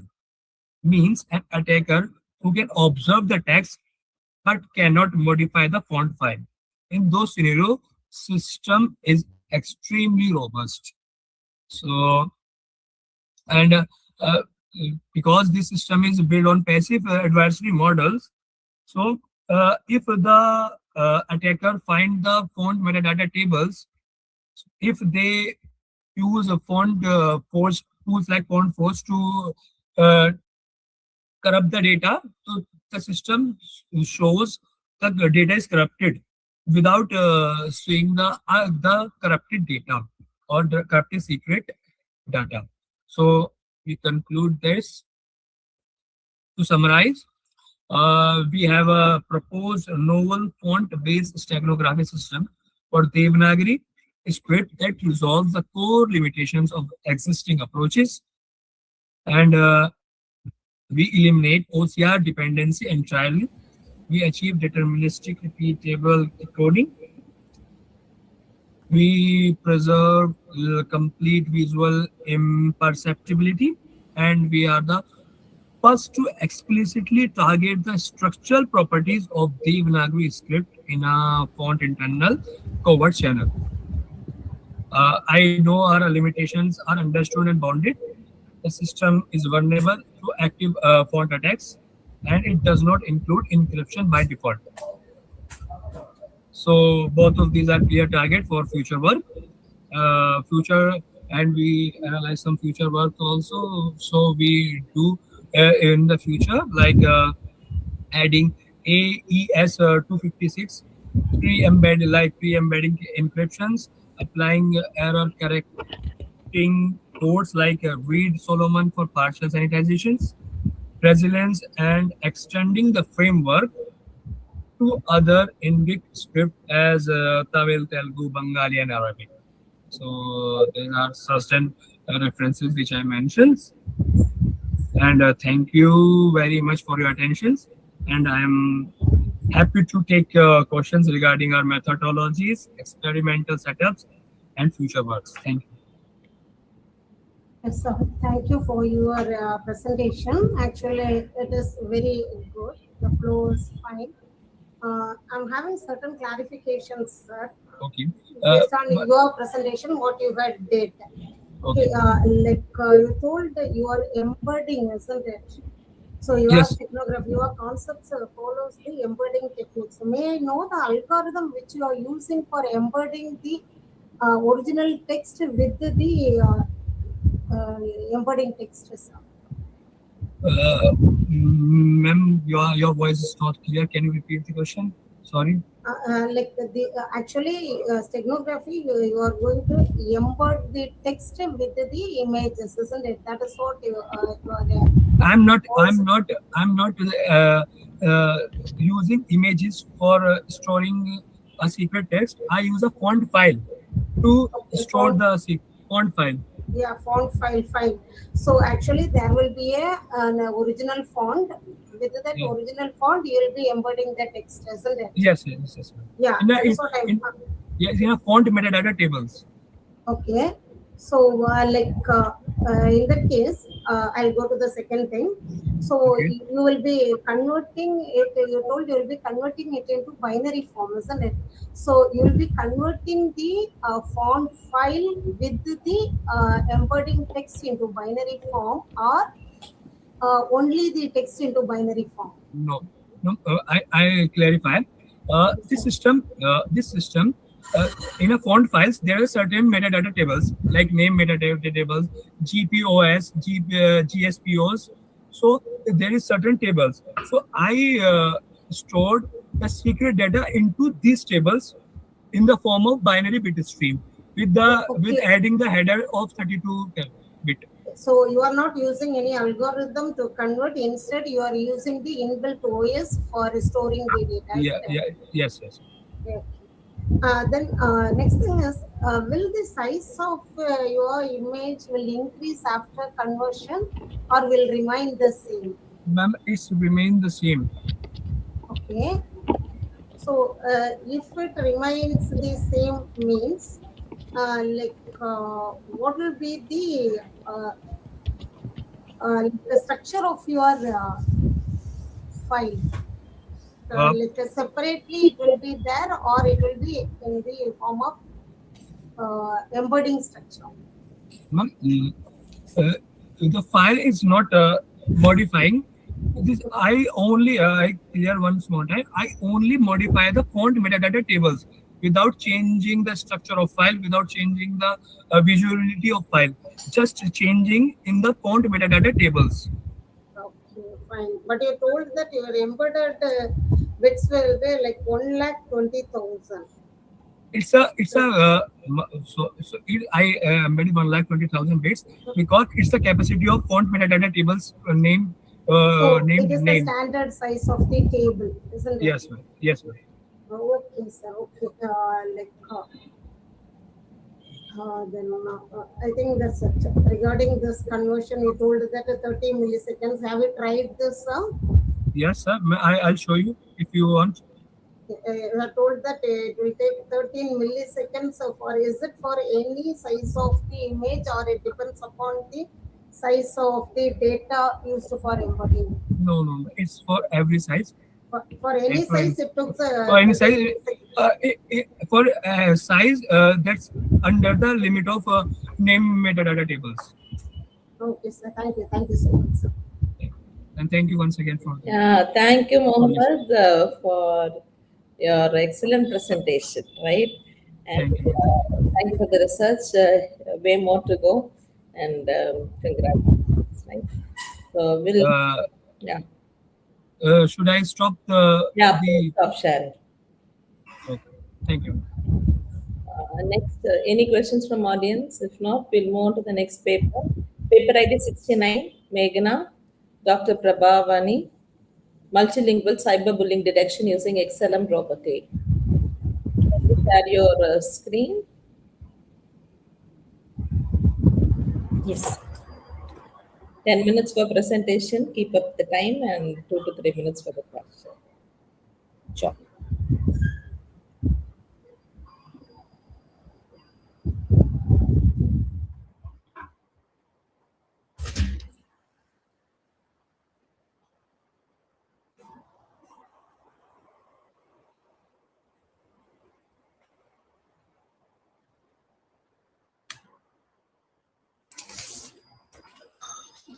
Okay.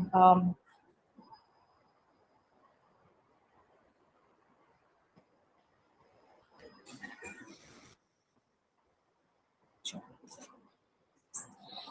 So good afternoon to one and all present here. So today I'll be presenting my work titled An Intelligent Framework for Multilingual Cyberbullying Detection using the XLM proper.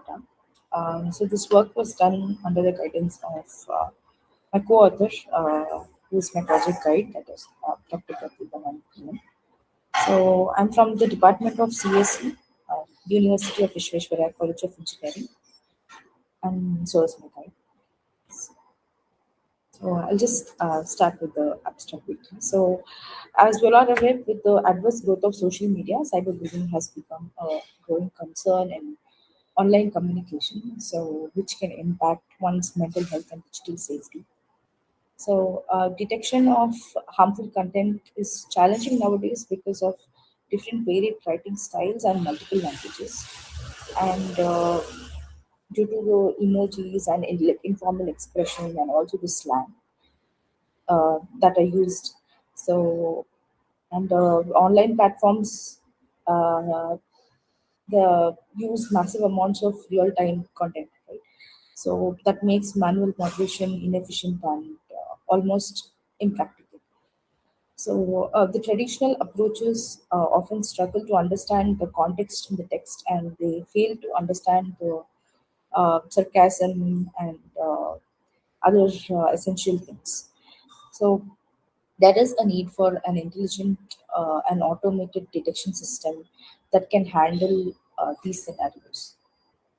So this work is proposing a multilingual framework to detect cyberbullying using XLM Robota, and the model that we have proposed is capable of processing multiple languages effectively.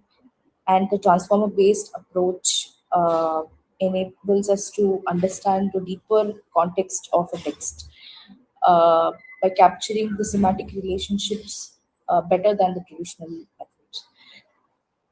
And the model also demonstrate better accuracy across different writing styles, and it reduces misclassification of harmful and non-harmful content. The framework was evaluated using standard performance metrics such as accuracy, precision, recall, and FM. And the proposed system delivered a stable and reliable performance.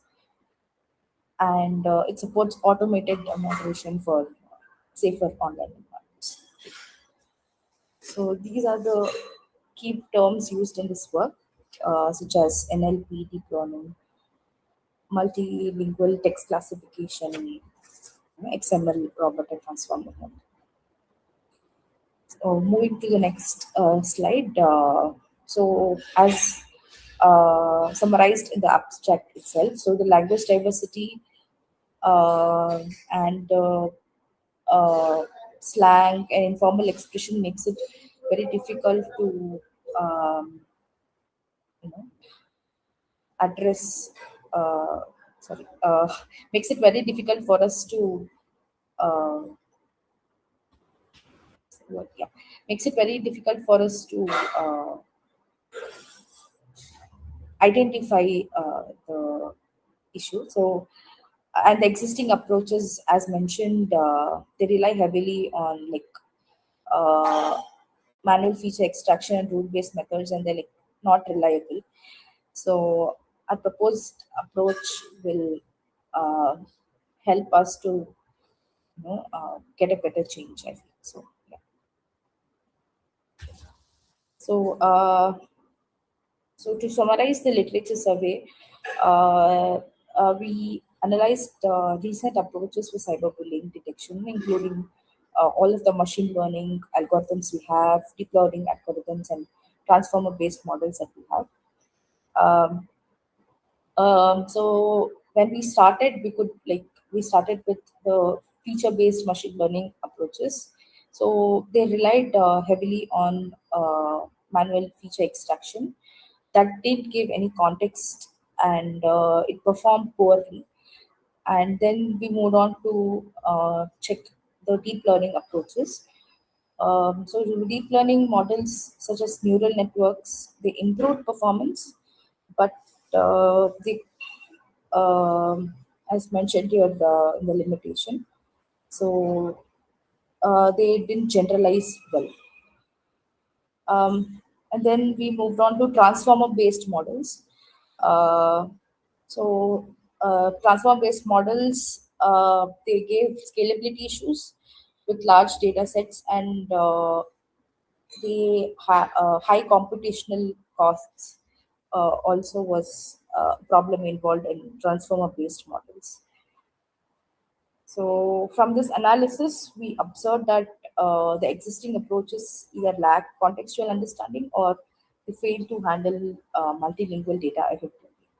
So this motivated us to, so I was researching on a way where we could get, a good accuracy and stuff like that. So when I was going through when I was doing one of the mini projects, I could see that there was a paper that implemented the Robota model, but it was for a single language, that is English language, that gave around like 98% accuracy, which is the best amongst, you could say, right?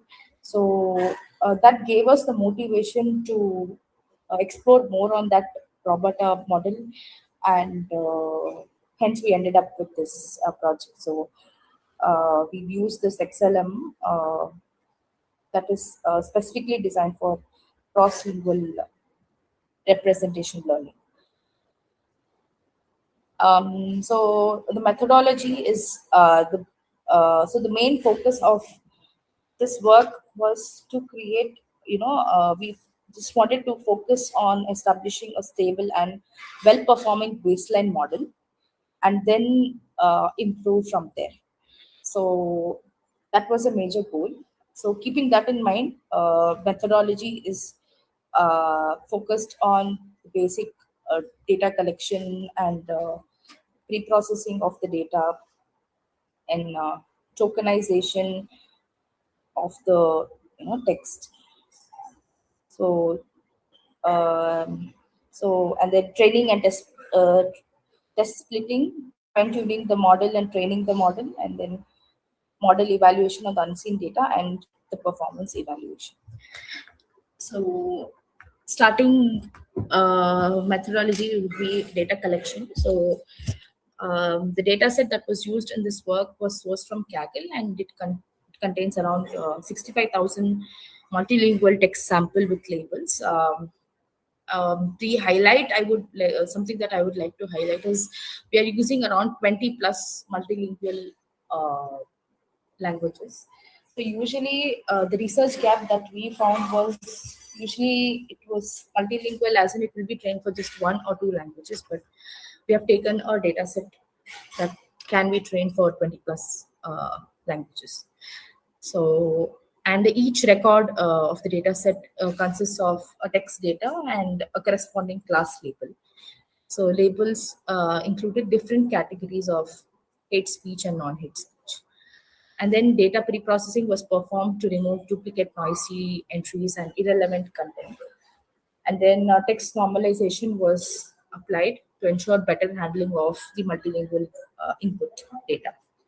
And for tokenization, XML raw data tokenizer was used. And subword level tokenization was applied to efficiently handle the multilingual vocabulary. So, and then we did the train and test split.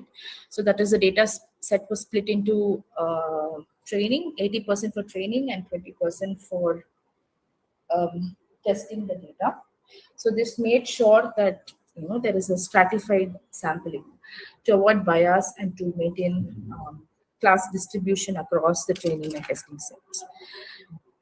And training data was used for model fine-tuning, and testing data was used for final performance evaluation to make sure that there's no data leakage between the training and testing sets. So model was fine-tuned, and a classification layer was added for to predict it as bullying or not bullying. That is the binary class prediction. And the model was trained across 5 folds using class-weighted entropy loss function. And trained model was tested on the unseen data for evaluations, and predictions were compared with the actual labels. We also performed a real-time prediction after training the model that gave good results again. So, and again, we the performance of the model was measured using the standard metrics. So this is about the thing. So coming to the results and discussion section. So a stratified k-fold cross-validation that was performed, it showed consistent performance across all folds, ensuring that a strong generalization and stability. And confusion matrix analysis also indicated high true positives and true negative rates, and low false positive and false negatives, ensuring accurate classification. So training behavior demonstrated smooth convergence during learning, and decreasing loss and increasing accuracy indicate like effective optimization. So I said we did also a real-time prediction analysis, right? So even using the confidence scores. So in that also the model gave accurate results, achieving up to 82% accuracy, which is pretty strong considering the multilingual and noisy data. So the overall proposed framework outperforms existing methods, and it delivered up to 83% of F1 score, providing a robust and reliable solution. So the proposed, coming to the conclusion part, so the proposed approach effectively captured complex contextual and semantic relationships, and it outperformed the traditional methods, and with accuracy up to 82 to 83%, which is good considering the multilingual and the noisy data. So experimental result also proved the model's effectiveness, and even the real-time predictions also, it gave it proved its effectiveness and its practical applicability in real-world environments. And future works can include cross-domain generalization and multi-label classification. So these are the few references that we used. Yeah. So any questions? Yes, ma'am. Thank you for your good presentation. Certain clarifications are there, ma'am. Sure. So, you told that it is a cross-lingual translation, isn't it? Can you give the difference between Google Translator and your work? Sorry, translation? No. Google Translator and your translation technique. Okay, so like And I'm a few confused drawbacks because are, yeah, the thing is like yours is cross-lingual translation, isn't it? no, I'm sorry. It's multilingual cyberbullying detection. Yeah. So it's a purpose of your idea is application of your idea. So the application would be ultimately to, merge with the social media platforms to detect cyberbullying. Yeah, so. Okay. You told that you had data collection is one of your part. Okay. But you had used gathering data. In that, my question is how you are reducing the irrelevant context. You had told the thing, you are reducing the irrelevant context. Okay, so you are taking from Gagrid, you are not collecting the data. So how this works in your database now? Okay. So ma'am, basically the data set that we used is like a few comments and few of the lines from the social media. So to reduce irrelevant data, we have applied pre-processing techniques, right? To clean and Pre-processing techniques in the sense that should be an algorithm or a model, isn't it? What model you used? So basically we have I have not used any model. I've just done the basic. Why I am putting this question on you is you told that you had done a real-time analysis. Okay, so real-time analysis. Real-time prediction. It was based on the trained model, like whatever we have trained. So based on the trained model, we gave you. How you are training the model? So we are training the model using the Google Colab. Like. Thank you. Thank you. Okay. Thank you, Meghna. And thank you for your contribution. Thank you, ma'am. Any questions? All right. So the next paper, we are moving on. Paper ID 71. Kiran Prakash, Santosh Babu, Suraj. Can you repeat the title, ma'am? Title is paper ID? Paper ID is 71. 731. TG 71. 71. Okay, ma'am. 71. Am I audible, ma'am? Yeah, you are audible. I'm sharing my screen. Those are presenting, you could keep your cameras on. Huh?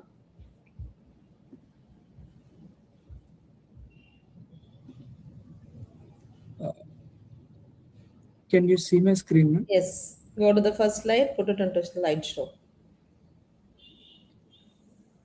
Yes. Good afternoon, everyone, and good afternoon, ma'am. My name is Suraj Pullapantla. Today, I am along with my co-author Santosh Babu and our supervisor is K. Kiran Prakash. We are from CBIT Hyderabad College.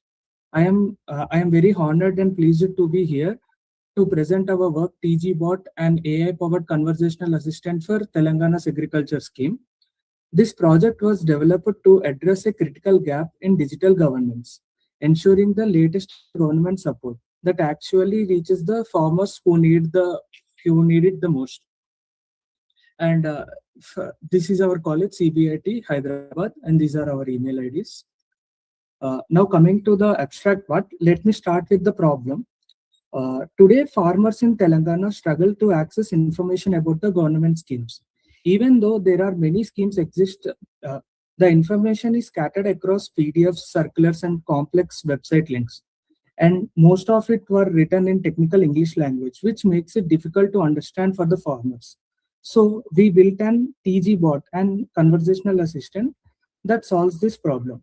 It uses a technique called RAG. retrieval augmented generation, which means it doesn't guess answers. It retrieves them directly from the verified government docs. So it can respond both in Telugu and English, making it more accessible and reliable as a multilingual approach. And next, coming to the keywords. So these are our technical pillars. First one is retrieval augmented generation, conversational AI, multilingual NLP, and we utilized a vector database for semantic search and implemented cross-lingual retrieval to bridge the gap between English documents and Telugu user query. And coming to the introduction part, agriculture is the backbone of Telangana and many farmers depend entirely on it for their livelihood. However, even though the government provides subsidies and support programs, accessing that information is still difficult for so many people. Farmers often have to visit offices multiple times or navigate complex website links just to understand the basic details like eligibility rules, such that. So our idea was very simple. What if farmer could just ask a question on their phone and get a clear instant answer? So that exactly represents our project TGBot. It works like a 24/7 digital advisory, bringing government knowledge directly to the farmer, which makes user-friendly approach. And coming to the literature survey, we have reviewed so many literature papers, almost up to 15 to 20 papers, but we kept only 7 papers here. So first paper title is AI-powered agriculture optimization chatbot using RAG and generative AI. So the proposed solution of this paper is a RAG-based chatbot, which uses generative AI and database as ChromaDB for agriculture. So the limitation of this paper is it is just a general purpose, not the agriculture schemes and not multilingual approach. And some earlier system like Krushi, the farmer bot, were accurate but very rigid. They only worked for predefined questions. And the limitation here is it is not used for the unstructured data. More recent approaches like Tamil Nadu Government GPT, which is a transformer-based LLM trained on government data. But here there is an that could generate an incorrect hallucinated answers based on that paper review. Now, another paper called Trisurya, a local language chatbot that validates the necessity of multilingual support for government services and effective of combining RAG with structured database. And the remaining 2 papers were mainly focused on RAG pipeline, the RAG pipeline that is similar to our main project. The survey reveals that existing system effectively combines native cross-lingual retrieval. Means here we use the models like BGEM3 to map Telugu queries directly to English document with a hardened pre-processing pipeline designed to handle a noisy nature of regional government PPTs, PDFs, and complex tables. So, so this is a literature survey. From here, my co-author Santosh will continue the methodology part. Thank you, Suraj. I will now deep dive into methodology. So our project is a modular 4-layer AGI architecture. And the reason we have chosen AGI is to ensure farmer privacy and eliminate cloud latency. And the 4-layer structure is a logical sequential procedure in which our system will work. Coming to layer 1, it is automated data acquisition. During this layer, we have developed an hybrid engine using Beautiful Soup and Selenium to recursively crawl and populate a knowledge base of 473 official government documents.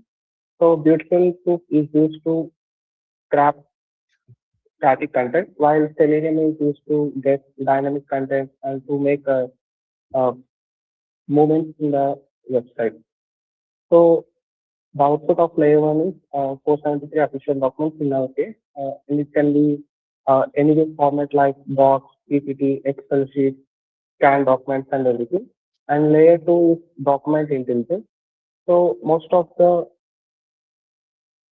Uh, so most of the documents are in government websites or scan documents, as you are aware. So we have to use multiple tools to get the most accurate data from it. So that's next slide. So as you can see, we have used 4 methods and tools. So we have used IBM Document. It is a powerful engine which uses document layer analysis. So it will divide the layer documents into different layers, and it will be handled respectively. And at the end, all the data will be preserved in the original format. And we have also used other tools like Microsoft Markdown and Python CPK and Python docs models. And we have also used the Tesseract optical character recognition to handle images. As we all know, the images are very noisy. So before pumping the images to Tesseract Software, we have used Gaussian smoothing to reduce noise and also binarization to achieve optimal contrast. And then we have used one key method, we can say, semantic table unrolling. So as we all know, the government documents will be having thousands of rows of data. When we divide the tables into chunks, actually it is some 1,000 characters in a way. So the rows in the successive rows will lose the context as they don't have the column heading. So we have used semantic table unrolling, which will convert the raw bricks into key value pairs. Then comes the third layer, which is neural indexing. So here we have the data extracted from the raw document, and the raw document data is converted into Markdown language intermediate format. And here we are working on this Markdown language format file, where we are using a recursive text splitter to break the original data into 34,000 plus units of chunks. And these chunks are split with 10% sliding window overlap. And these chunks are projected into 1024 dimensional shared vector space using DG-M3 model. So the reason we have used DG-M3 model because it is cross-lingual model. It can handle both Telugu and English documents. What I mean is that if the matter conveys a similar context, then it will project the chunk into a similar vector irrespective of language. So this eliminates the explicit need for translation layer between English and Telugu. And we have utilized ChromaDB to store this vector. And the reason we have used ChromaDB because it is efficient and we can use it in local, and it's high-speed HL, SW indexing also speeds up the process of rack pipeline. And coming to layer 4, it is original rack pipeline inner system. In this, as we all know, RAG stands for retrieval, augmentation, and generation, where retrieval is the phase where we will be taking queries from the user and we will be using profile similarity to get the top 3 checks from the ChromaDB vector database. Then we will be augmenting these 3 retrieved chunks with user queries, and these prompts will be given to LLM model. In our case, we have used 2.53 billion parameter model, and this model will be generating answers for the user based on the route we have given in form of chunks. Next slide. Next, yeah. So we have validated our feasible using Ragus framework. As we can see the quantitative matrix here, we have achieved an 89% of retrieval hit rate, which means our model is being capable to pick the right document or the right chunk in 89% cases. And high faithfulness or groundness is 89%. which means our model is able to answer the user query based on the context we have given. Then comes the answer correctness and relevance. It is tested using 100 verified question and answers, which are prepared manually by Forma. Then we have task completion rate, which means it will check whether the generated answer is as estimated as the real user. Means it will check whether the response is having the similar words or not. Then the hallucination rate is 14%, which means it is having very less hallucination rate as compared to vanilla model, which will having some 18% hallucination rate. And we have observed that task completion rate looks similar to answer correctness, but still task completion rate is a bit lower than answer correctness or relevance, because task completion rate will be looking for the exact word. So in any case, it will be less than or equal to answer correctness. Next slide. So we are planning to integrate automatic speech recognition to support farmers with a varying literature level as a future.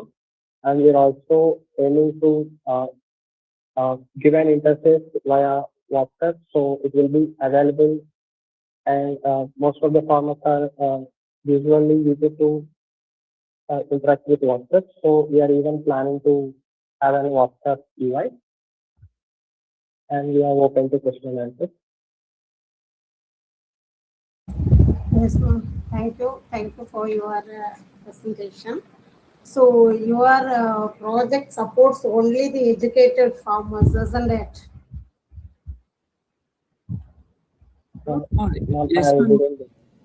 Yes, ma'am. But so this is our preliminary results and analysis, and we integrated with React front end. So actually, wait. So my question is actually like you are going to design this as a website or an application of for phones. So actually, as of now, we are preparing to do as a website. So as a future work, we'll integrate it to the WhatsApp business and add the automatic speech recognition system also. One thing I was not able to understand is you told many things, but how this will support the farmers actually. So what you are going to give us the outcome. So either the nature or climate or the seeds or what type of service you are going to provide to the farmers. I don't find any service. How this is going to help the farmers actually? Yes, actually, there are many central and state schemes. Yeah, so that schemes are there, fine. Can you list a few schemes? Right Bharosa and micro irrigation feeding scheme, and then comes right to Bima. Horticulture. Yeah, fine. Since they have to register into your website and they have to go through the things. But according to my knowledge, around 80% of the farmers are not educated. So how come they can use your thing? Are you using an intermediate persons to support them? Or if your project is based on a mobile application, then it will be useful for them. There's a voice interaction or like that.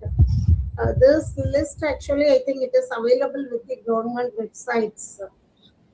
Yeah, ma'am, but government websites are typically in technical English language, so any farmer cannot easily understand that language. They should know English now to interact with your website actually. No, ma'am, they can type the query in Telugu also. Say, is there any Telugu keyboard available? Ma'am, the Google, the keyboard in the phone, we can convert the English to Telugu. So Then mostly they'll be using the voice. Yes, ma'am. That's the that future work. In this 1 or 2 months, we'll planning to do the automatic speech recognition also. Okay, ma'am. Okay, thank you. All right. Thank you, ma'am, for this Thank you for your presentation. It was indeed good. Now, next, we'll move on to paper ID 106. ESP mesh-based IoT system for smart aggregation. Meghana, KM. Yes. Yeah. I am Chinmayi. I will be presenting today. Just give me a minute to share.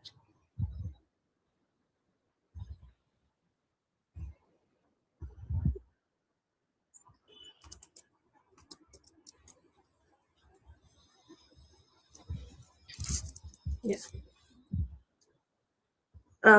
Good afternoon, everybody. Good afternoon, panel. We are a team of 4 bearing a paper ID 106. Our topic is an ESP mesh-based IoT system for smart agriculture. I am Chinmayi.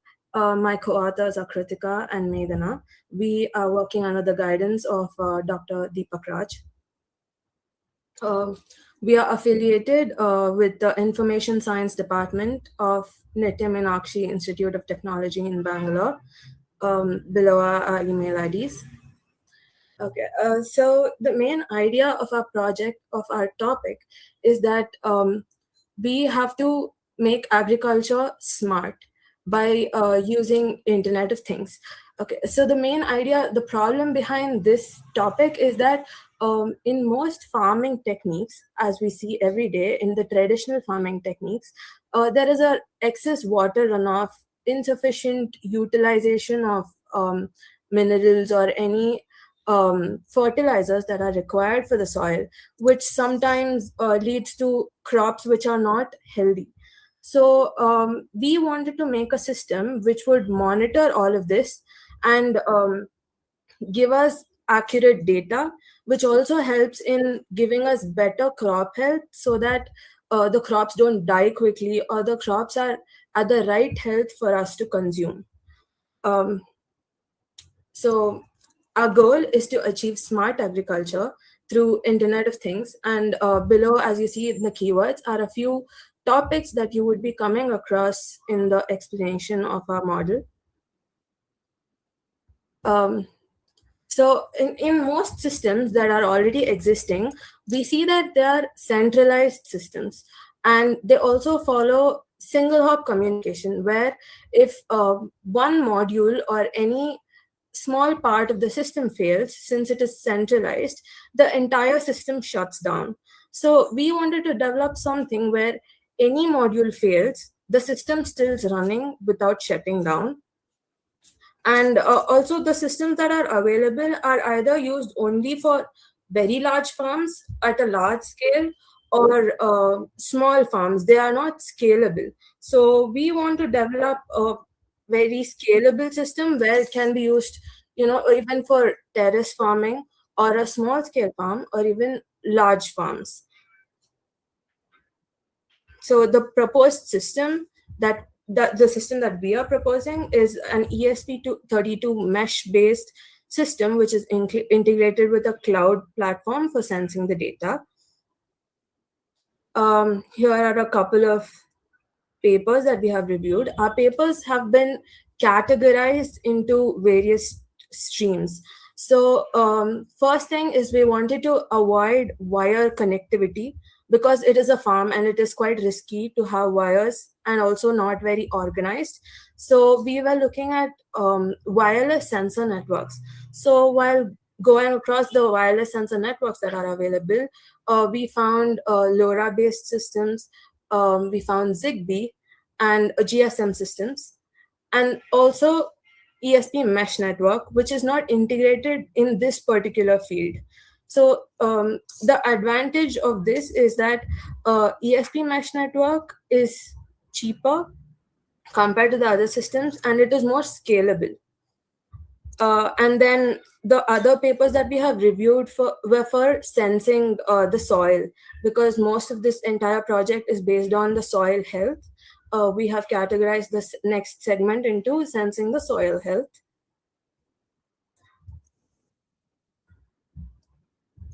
And next, from what we have reviewed, as most of them have directly entered into the AI stream without processing the actual soil requirements at a very basic level, making it a more expensive model.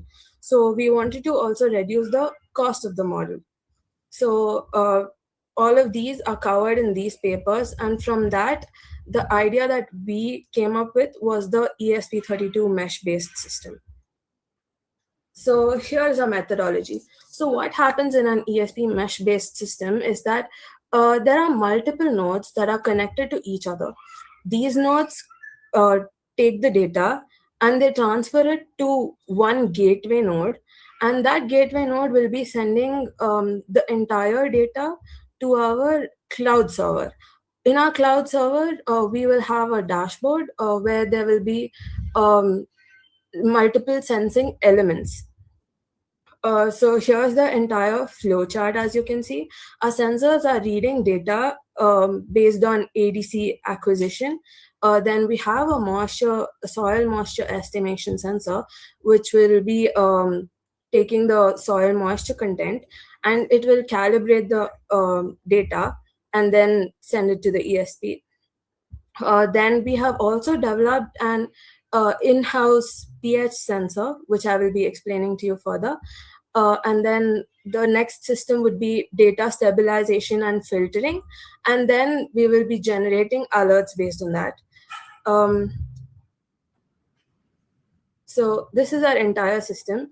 As you can see over here, we have at a small scale, at a prototype level, we have 4 nodes, and these 4 nodes are connected using paneless mesh architecture. So these nodes are connected to another ESP32 mesh gateway, which acts as a gateway node. At this level, since it is a small scale, we have followed a tree topology. But at a larger scale, this could also become a star topology. So in the tree topology level, each nodes have multiple sensors, one of which is a soil moisture sensor. We have a rain droplet detection sensor, and we have a probe which will be measuring the nutrient content of the soil. And then we have developed this pH sensor, which does not exactly measure the pH values, but it tells us if the soil is in a neutral condition or not. Because the ideal requirement for healthy crop growth is that the soil is supposed to be neutral as long as possible. We understand that on addition of fertilizers, the pH values will vary, but from studies, the pH level of the soil is supposed to neutralize in a certain period of time after the usage of fertilizers. So this pH sensor works on a galvanic cell principle, where we have one zinc electrode and the other is a copper electrode. The zinc electrode will be our sacrificial anode, and the copper electrode will be our cathode. So this will sense the ion exchange and stabilization of the soil, and then tell us if the soil is merely neutral or not. Why we have developed this is because there are existing pH sensor modules, but those modules are quite expensive, and they give us a lot of data, which is quite difficult for most of them to understand. All we need to know is if the soil is healthy or not, based on if it is acidic, basic, or neutral. So this module tells us if the soil is neutral or not. As you can see, this is the architecture we followed on the right. So we have a self-healing mesh network. Why this mesh network is self-healing is because even if one node fails, the other nodes communicate among each other. They adjust the rates and continue to work instead of failing.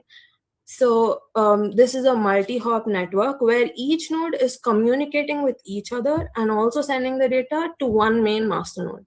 Now, this gateway that you see is our master node, which will be taking all the sensor data from each of the nodes. and it will be converting the data into a JSON format and sending it to the uplink. So our uplink is an ESP8266. This uplink does other post processing, and also our alerts and visualization will be done over alerts will be done over here, the logic of the code, and this will be sent to a cloud platform. The cloud platform that we are using right now is Blink. So this is where you will be receiving the alerts, will be reading the sensor values, and also look at the state of the soil. So as a result of this model, when we have linked the models, we have checked their communication latency. So in the other models, like I mentioned, LoRa, Zigbee, the communication latency is quite high. Whereas in an ESP32, it is proven that the latency is quite low. And as you see over here, from the nodes up to the gateway, the entire system is offline. So this module can be used in rural areas also without any issues, because it works over a 2.4 gigahertz radio frequency. So after that, we just need slight internet at the same 2.4 gigahertz range just to upload the data onto cloud. So there is not much processing over here, and also the system is using very less data. It's around 700 bits of data. So the system is also at a low rate, which is not overwhelming. So a packet delivery ratio that we have achieved is about 95%. It's so from what we have seen, it was between 95 to 97%. As an average, it is about 95% stable all the time. Multi-hop routing is also always working, and dashboard update latency is very low. We are sending the data at every 5 to 10 seconds rate. That is how we have programmed it for now. And in the future optimization, once the entire optimization is done, it can be reduced to even 2 minutes to reduce the load on the system if it is a large farm. So as to conclude, as we have mentioned above, from the entire project, we have achieved a reliable communication, and none of the nodes have failed at any point. And we have also placed these nodes at 1.5 to 3 meter range. When we are increasing it to a large scale, we can place it up to 15 to 20 meter range without any noise between the farm. If there is noise, then around 12 meter range, it works perfectly. This entire system is low cost. Initial implementation could be a little expensive, but within the few years, when it will pay for itself when you're using the system, because you will be using a lot less chemicals, because you know it from the data. You will be having very less water runoffs because you are getting alerted by the system. And this is a real-time monitoring system, so you can access it from anywhere. Even if you are away from your farm, you can just control it with the step of a button. And the system is entirely energy efficient and is suitable for a small and medium farm deployment. Large farms, it is in the future testing. Here are a few references that we have referred to make our project. Thank you. We are open for questions. Yes, ma'am. Thank you. Can you list a few parameters you are collecting? Okay, so ma'am, like I mentioned over here, the parameters that we are collecting, the first one is the soil moisture content. The second one is rain droplet sensing. Why we have included this module is because when we detect any rain and the pump is already running, as soon as we detect rain, we can shut the pump off. So this can be used as an automated mechanism. So first one is soil moisture, second one is rain, and then pH. What is the basic soil nutrients? You told that you measure the soil nutrients. So what are the basic soil nutrients? Okay, the basic soil nutrients are NPK, nitrogen, potassium, and phosphorus. But here, this nutrient sensor is not actually measuring the NPK fertilizers. It is just giving us if the soil is conductive enough, which means it has a decent content of minerals. Because Yeah, that is again, what threshold value you are fixing for that. So the soil nutrient content is based on this NPK. Fine, good answer. Yes. Yeah. So what proportion it should be, or whether based on the crops, or what is the input based on what they measures and give the what proportion is based on the crops, ma'am. So based on the crops that you are using, here what we have done is we have converted the values it is reading into a percentage, so it is easy for any layman to understand how much content is supposed to be present. So when you take a plant, you will see the amount of nutrients that's required for it, and based on that you can adjust with the values. Okay, ma'am. You stated a statement as acidic and neutral. When the soil will be acidic and when it will be neutral, ma'am? Acidic and neutral. Okay. So what happens is when you add fertilizers in a soil, the soil will be usable only up to a certain extent. After that point, oxidation and reduction reactions take place. So when oxidation reactions take place, the soil becomes more acidic, and when reduction reactions take place, the soil becomes more basic. So what we have done is we have taken the voltage readings from this pH sensor when it is in a neutral soil, when it is in a soil that is acidic and basic.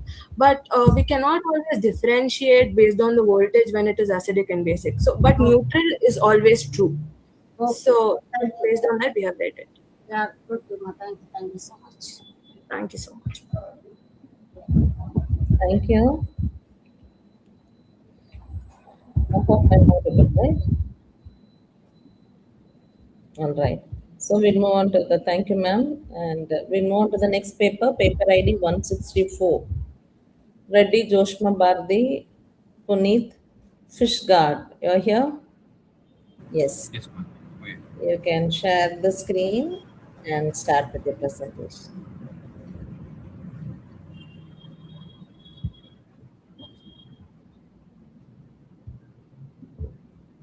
Share the slide and put it in.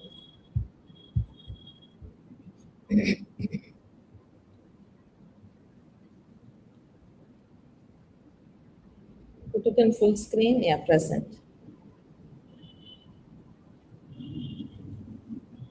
Good afternoon, everyone. Can you be little Myself, audible? Puneet. Good afternoon, everyone. Myself, Puneet.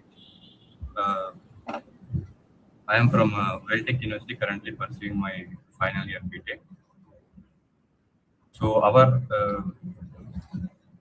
project is Fishguard hybrid deep learning mission with an active learning for a real-time email detection.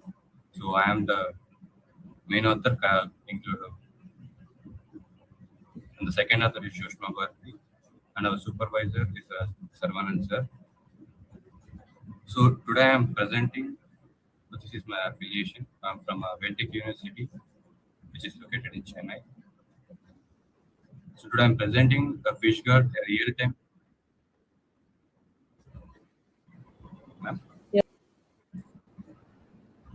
Your slides, we are not able to view it. To the right side, it has been hit.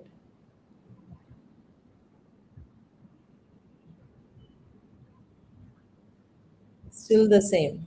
Both slideshow markers You can open the Google slide that we have shared with you, right? And then they were in a Google slideshow. You are using a PDF. Yes, yeah. We have shared with you the Google slides, right? Can you just go to that and paper ID is 164.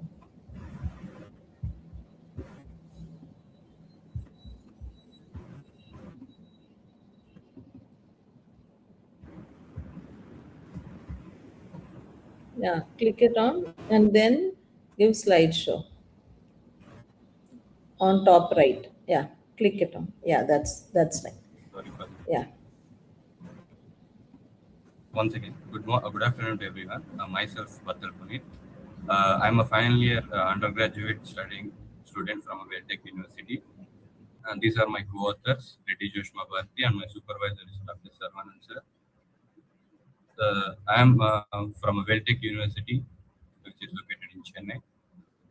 So coming to the project, so I'm going to present an application called FishGuard, a real-time phishing detection system built as a Chrome extension for Gmail. What makes this work unique is that it does not rely on any single AI model or a static blacklist. Instead, it uses the two AI models working together for spotting structure patterns and transformers for understanding the deeper meaning and intent of email with a latency of 200 milliseconds. So we have used the two AI models. One is the first model is convolutional neural network and a bidirectional gated recurrent unit, which is CNN. And the other one is digital bed. This is a downgrade of the bidirectional encoder repetition from transformers, because this full version of that current model will cost a heavy computational energy. So this reduces, this model currently uses 60% and works as almost 90, gives a 90% result as the same as the personal version. These are the few keywords. These are the latest service we have studied for this project. So coming to the methodology, as I already told you that we have used two engines. The one is CNN and Viru, and the other one is digital red. The engine one does the engine one reads the email like a scanner and identifies the structure, like any red flags such as urgent triggers, activate now, verify your account will be deactivated. These type of words will be activated by the engine one and be identified by the engine one. Uses a convolutional layer for pattern spotting and for a bidirectional for sequence understanding. And the second system is basically a transformers one. It understands the deeper meaning and the tone of the email and catches the attacker's keywords, but still carrying the intent of tricking the intent of tricking the users.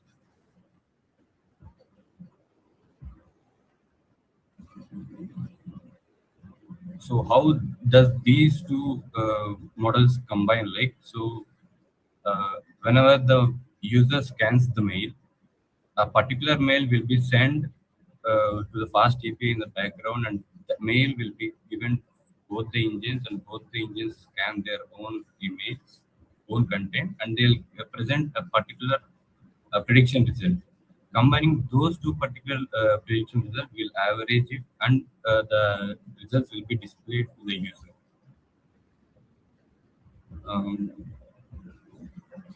If you don't mind, may I show you the demo of the project now?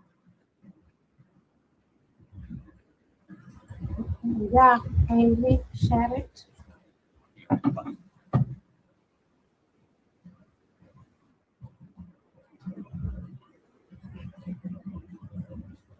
So I have just created a website just to know what does this FishGuard application does. It's just to know how it performs. So if you come to why to choose it, it has a dual engines, which I already mentioned you. So these dual engines work together to perform the scanning. And the other features that we have is real-time protection.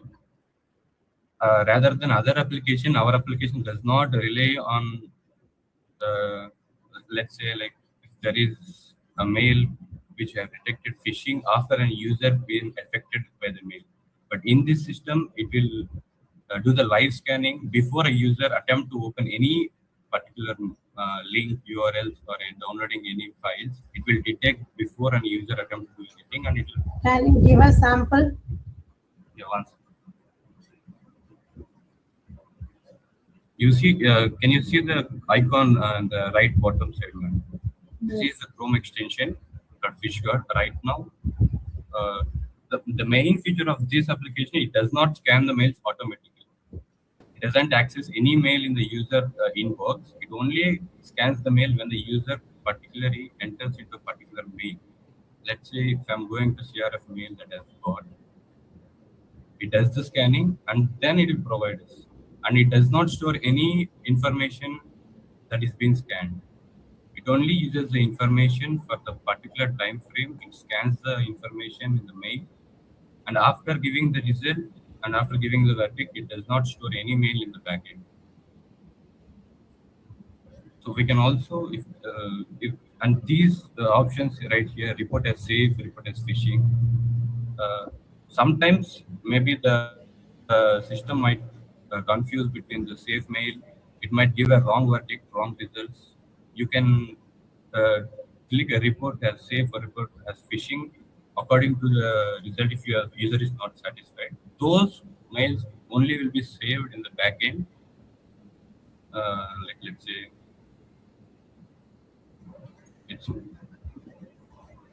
it will be saved like this in the backend mode. Only if the user presses the report button.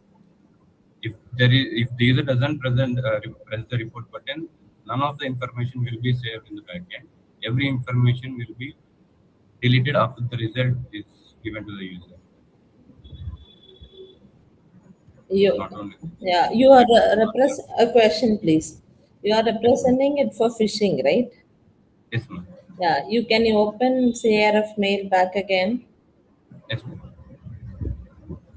Click on the 3 dots. Yeah, there is an option called, Can you minimize this? Yeah. Click it on. There is already an option called report phishing, right? Yes, ma'am. What's but as I already told you, a person can not distinguish every time like this mail looks perfectly fine right now. There are few mails where a human cannot identify the phishing. Can you open anything from a spam mail? Click on more. Yeah, you get the spam.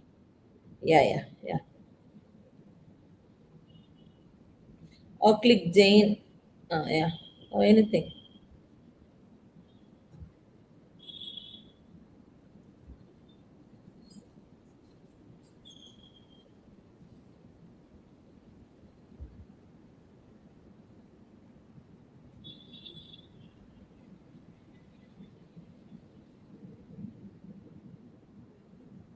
As you see that, as you specified that there is a report, but generally many of the mails does not really might be the spam mails.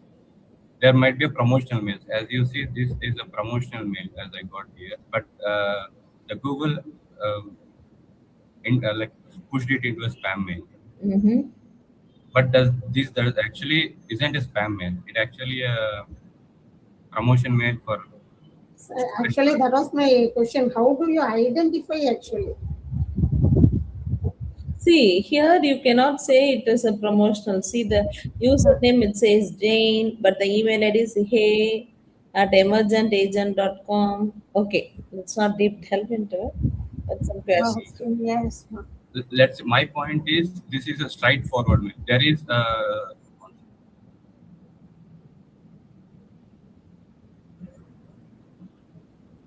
if we see here, it is from google.com. Whereas the phishing mails come, maybe the G is in English alphabetic. The attacker might use the G from another maybe French G or something which similarly looks to this. Okay. We might not like a human might not identify such a level of phishing. Mm-hmm. That's where our phishing it actually. Okay, Puneet. Okay. Okay. That's really good.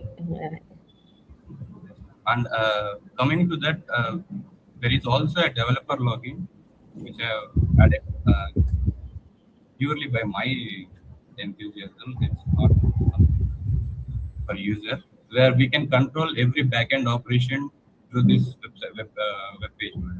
Usually, to train model, we need to go use any like the VS Code, like any code editor to train the models from backend. But there is no need for this model, this app to train. We can start models from here itself, and that will be reflected in the backend. See, as you see here, the model has been stopped. Yes, yes. There is a request for stop. So every backend operation, not only start, stop, restart, and retrain, and there are two options in the retrain: the full retrain and a fine tune. What does the fine tune means? As I already showed you, there is a report button here. So all the reported mails will be stored in a separate CSV file called a reported data. So what actually does this fine tune does is it does not train the model from the beginning. It only takes the part which you want to train. Like you can also select the files which you want. Let's say I have. Okay, Mohan, thank you. You are exceeding the yeah. Thank you. Thank you, Sumit.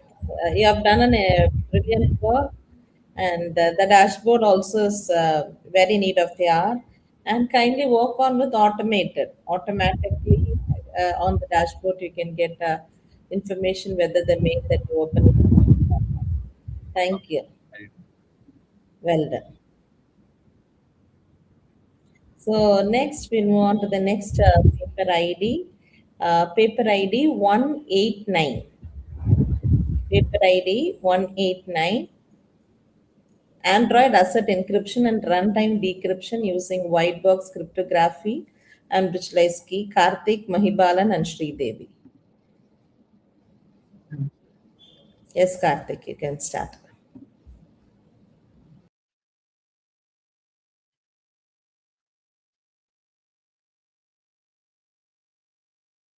The screen is visible, ma'am.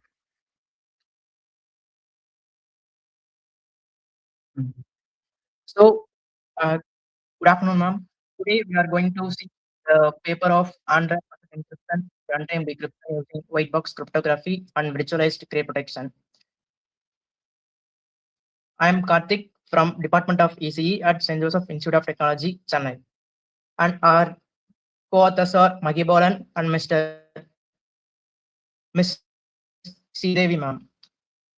So today, in recent days, we have seen many fake applications for UPI payments like GPay, PhonePe, and other bank applications.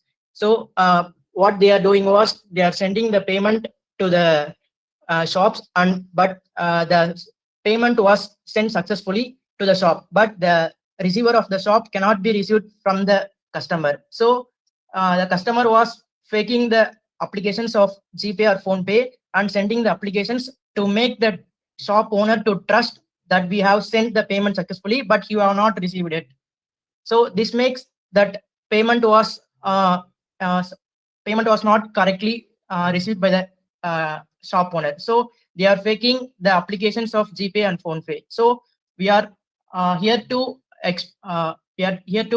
explain our project, that how we can protect the applications like Google Pay, PhonePe, other UPI payments app applications, or other bank applications instead of faking. So the abstract works if any hacker need to fake any applications like Google Pay or any other applications, he need to decompile the applications to get the resources files like image, audio, video, and other script files from the resource folder. So they get the resource files and they will make their own approach. Like if we need to send any, for example, we can take Google Pay. If we need to send payment of 100 rupees, but the 100 rupees was not verified from the server or any account, it's directly sending to the account or any UPI ID, then it is verified successfully and sent successfully. So instead of checking from the server side, it's directly verified successfully and sent successfully to the shop owners. So they make the applications for unauthorized purposes. So how they are making was they decompile the APK using APK tool or any other JADX tool, which is open source, and they extract the resources from the applications and they make their own approaches. What we need to do, what we need to make the applications to use unauthorized purposes. So we have built a framework which is used to decompile the APK and uses the dual approaches, which is called white box cryptography and custom VM opcodes, to protect the assets folder, which was in the applications like Android applications. What is our main approach was, we are built with the replacement of asset manager operations instead of our own approach. This is the abstract of our paper. Next, the keywords are mobile application security, asset protection, white box cryptography, runtime protections, virtual machine obfuscation, reverse engineering protection. And also, in earlier approaches, like while developing any Android applications, they are not encrypting the resource files or assets files from the applications. Instead of they are encrypting, they are storing the assets files plainly. So hackers can able to decompile the APK and get the resource files easily. And some approaches was directly encrypting the using AES-256 and store the key in the Java file itself. So the attacker can able to get the key while decompiling the APK easily. So our research was to encrypt the key using white box cryptography, and the logic of the white box cryptography was stored in the native file. So they cannot be able to see what the actual encryption was undergoing in the backend.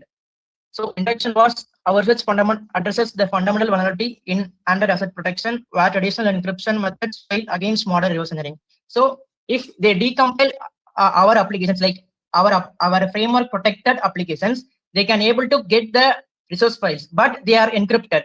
So they cannot able to see what the file exactly is. Instead of getting the plain file, they can able to only get the encrypted file. So they need to get the encryption key, they need to analyze the code. So if they decompile the APK, they see our approaches like asset manager operations of our approach. So my approach was the white box cryptography algorithm. I will show what exactly the white box algorithm will do.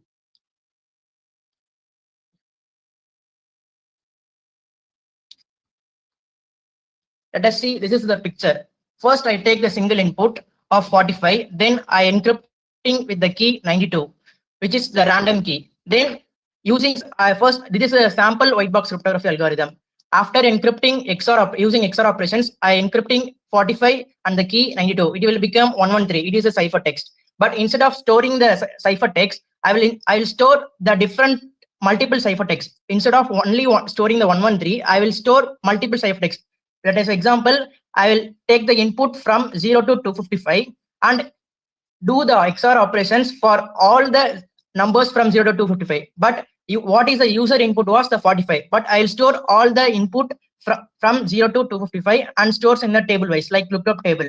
So after encrypted using the XOR operation, that key was deleted from the build time while building using our framework. So then only the ciphertext only stored. Instead of only storing the single ciphertext, it stores table wise, like 0 to 255, 256 numbers stored in the array. So they can't able to see what the key is.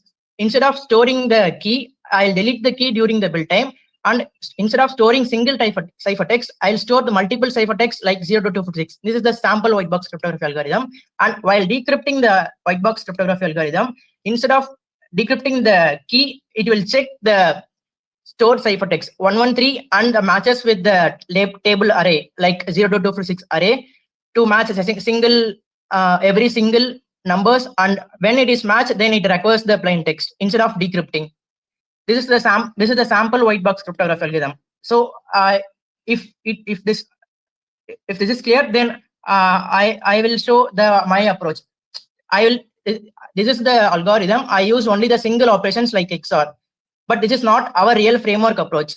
Just to show what the white box cryptography do. Next, I added another method for hiding this algorithm is VM opcode obfuscation. So if the attacker can able to decompile this approach, they can able to see what the operations are doing, how their code is encrypting. Then they can able to achieve their solutions to make their APK to their own unauthorized purposes. So if they can able to see my approach, they can able to get the APK's encryption algorithm easily. So I will hide our white box cryptography algorithm using VM opcodes.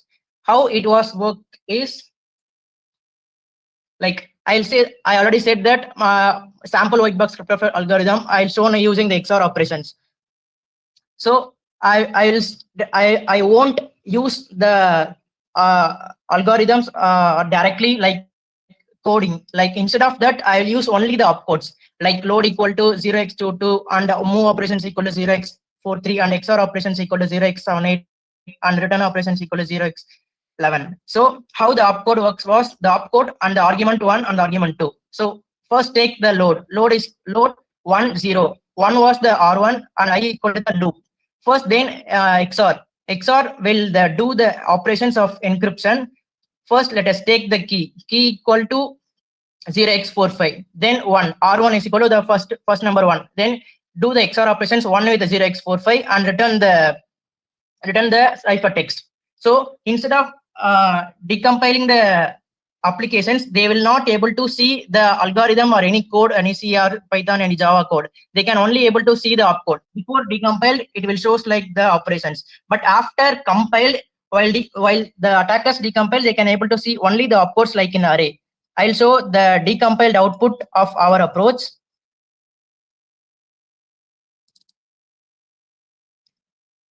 This is the tool called IDA, Interactive Disassembler.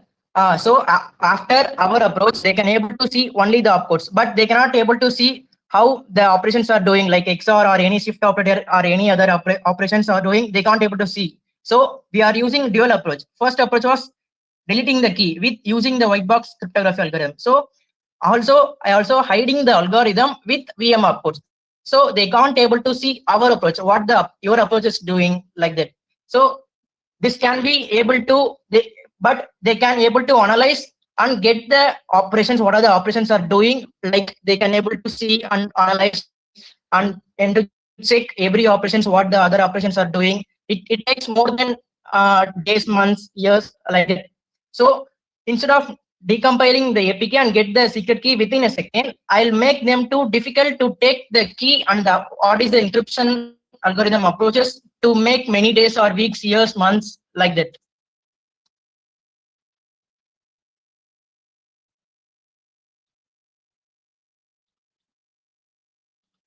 So the literature survey was, the first one was research on security protection mechanism of Android applications. The other was Suhan Zhou. Their proposed solution was security file check, gatekeeper mechanism, file integrity verification. But they included the file integrity verification. But we can able to patch the file integrity verification from the client side of the application. Then we patch the application. Then the file integrity check was not happen from the server side. Instead of checking from the server side, the client side is patched. So integrity is verified from the client side itself. The next survey was Android asset protection using RSA and AES cryptography to prevent app piracy. The author was Afrig Amidon. Their proposed solution was the encrypted secret key of first 256 bytes is concatenated with the encrypted assets. So this is their fault. They are storing the secret key within the applications itself. Instead of doing any other process, they are storing the encrypted key in the file itself. So our approaches was, we are encrypting the assets file and also encrypting the secret key using white box cryptography and VM opcodes. This is their limitations, key stored in the assets. Third survey was split key based encryption for Android application resource protection.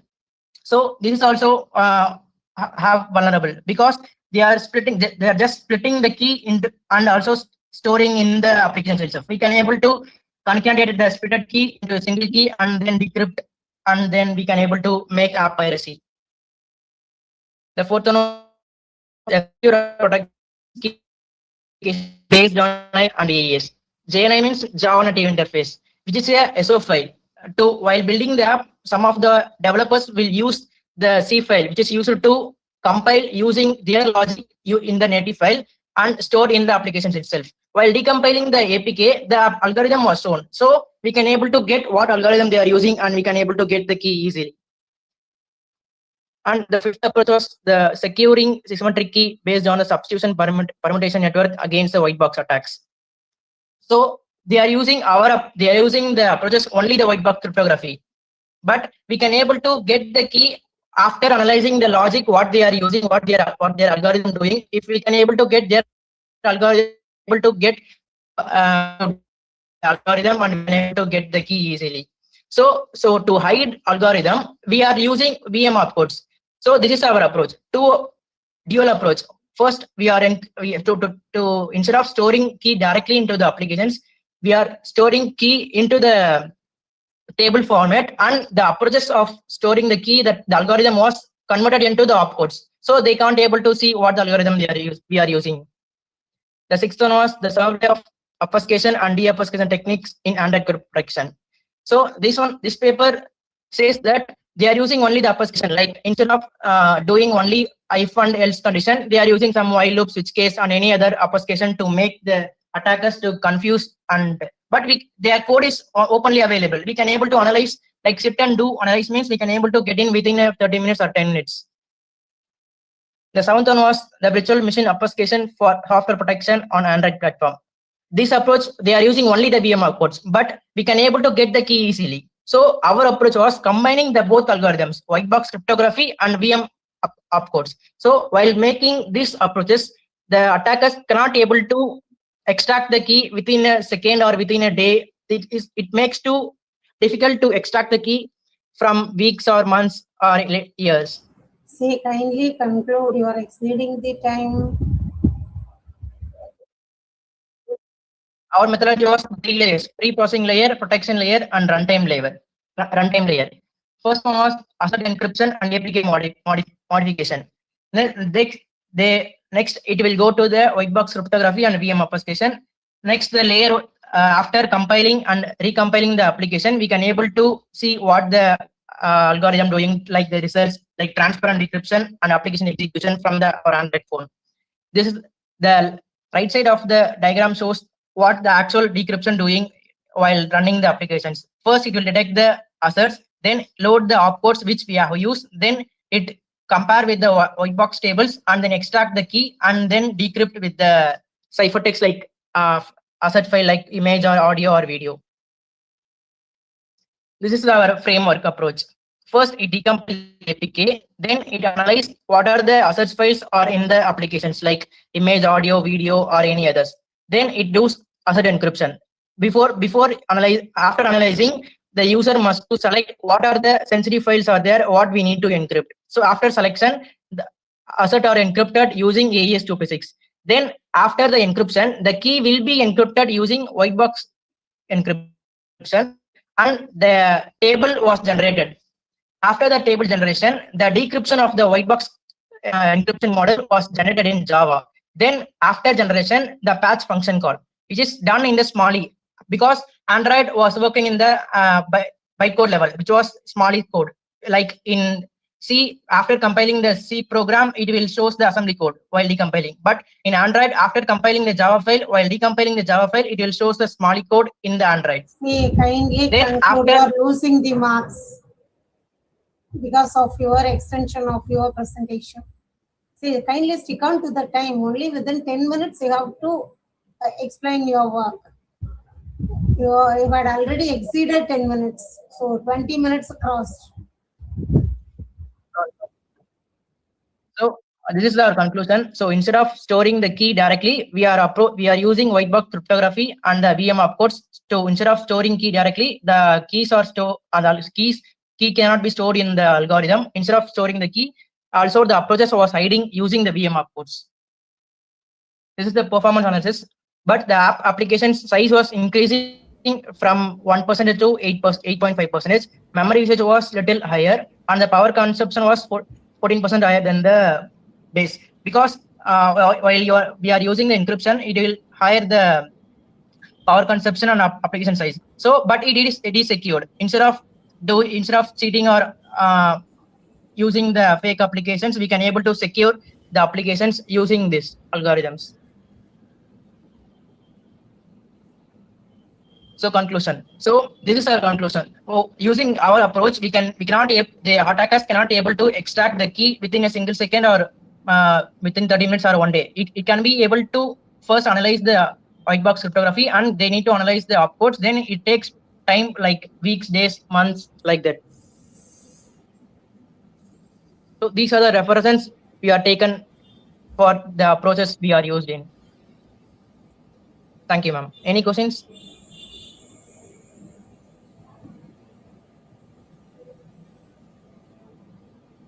Yes, you have done an excellent work, and you'll be getting the questions from our conference day. Can I able to show my framework? Where you are going to apply your work, mount? Because there are many drawbacks in your approach. So memory capacity, memory management, followed by the time. These things we are trying to reduce all those things in the case of traditional cryptography. For that only we are using other techniques. Okay. But still you are extending your thing, that is the traditional cryptography. Instead of X box, P box, you are coming for white box preparation, and this exceeds the many parameters actually. So, and also the device gets heated while you go for this computation, calculation, etc. Okay, where you are going to apply this? In UPI applications like Google Pay, Phone Pay, and bank applications like Indian Bank, ICICI Bank, HDFC Bank. See, most of the GPay, it is being done using the mobile phone, which has a limited memory capacity and limited memory management. If this approach is being followed, I think there will be a reduction in all those things, and check it with this now. Okay, thank you. But if what you are using to protect applications instead of attackers can able to.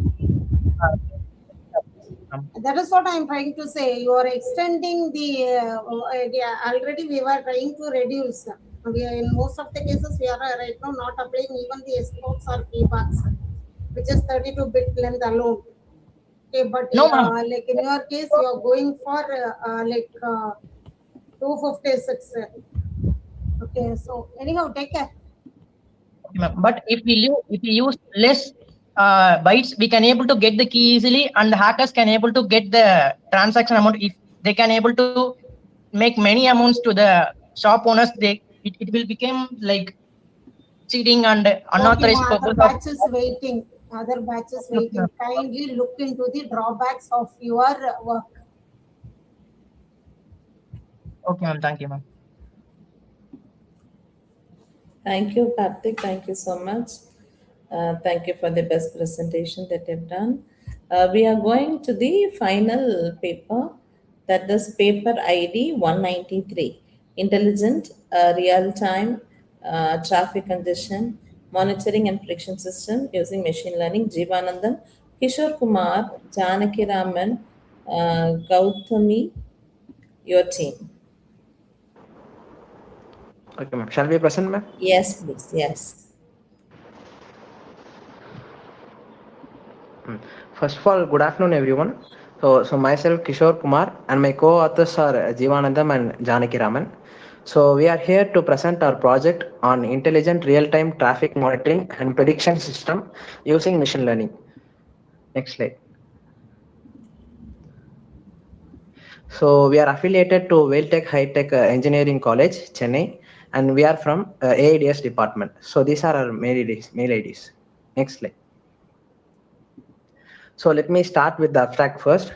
So in the modern days, the traffic congestion has been a major issue due to the rapid urbanization and the increase in the vehicle usage. So in our project, we combine the machine learning, computer vision, and the web technologies to analyze and predict the traffic congestion. So our paper proposes an intelligent real-time traffic system, which uses machine learning to predict the traffic. So next slide.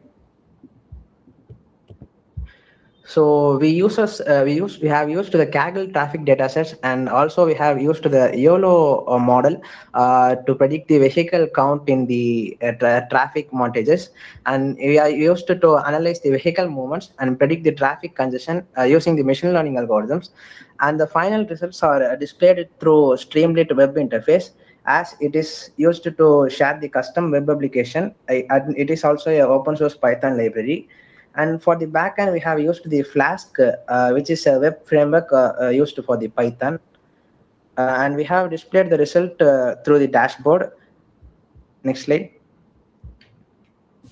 So these are the main keywords we have used in our project, which we will be seeing in the further presentation.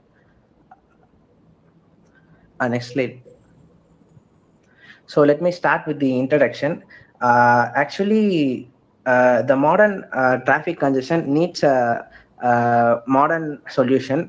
So we have used the machine learning models for the prediction. Particularly, we have used the YOLO V8, which is used for the vehicle detection, and in the traditional systems often lack with the future traffic prediction, and it also lack with the intelligent real-time analysis, and it also needs limited support for the decision making. But our main goal is to predict the congestion levels. So in our project, we can predict the traffic congestion levels like accordingly to the lower, moderate to higher level of congestion.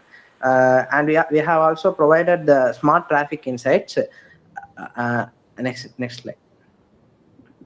So we have researched 7 main literature surveys, and we have taken the limitations and approaches they have taken in their projects.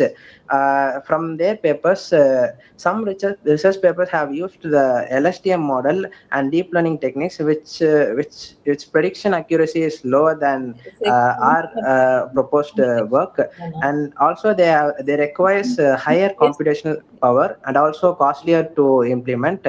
And some other paper have also used the machine learning algorithms to predict the traffic flow, which provides good accuracy, but it requires a large amount of historical data. So from their own research papers, we combined multiple approaches, and machine learning, we have used the machine learning for prediction and computer vision for using YOLO V8 for vehicle detection. So which builds a more practical and scalable system. So we can use it to scalability of IoT sensors and real-time traffic monitoring in the future. So further presentation will be continued by my co-author Jivanandam. எனக்கு share பண்ண சொல்லு best paper track share முடிச்சிட்டாளா participants கொஞ்சம் type பண்ணிடுங்க Thank you, Kishore Kumar.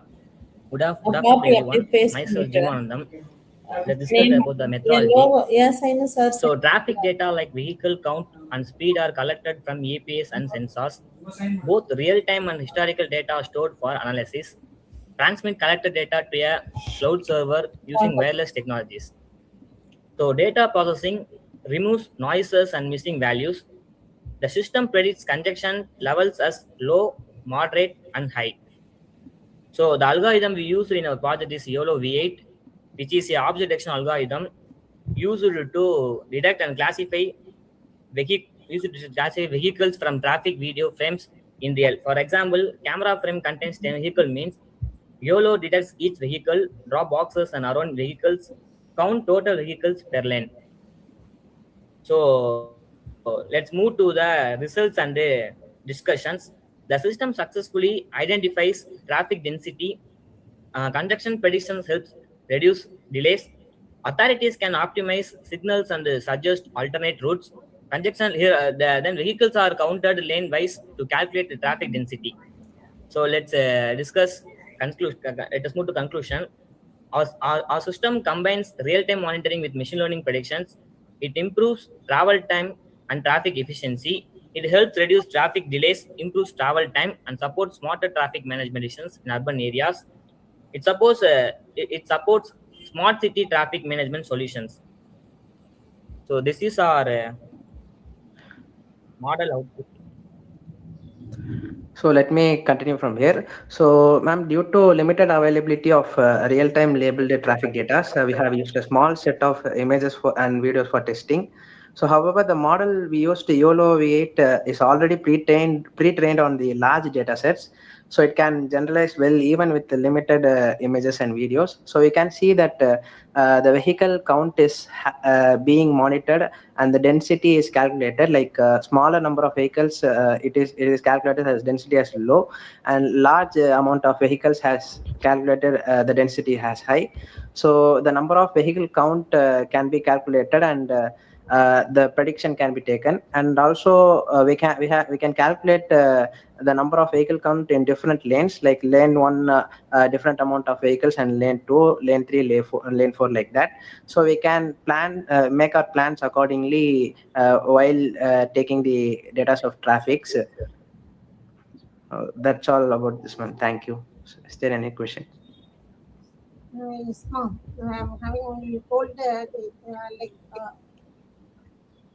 you can count the vehicles. What mechanism is used for counting the vehicles in the lanes now? So we are counting the number of vehicles in a lane. Yes, ma'am. So we have used the YOLO V8 for the real-time object detection, ma'am. So it also segments the lanes, like for it also uses a process for segmentation. Where you will fix your algorithm? What, ma'am? Sorry, ma'am. Where you will fix that? How to count the vehicles on that path in the lane? Ma'am, actually, So that you are we telling can. that in general, the lane 1 vehicles are counted, lane 2 vehicles are counted, etc. Okay, practically, Yes, how it is being counted? ma'am, actually, we are in a testing phase, and in future we are having a plan to extend it to we can implement in traffic signals. We can extend it to using the IoT sensors. Like we can monitor the real-time traffic systems. For now, we have used the YOLO model and tested using the available already pre-trained data sets. And we have not implemented in real time. Okay, thank you. Thank you. And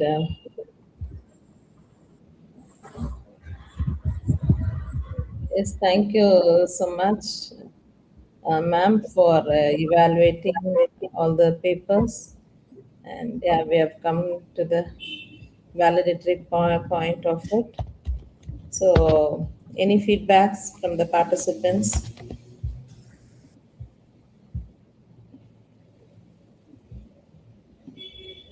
Yes, please.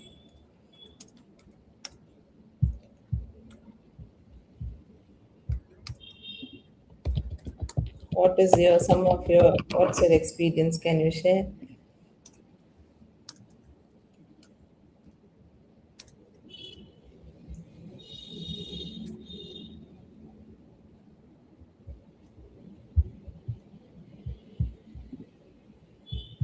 You're all there. All right. Before we move on,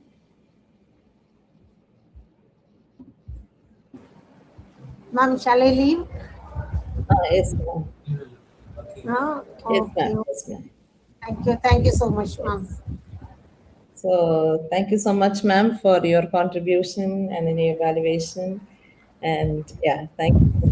Thank you, ma'am. Thank you so Thank much. you for the contribution. Now We'll meet again in another occasion. Sure, soon.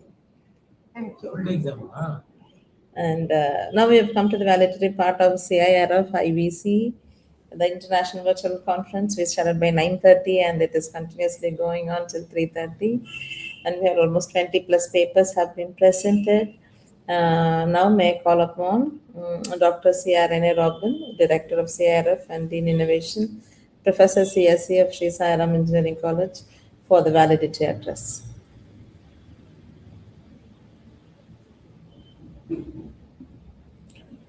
Yes. Good evening to all. It's my great privilege and honor to be here during the validatory function of the conference from morning 9:30 till now. Lot of sessions, presentation, keynote address. paper presentation on artificial intelligence, data science, cybersecurity, and so on, and all emerging technologies. So hope the presenters would have got many ideas and would have received several comments as part of your during your paper reviews as well as during this presentation.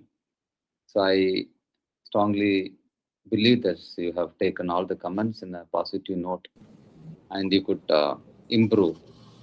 You can make some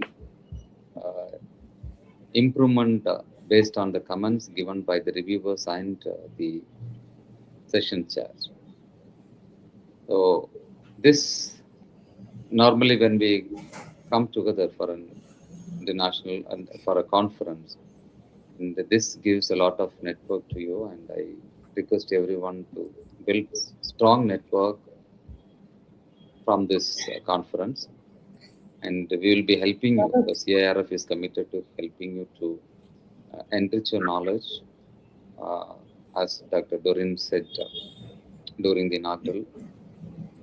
CIRF is mainly focusing on research, training, development, and the product development. So there are several verticals we are working on, and in future we want your support. We want any help if you want, you can approach us.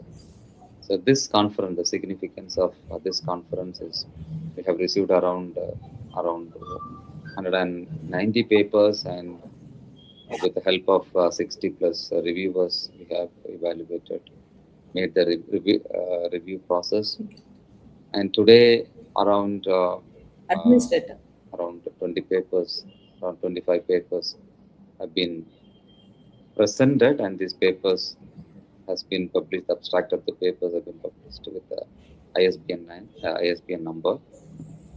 We have submitted this paper for the journal publication, and review is under process. After the review, you will be notified about the result of publishing your papers in international journals.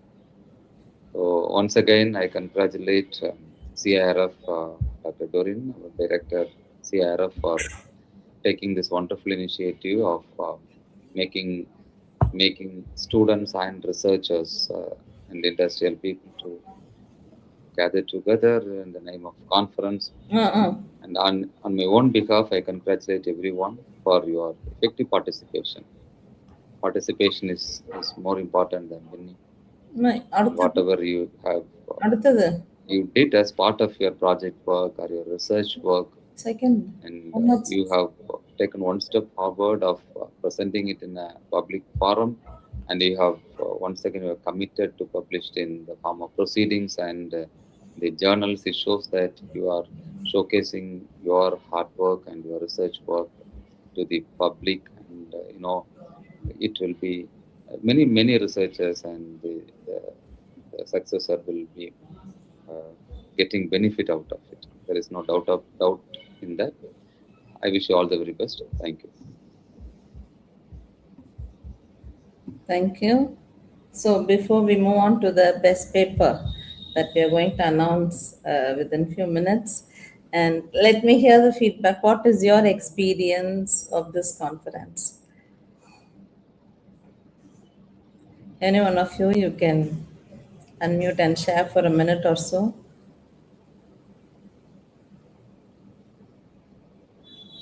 Ganesh, any one or two? How did you feel was being the conference, having it in the virtual mode? Yes, please. Anyone? Yes. There are two Meghnas. Any one Meghna, can you speak? You're there with us? All right. Do you have any reviewers? Huh? Any reviewers here? Okay. Now,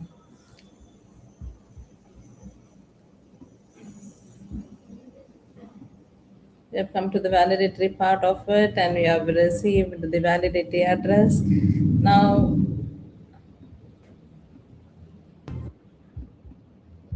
I'd like to thank the speaker once again, Dr. Kabali sir, and conference chair, Dr. Golda ma'am, and Dr. Adeline ma'am for your time, and all the participants, and also the professors of the participants who have trained you to this extent, right?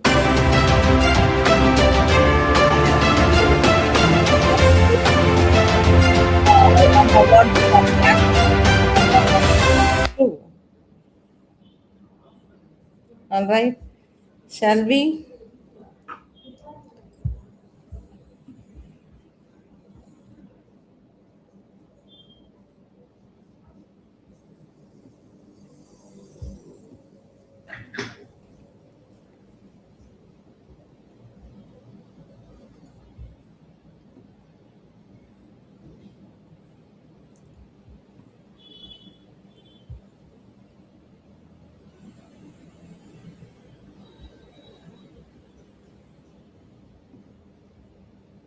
Just a minute.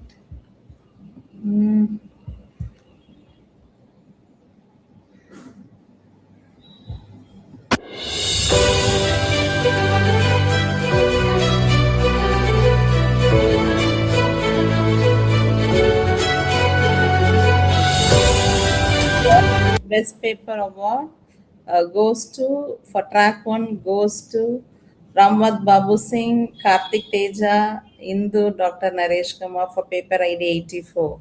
You're here with us.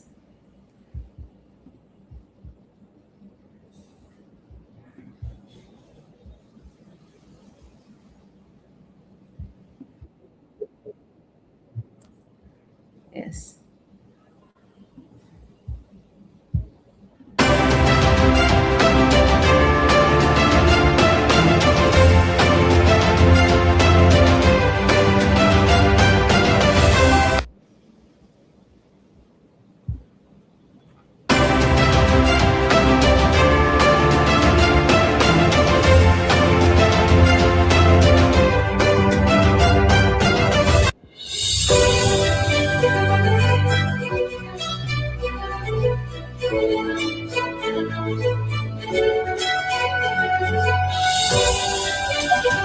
Paper award for track 1 goes to voxel detection, SecFormer 3D, brain tumor segmentation.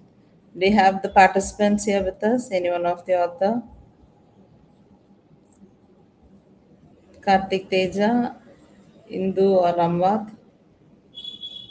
All right. All right.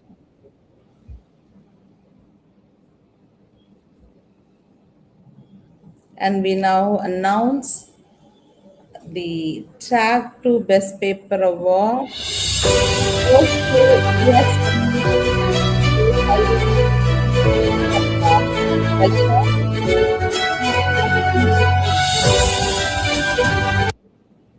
The track 2 best paper award goes to ESP mesh based IoT system architecture, Meghna KM, Deepak Raj, Kritika. Yes, can you share your experience? Congrats.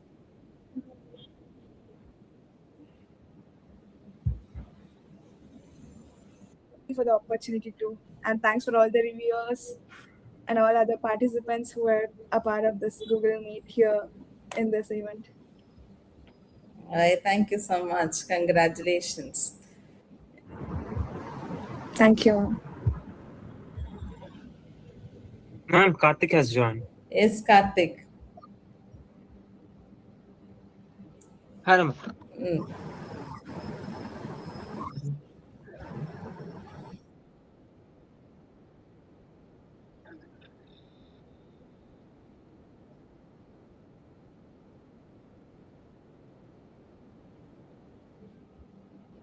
Congratulations, Karthik, for receiving the best prize. Share your experience, please. Yeah, thank you, everyone. Thank you, everyone from the CIRF team. I had a great opportunity to present. As ma'am said, we might not have this opportunity to present, and I might not be able to get this kind of recognition if it wasn't for the CIRF. So I thank the CIRF team for conducting such a valuable paper presentation forms with international reviewers, and also taking my paper to an international standard. Thank you. Yeah. So it had a lot of work at the back end. Yeah.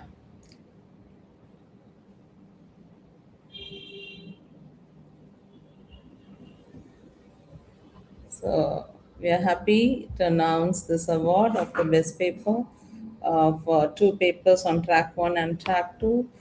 Congratulations for coming to this stage, right? Being students, you had been working by and large on so much and so more. And for all the participants, thank you. We would like to recognize this time to all the reviewers who have done their review. With them, it would have been very, very difficult. There are almost 60 plus reviewers we have, and at this juncture, and also we are live streaming the entire conference, and I would like to thank everyone who had been a part of it in reviewing papers and giving us suggestions, and students also. Most of you are students in summer industry, and you've enhanced your papers and you've done it for your publication, and it means a lot for this. At this junction, I would like to recognize and thank all the reviewers who had been a part of it, and your contribution really meant a lot for us, right? A lot for us. We had 60 plus, almost 60 reviewers, and who have done the reviews, and also for each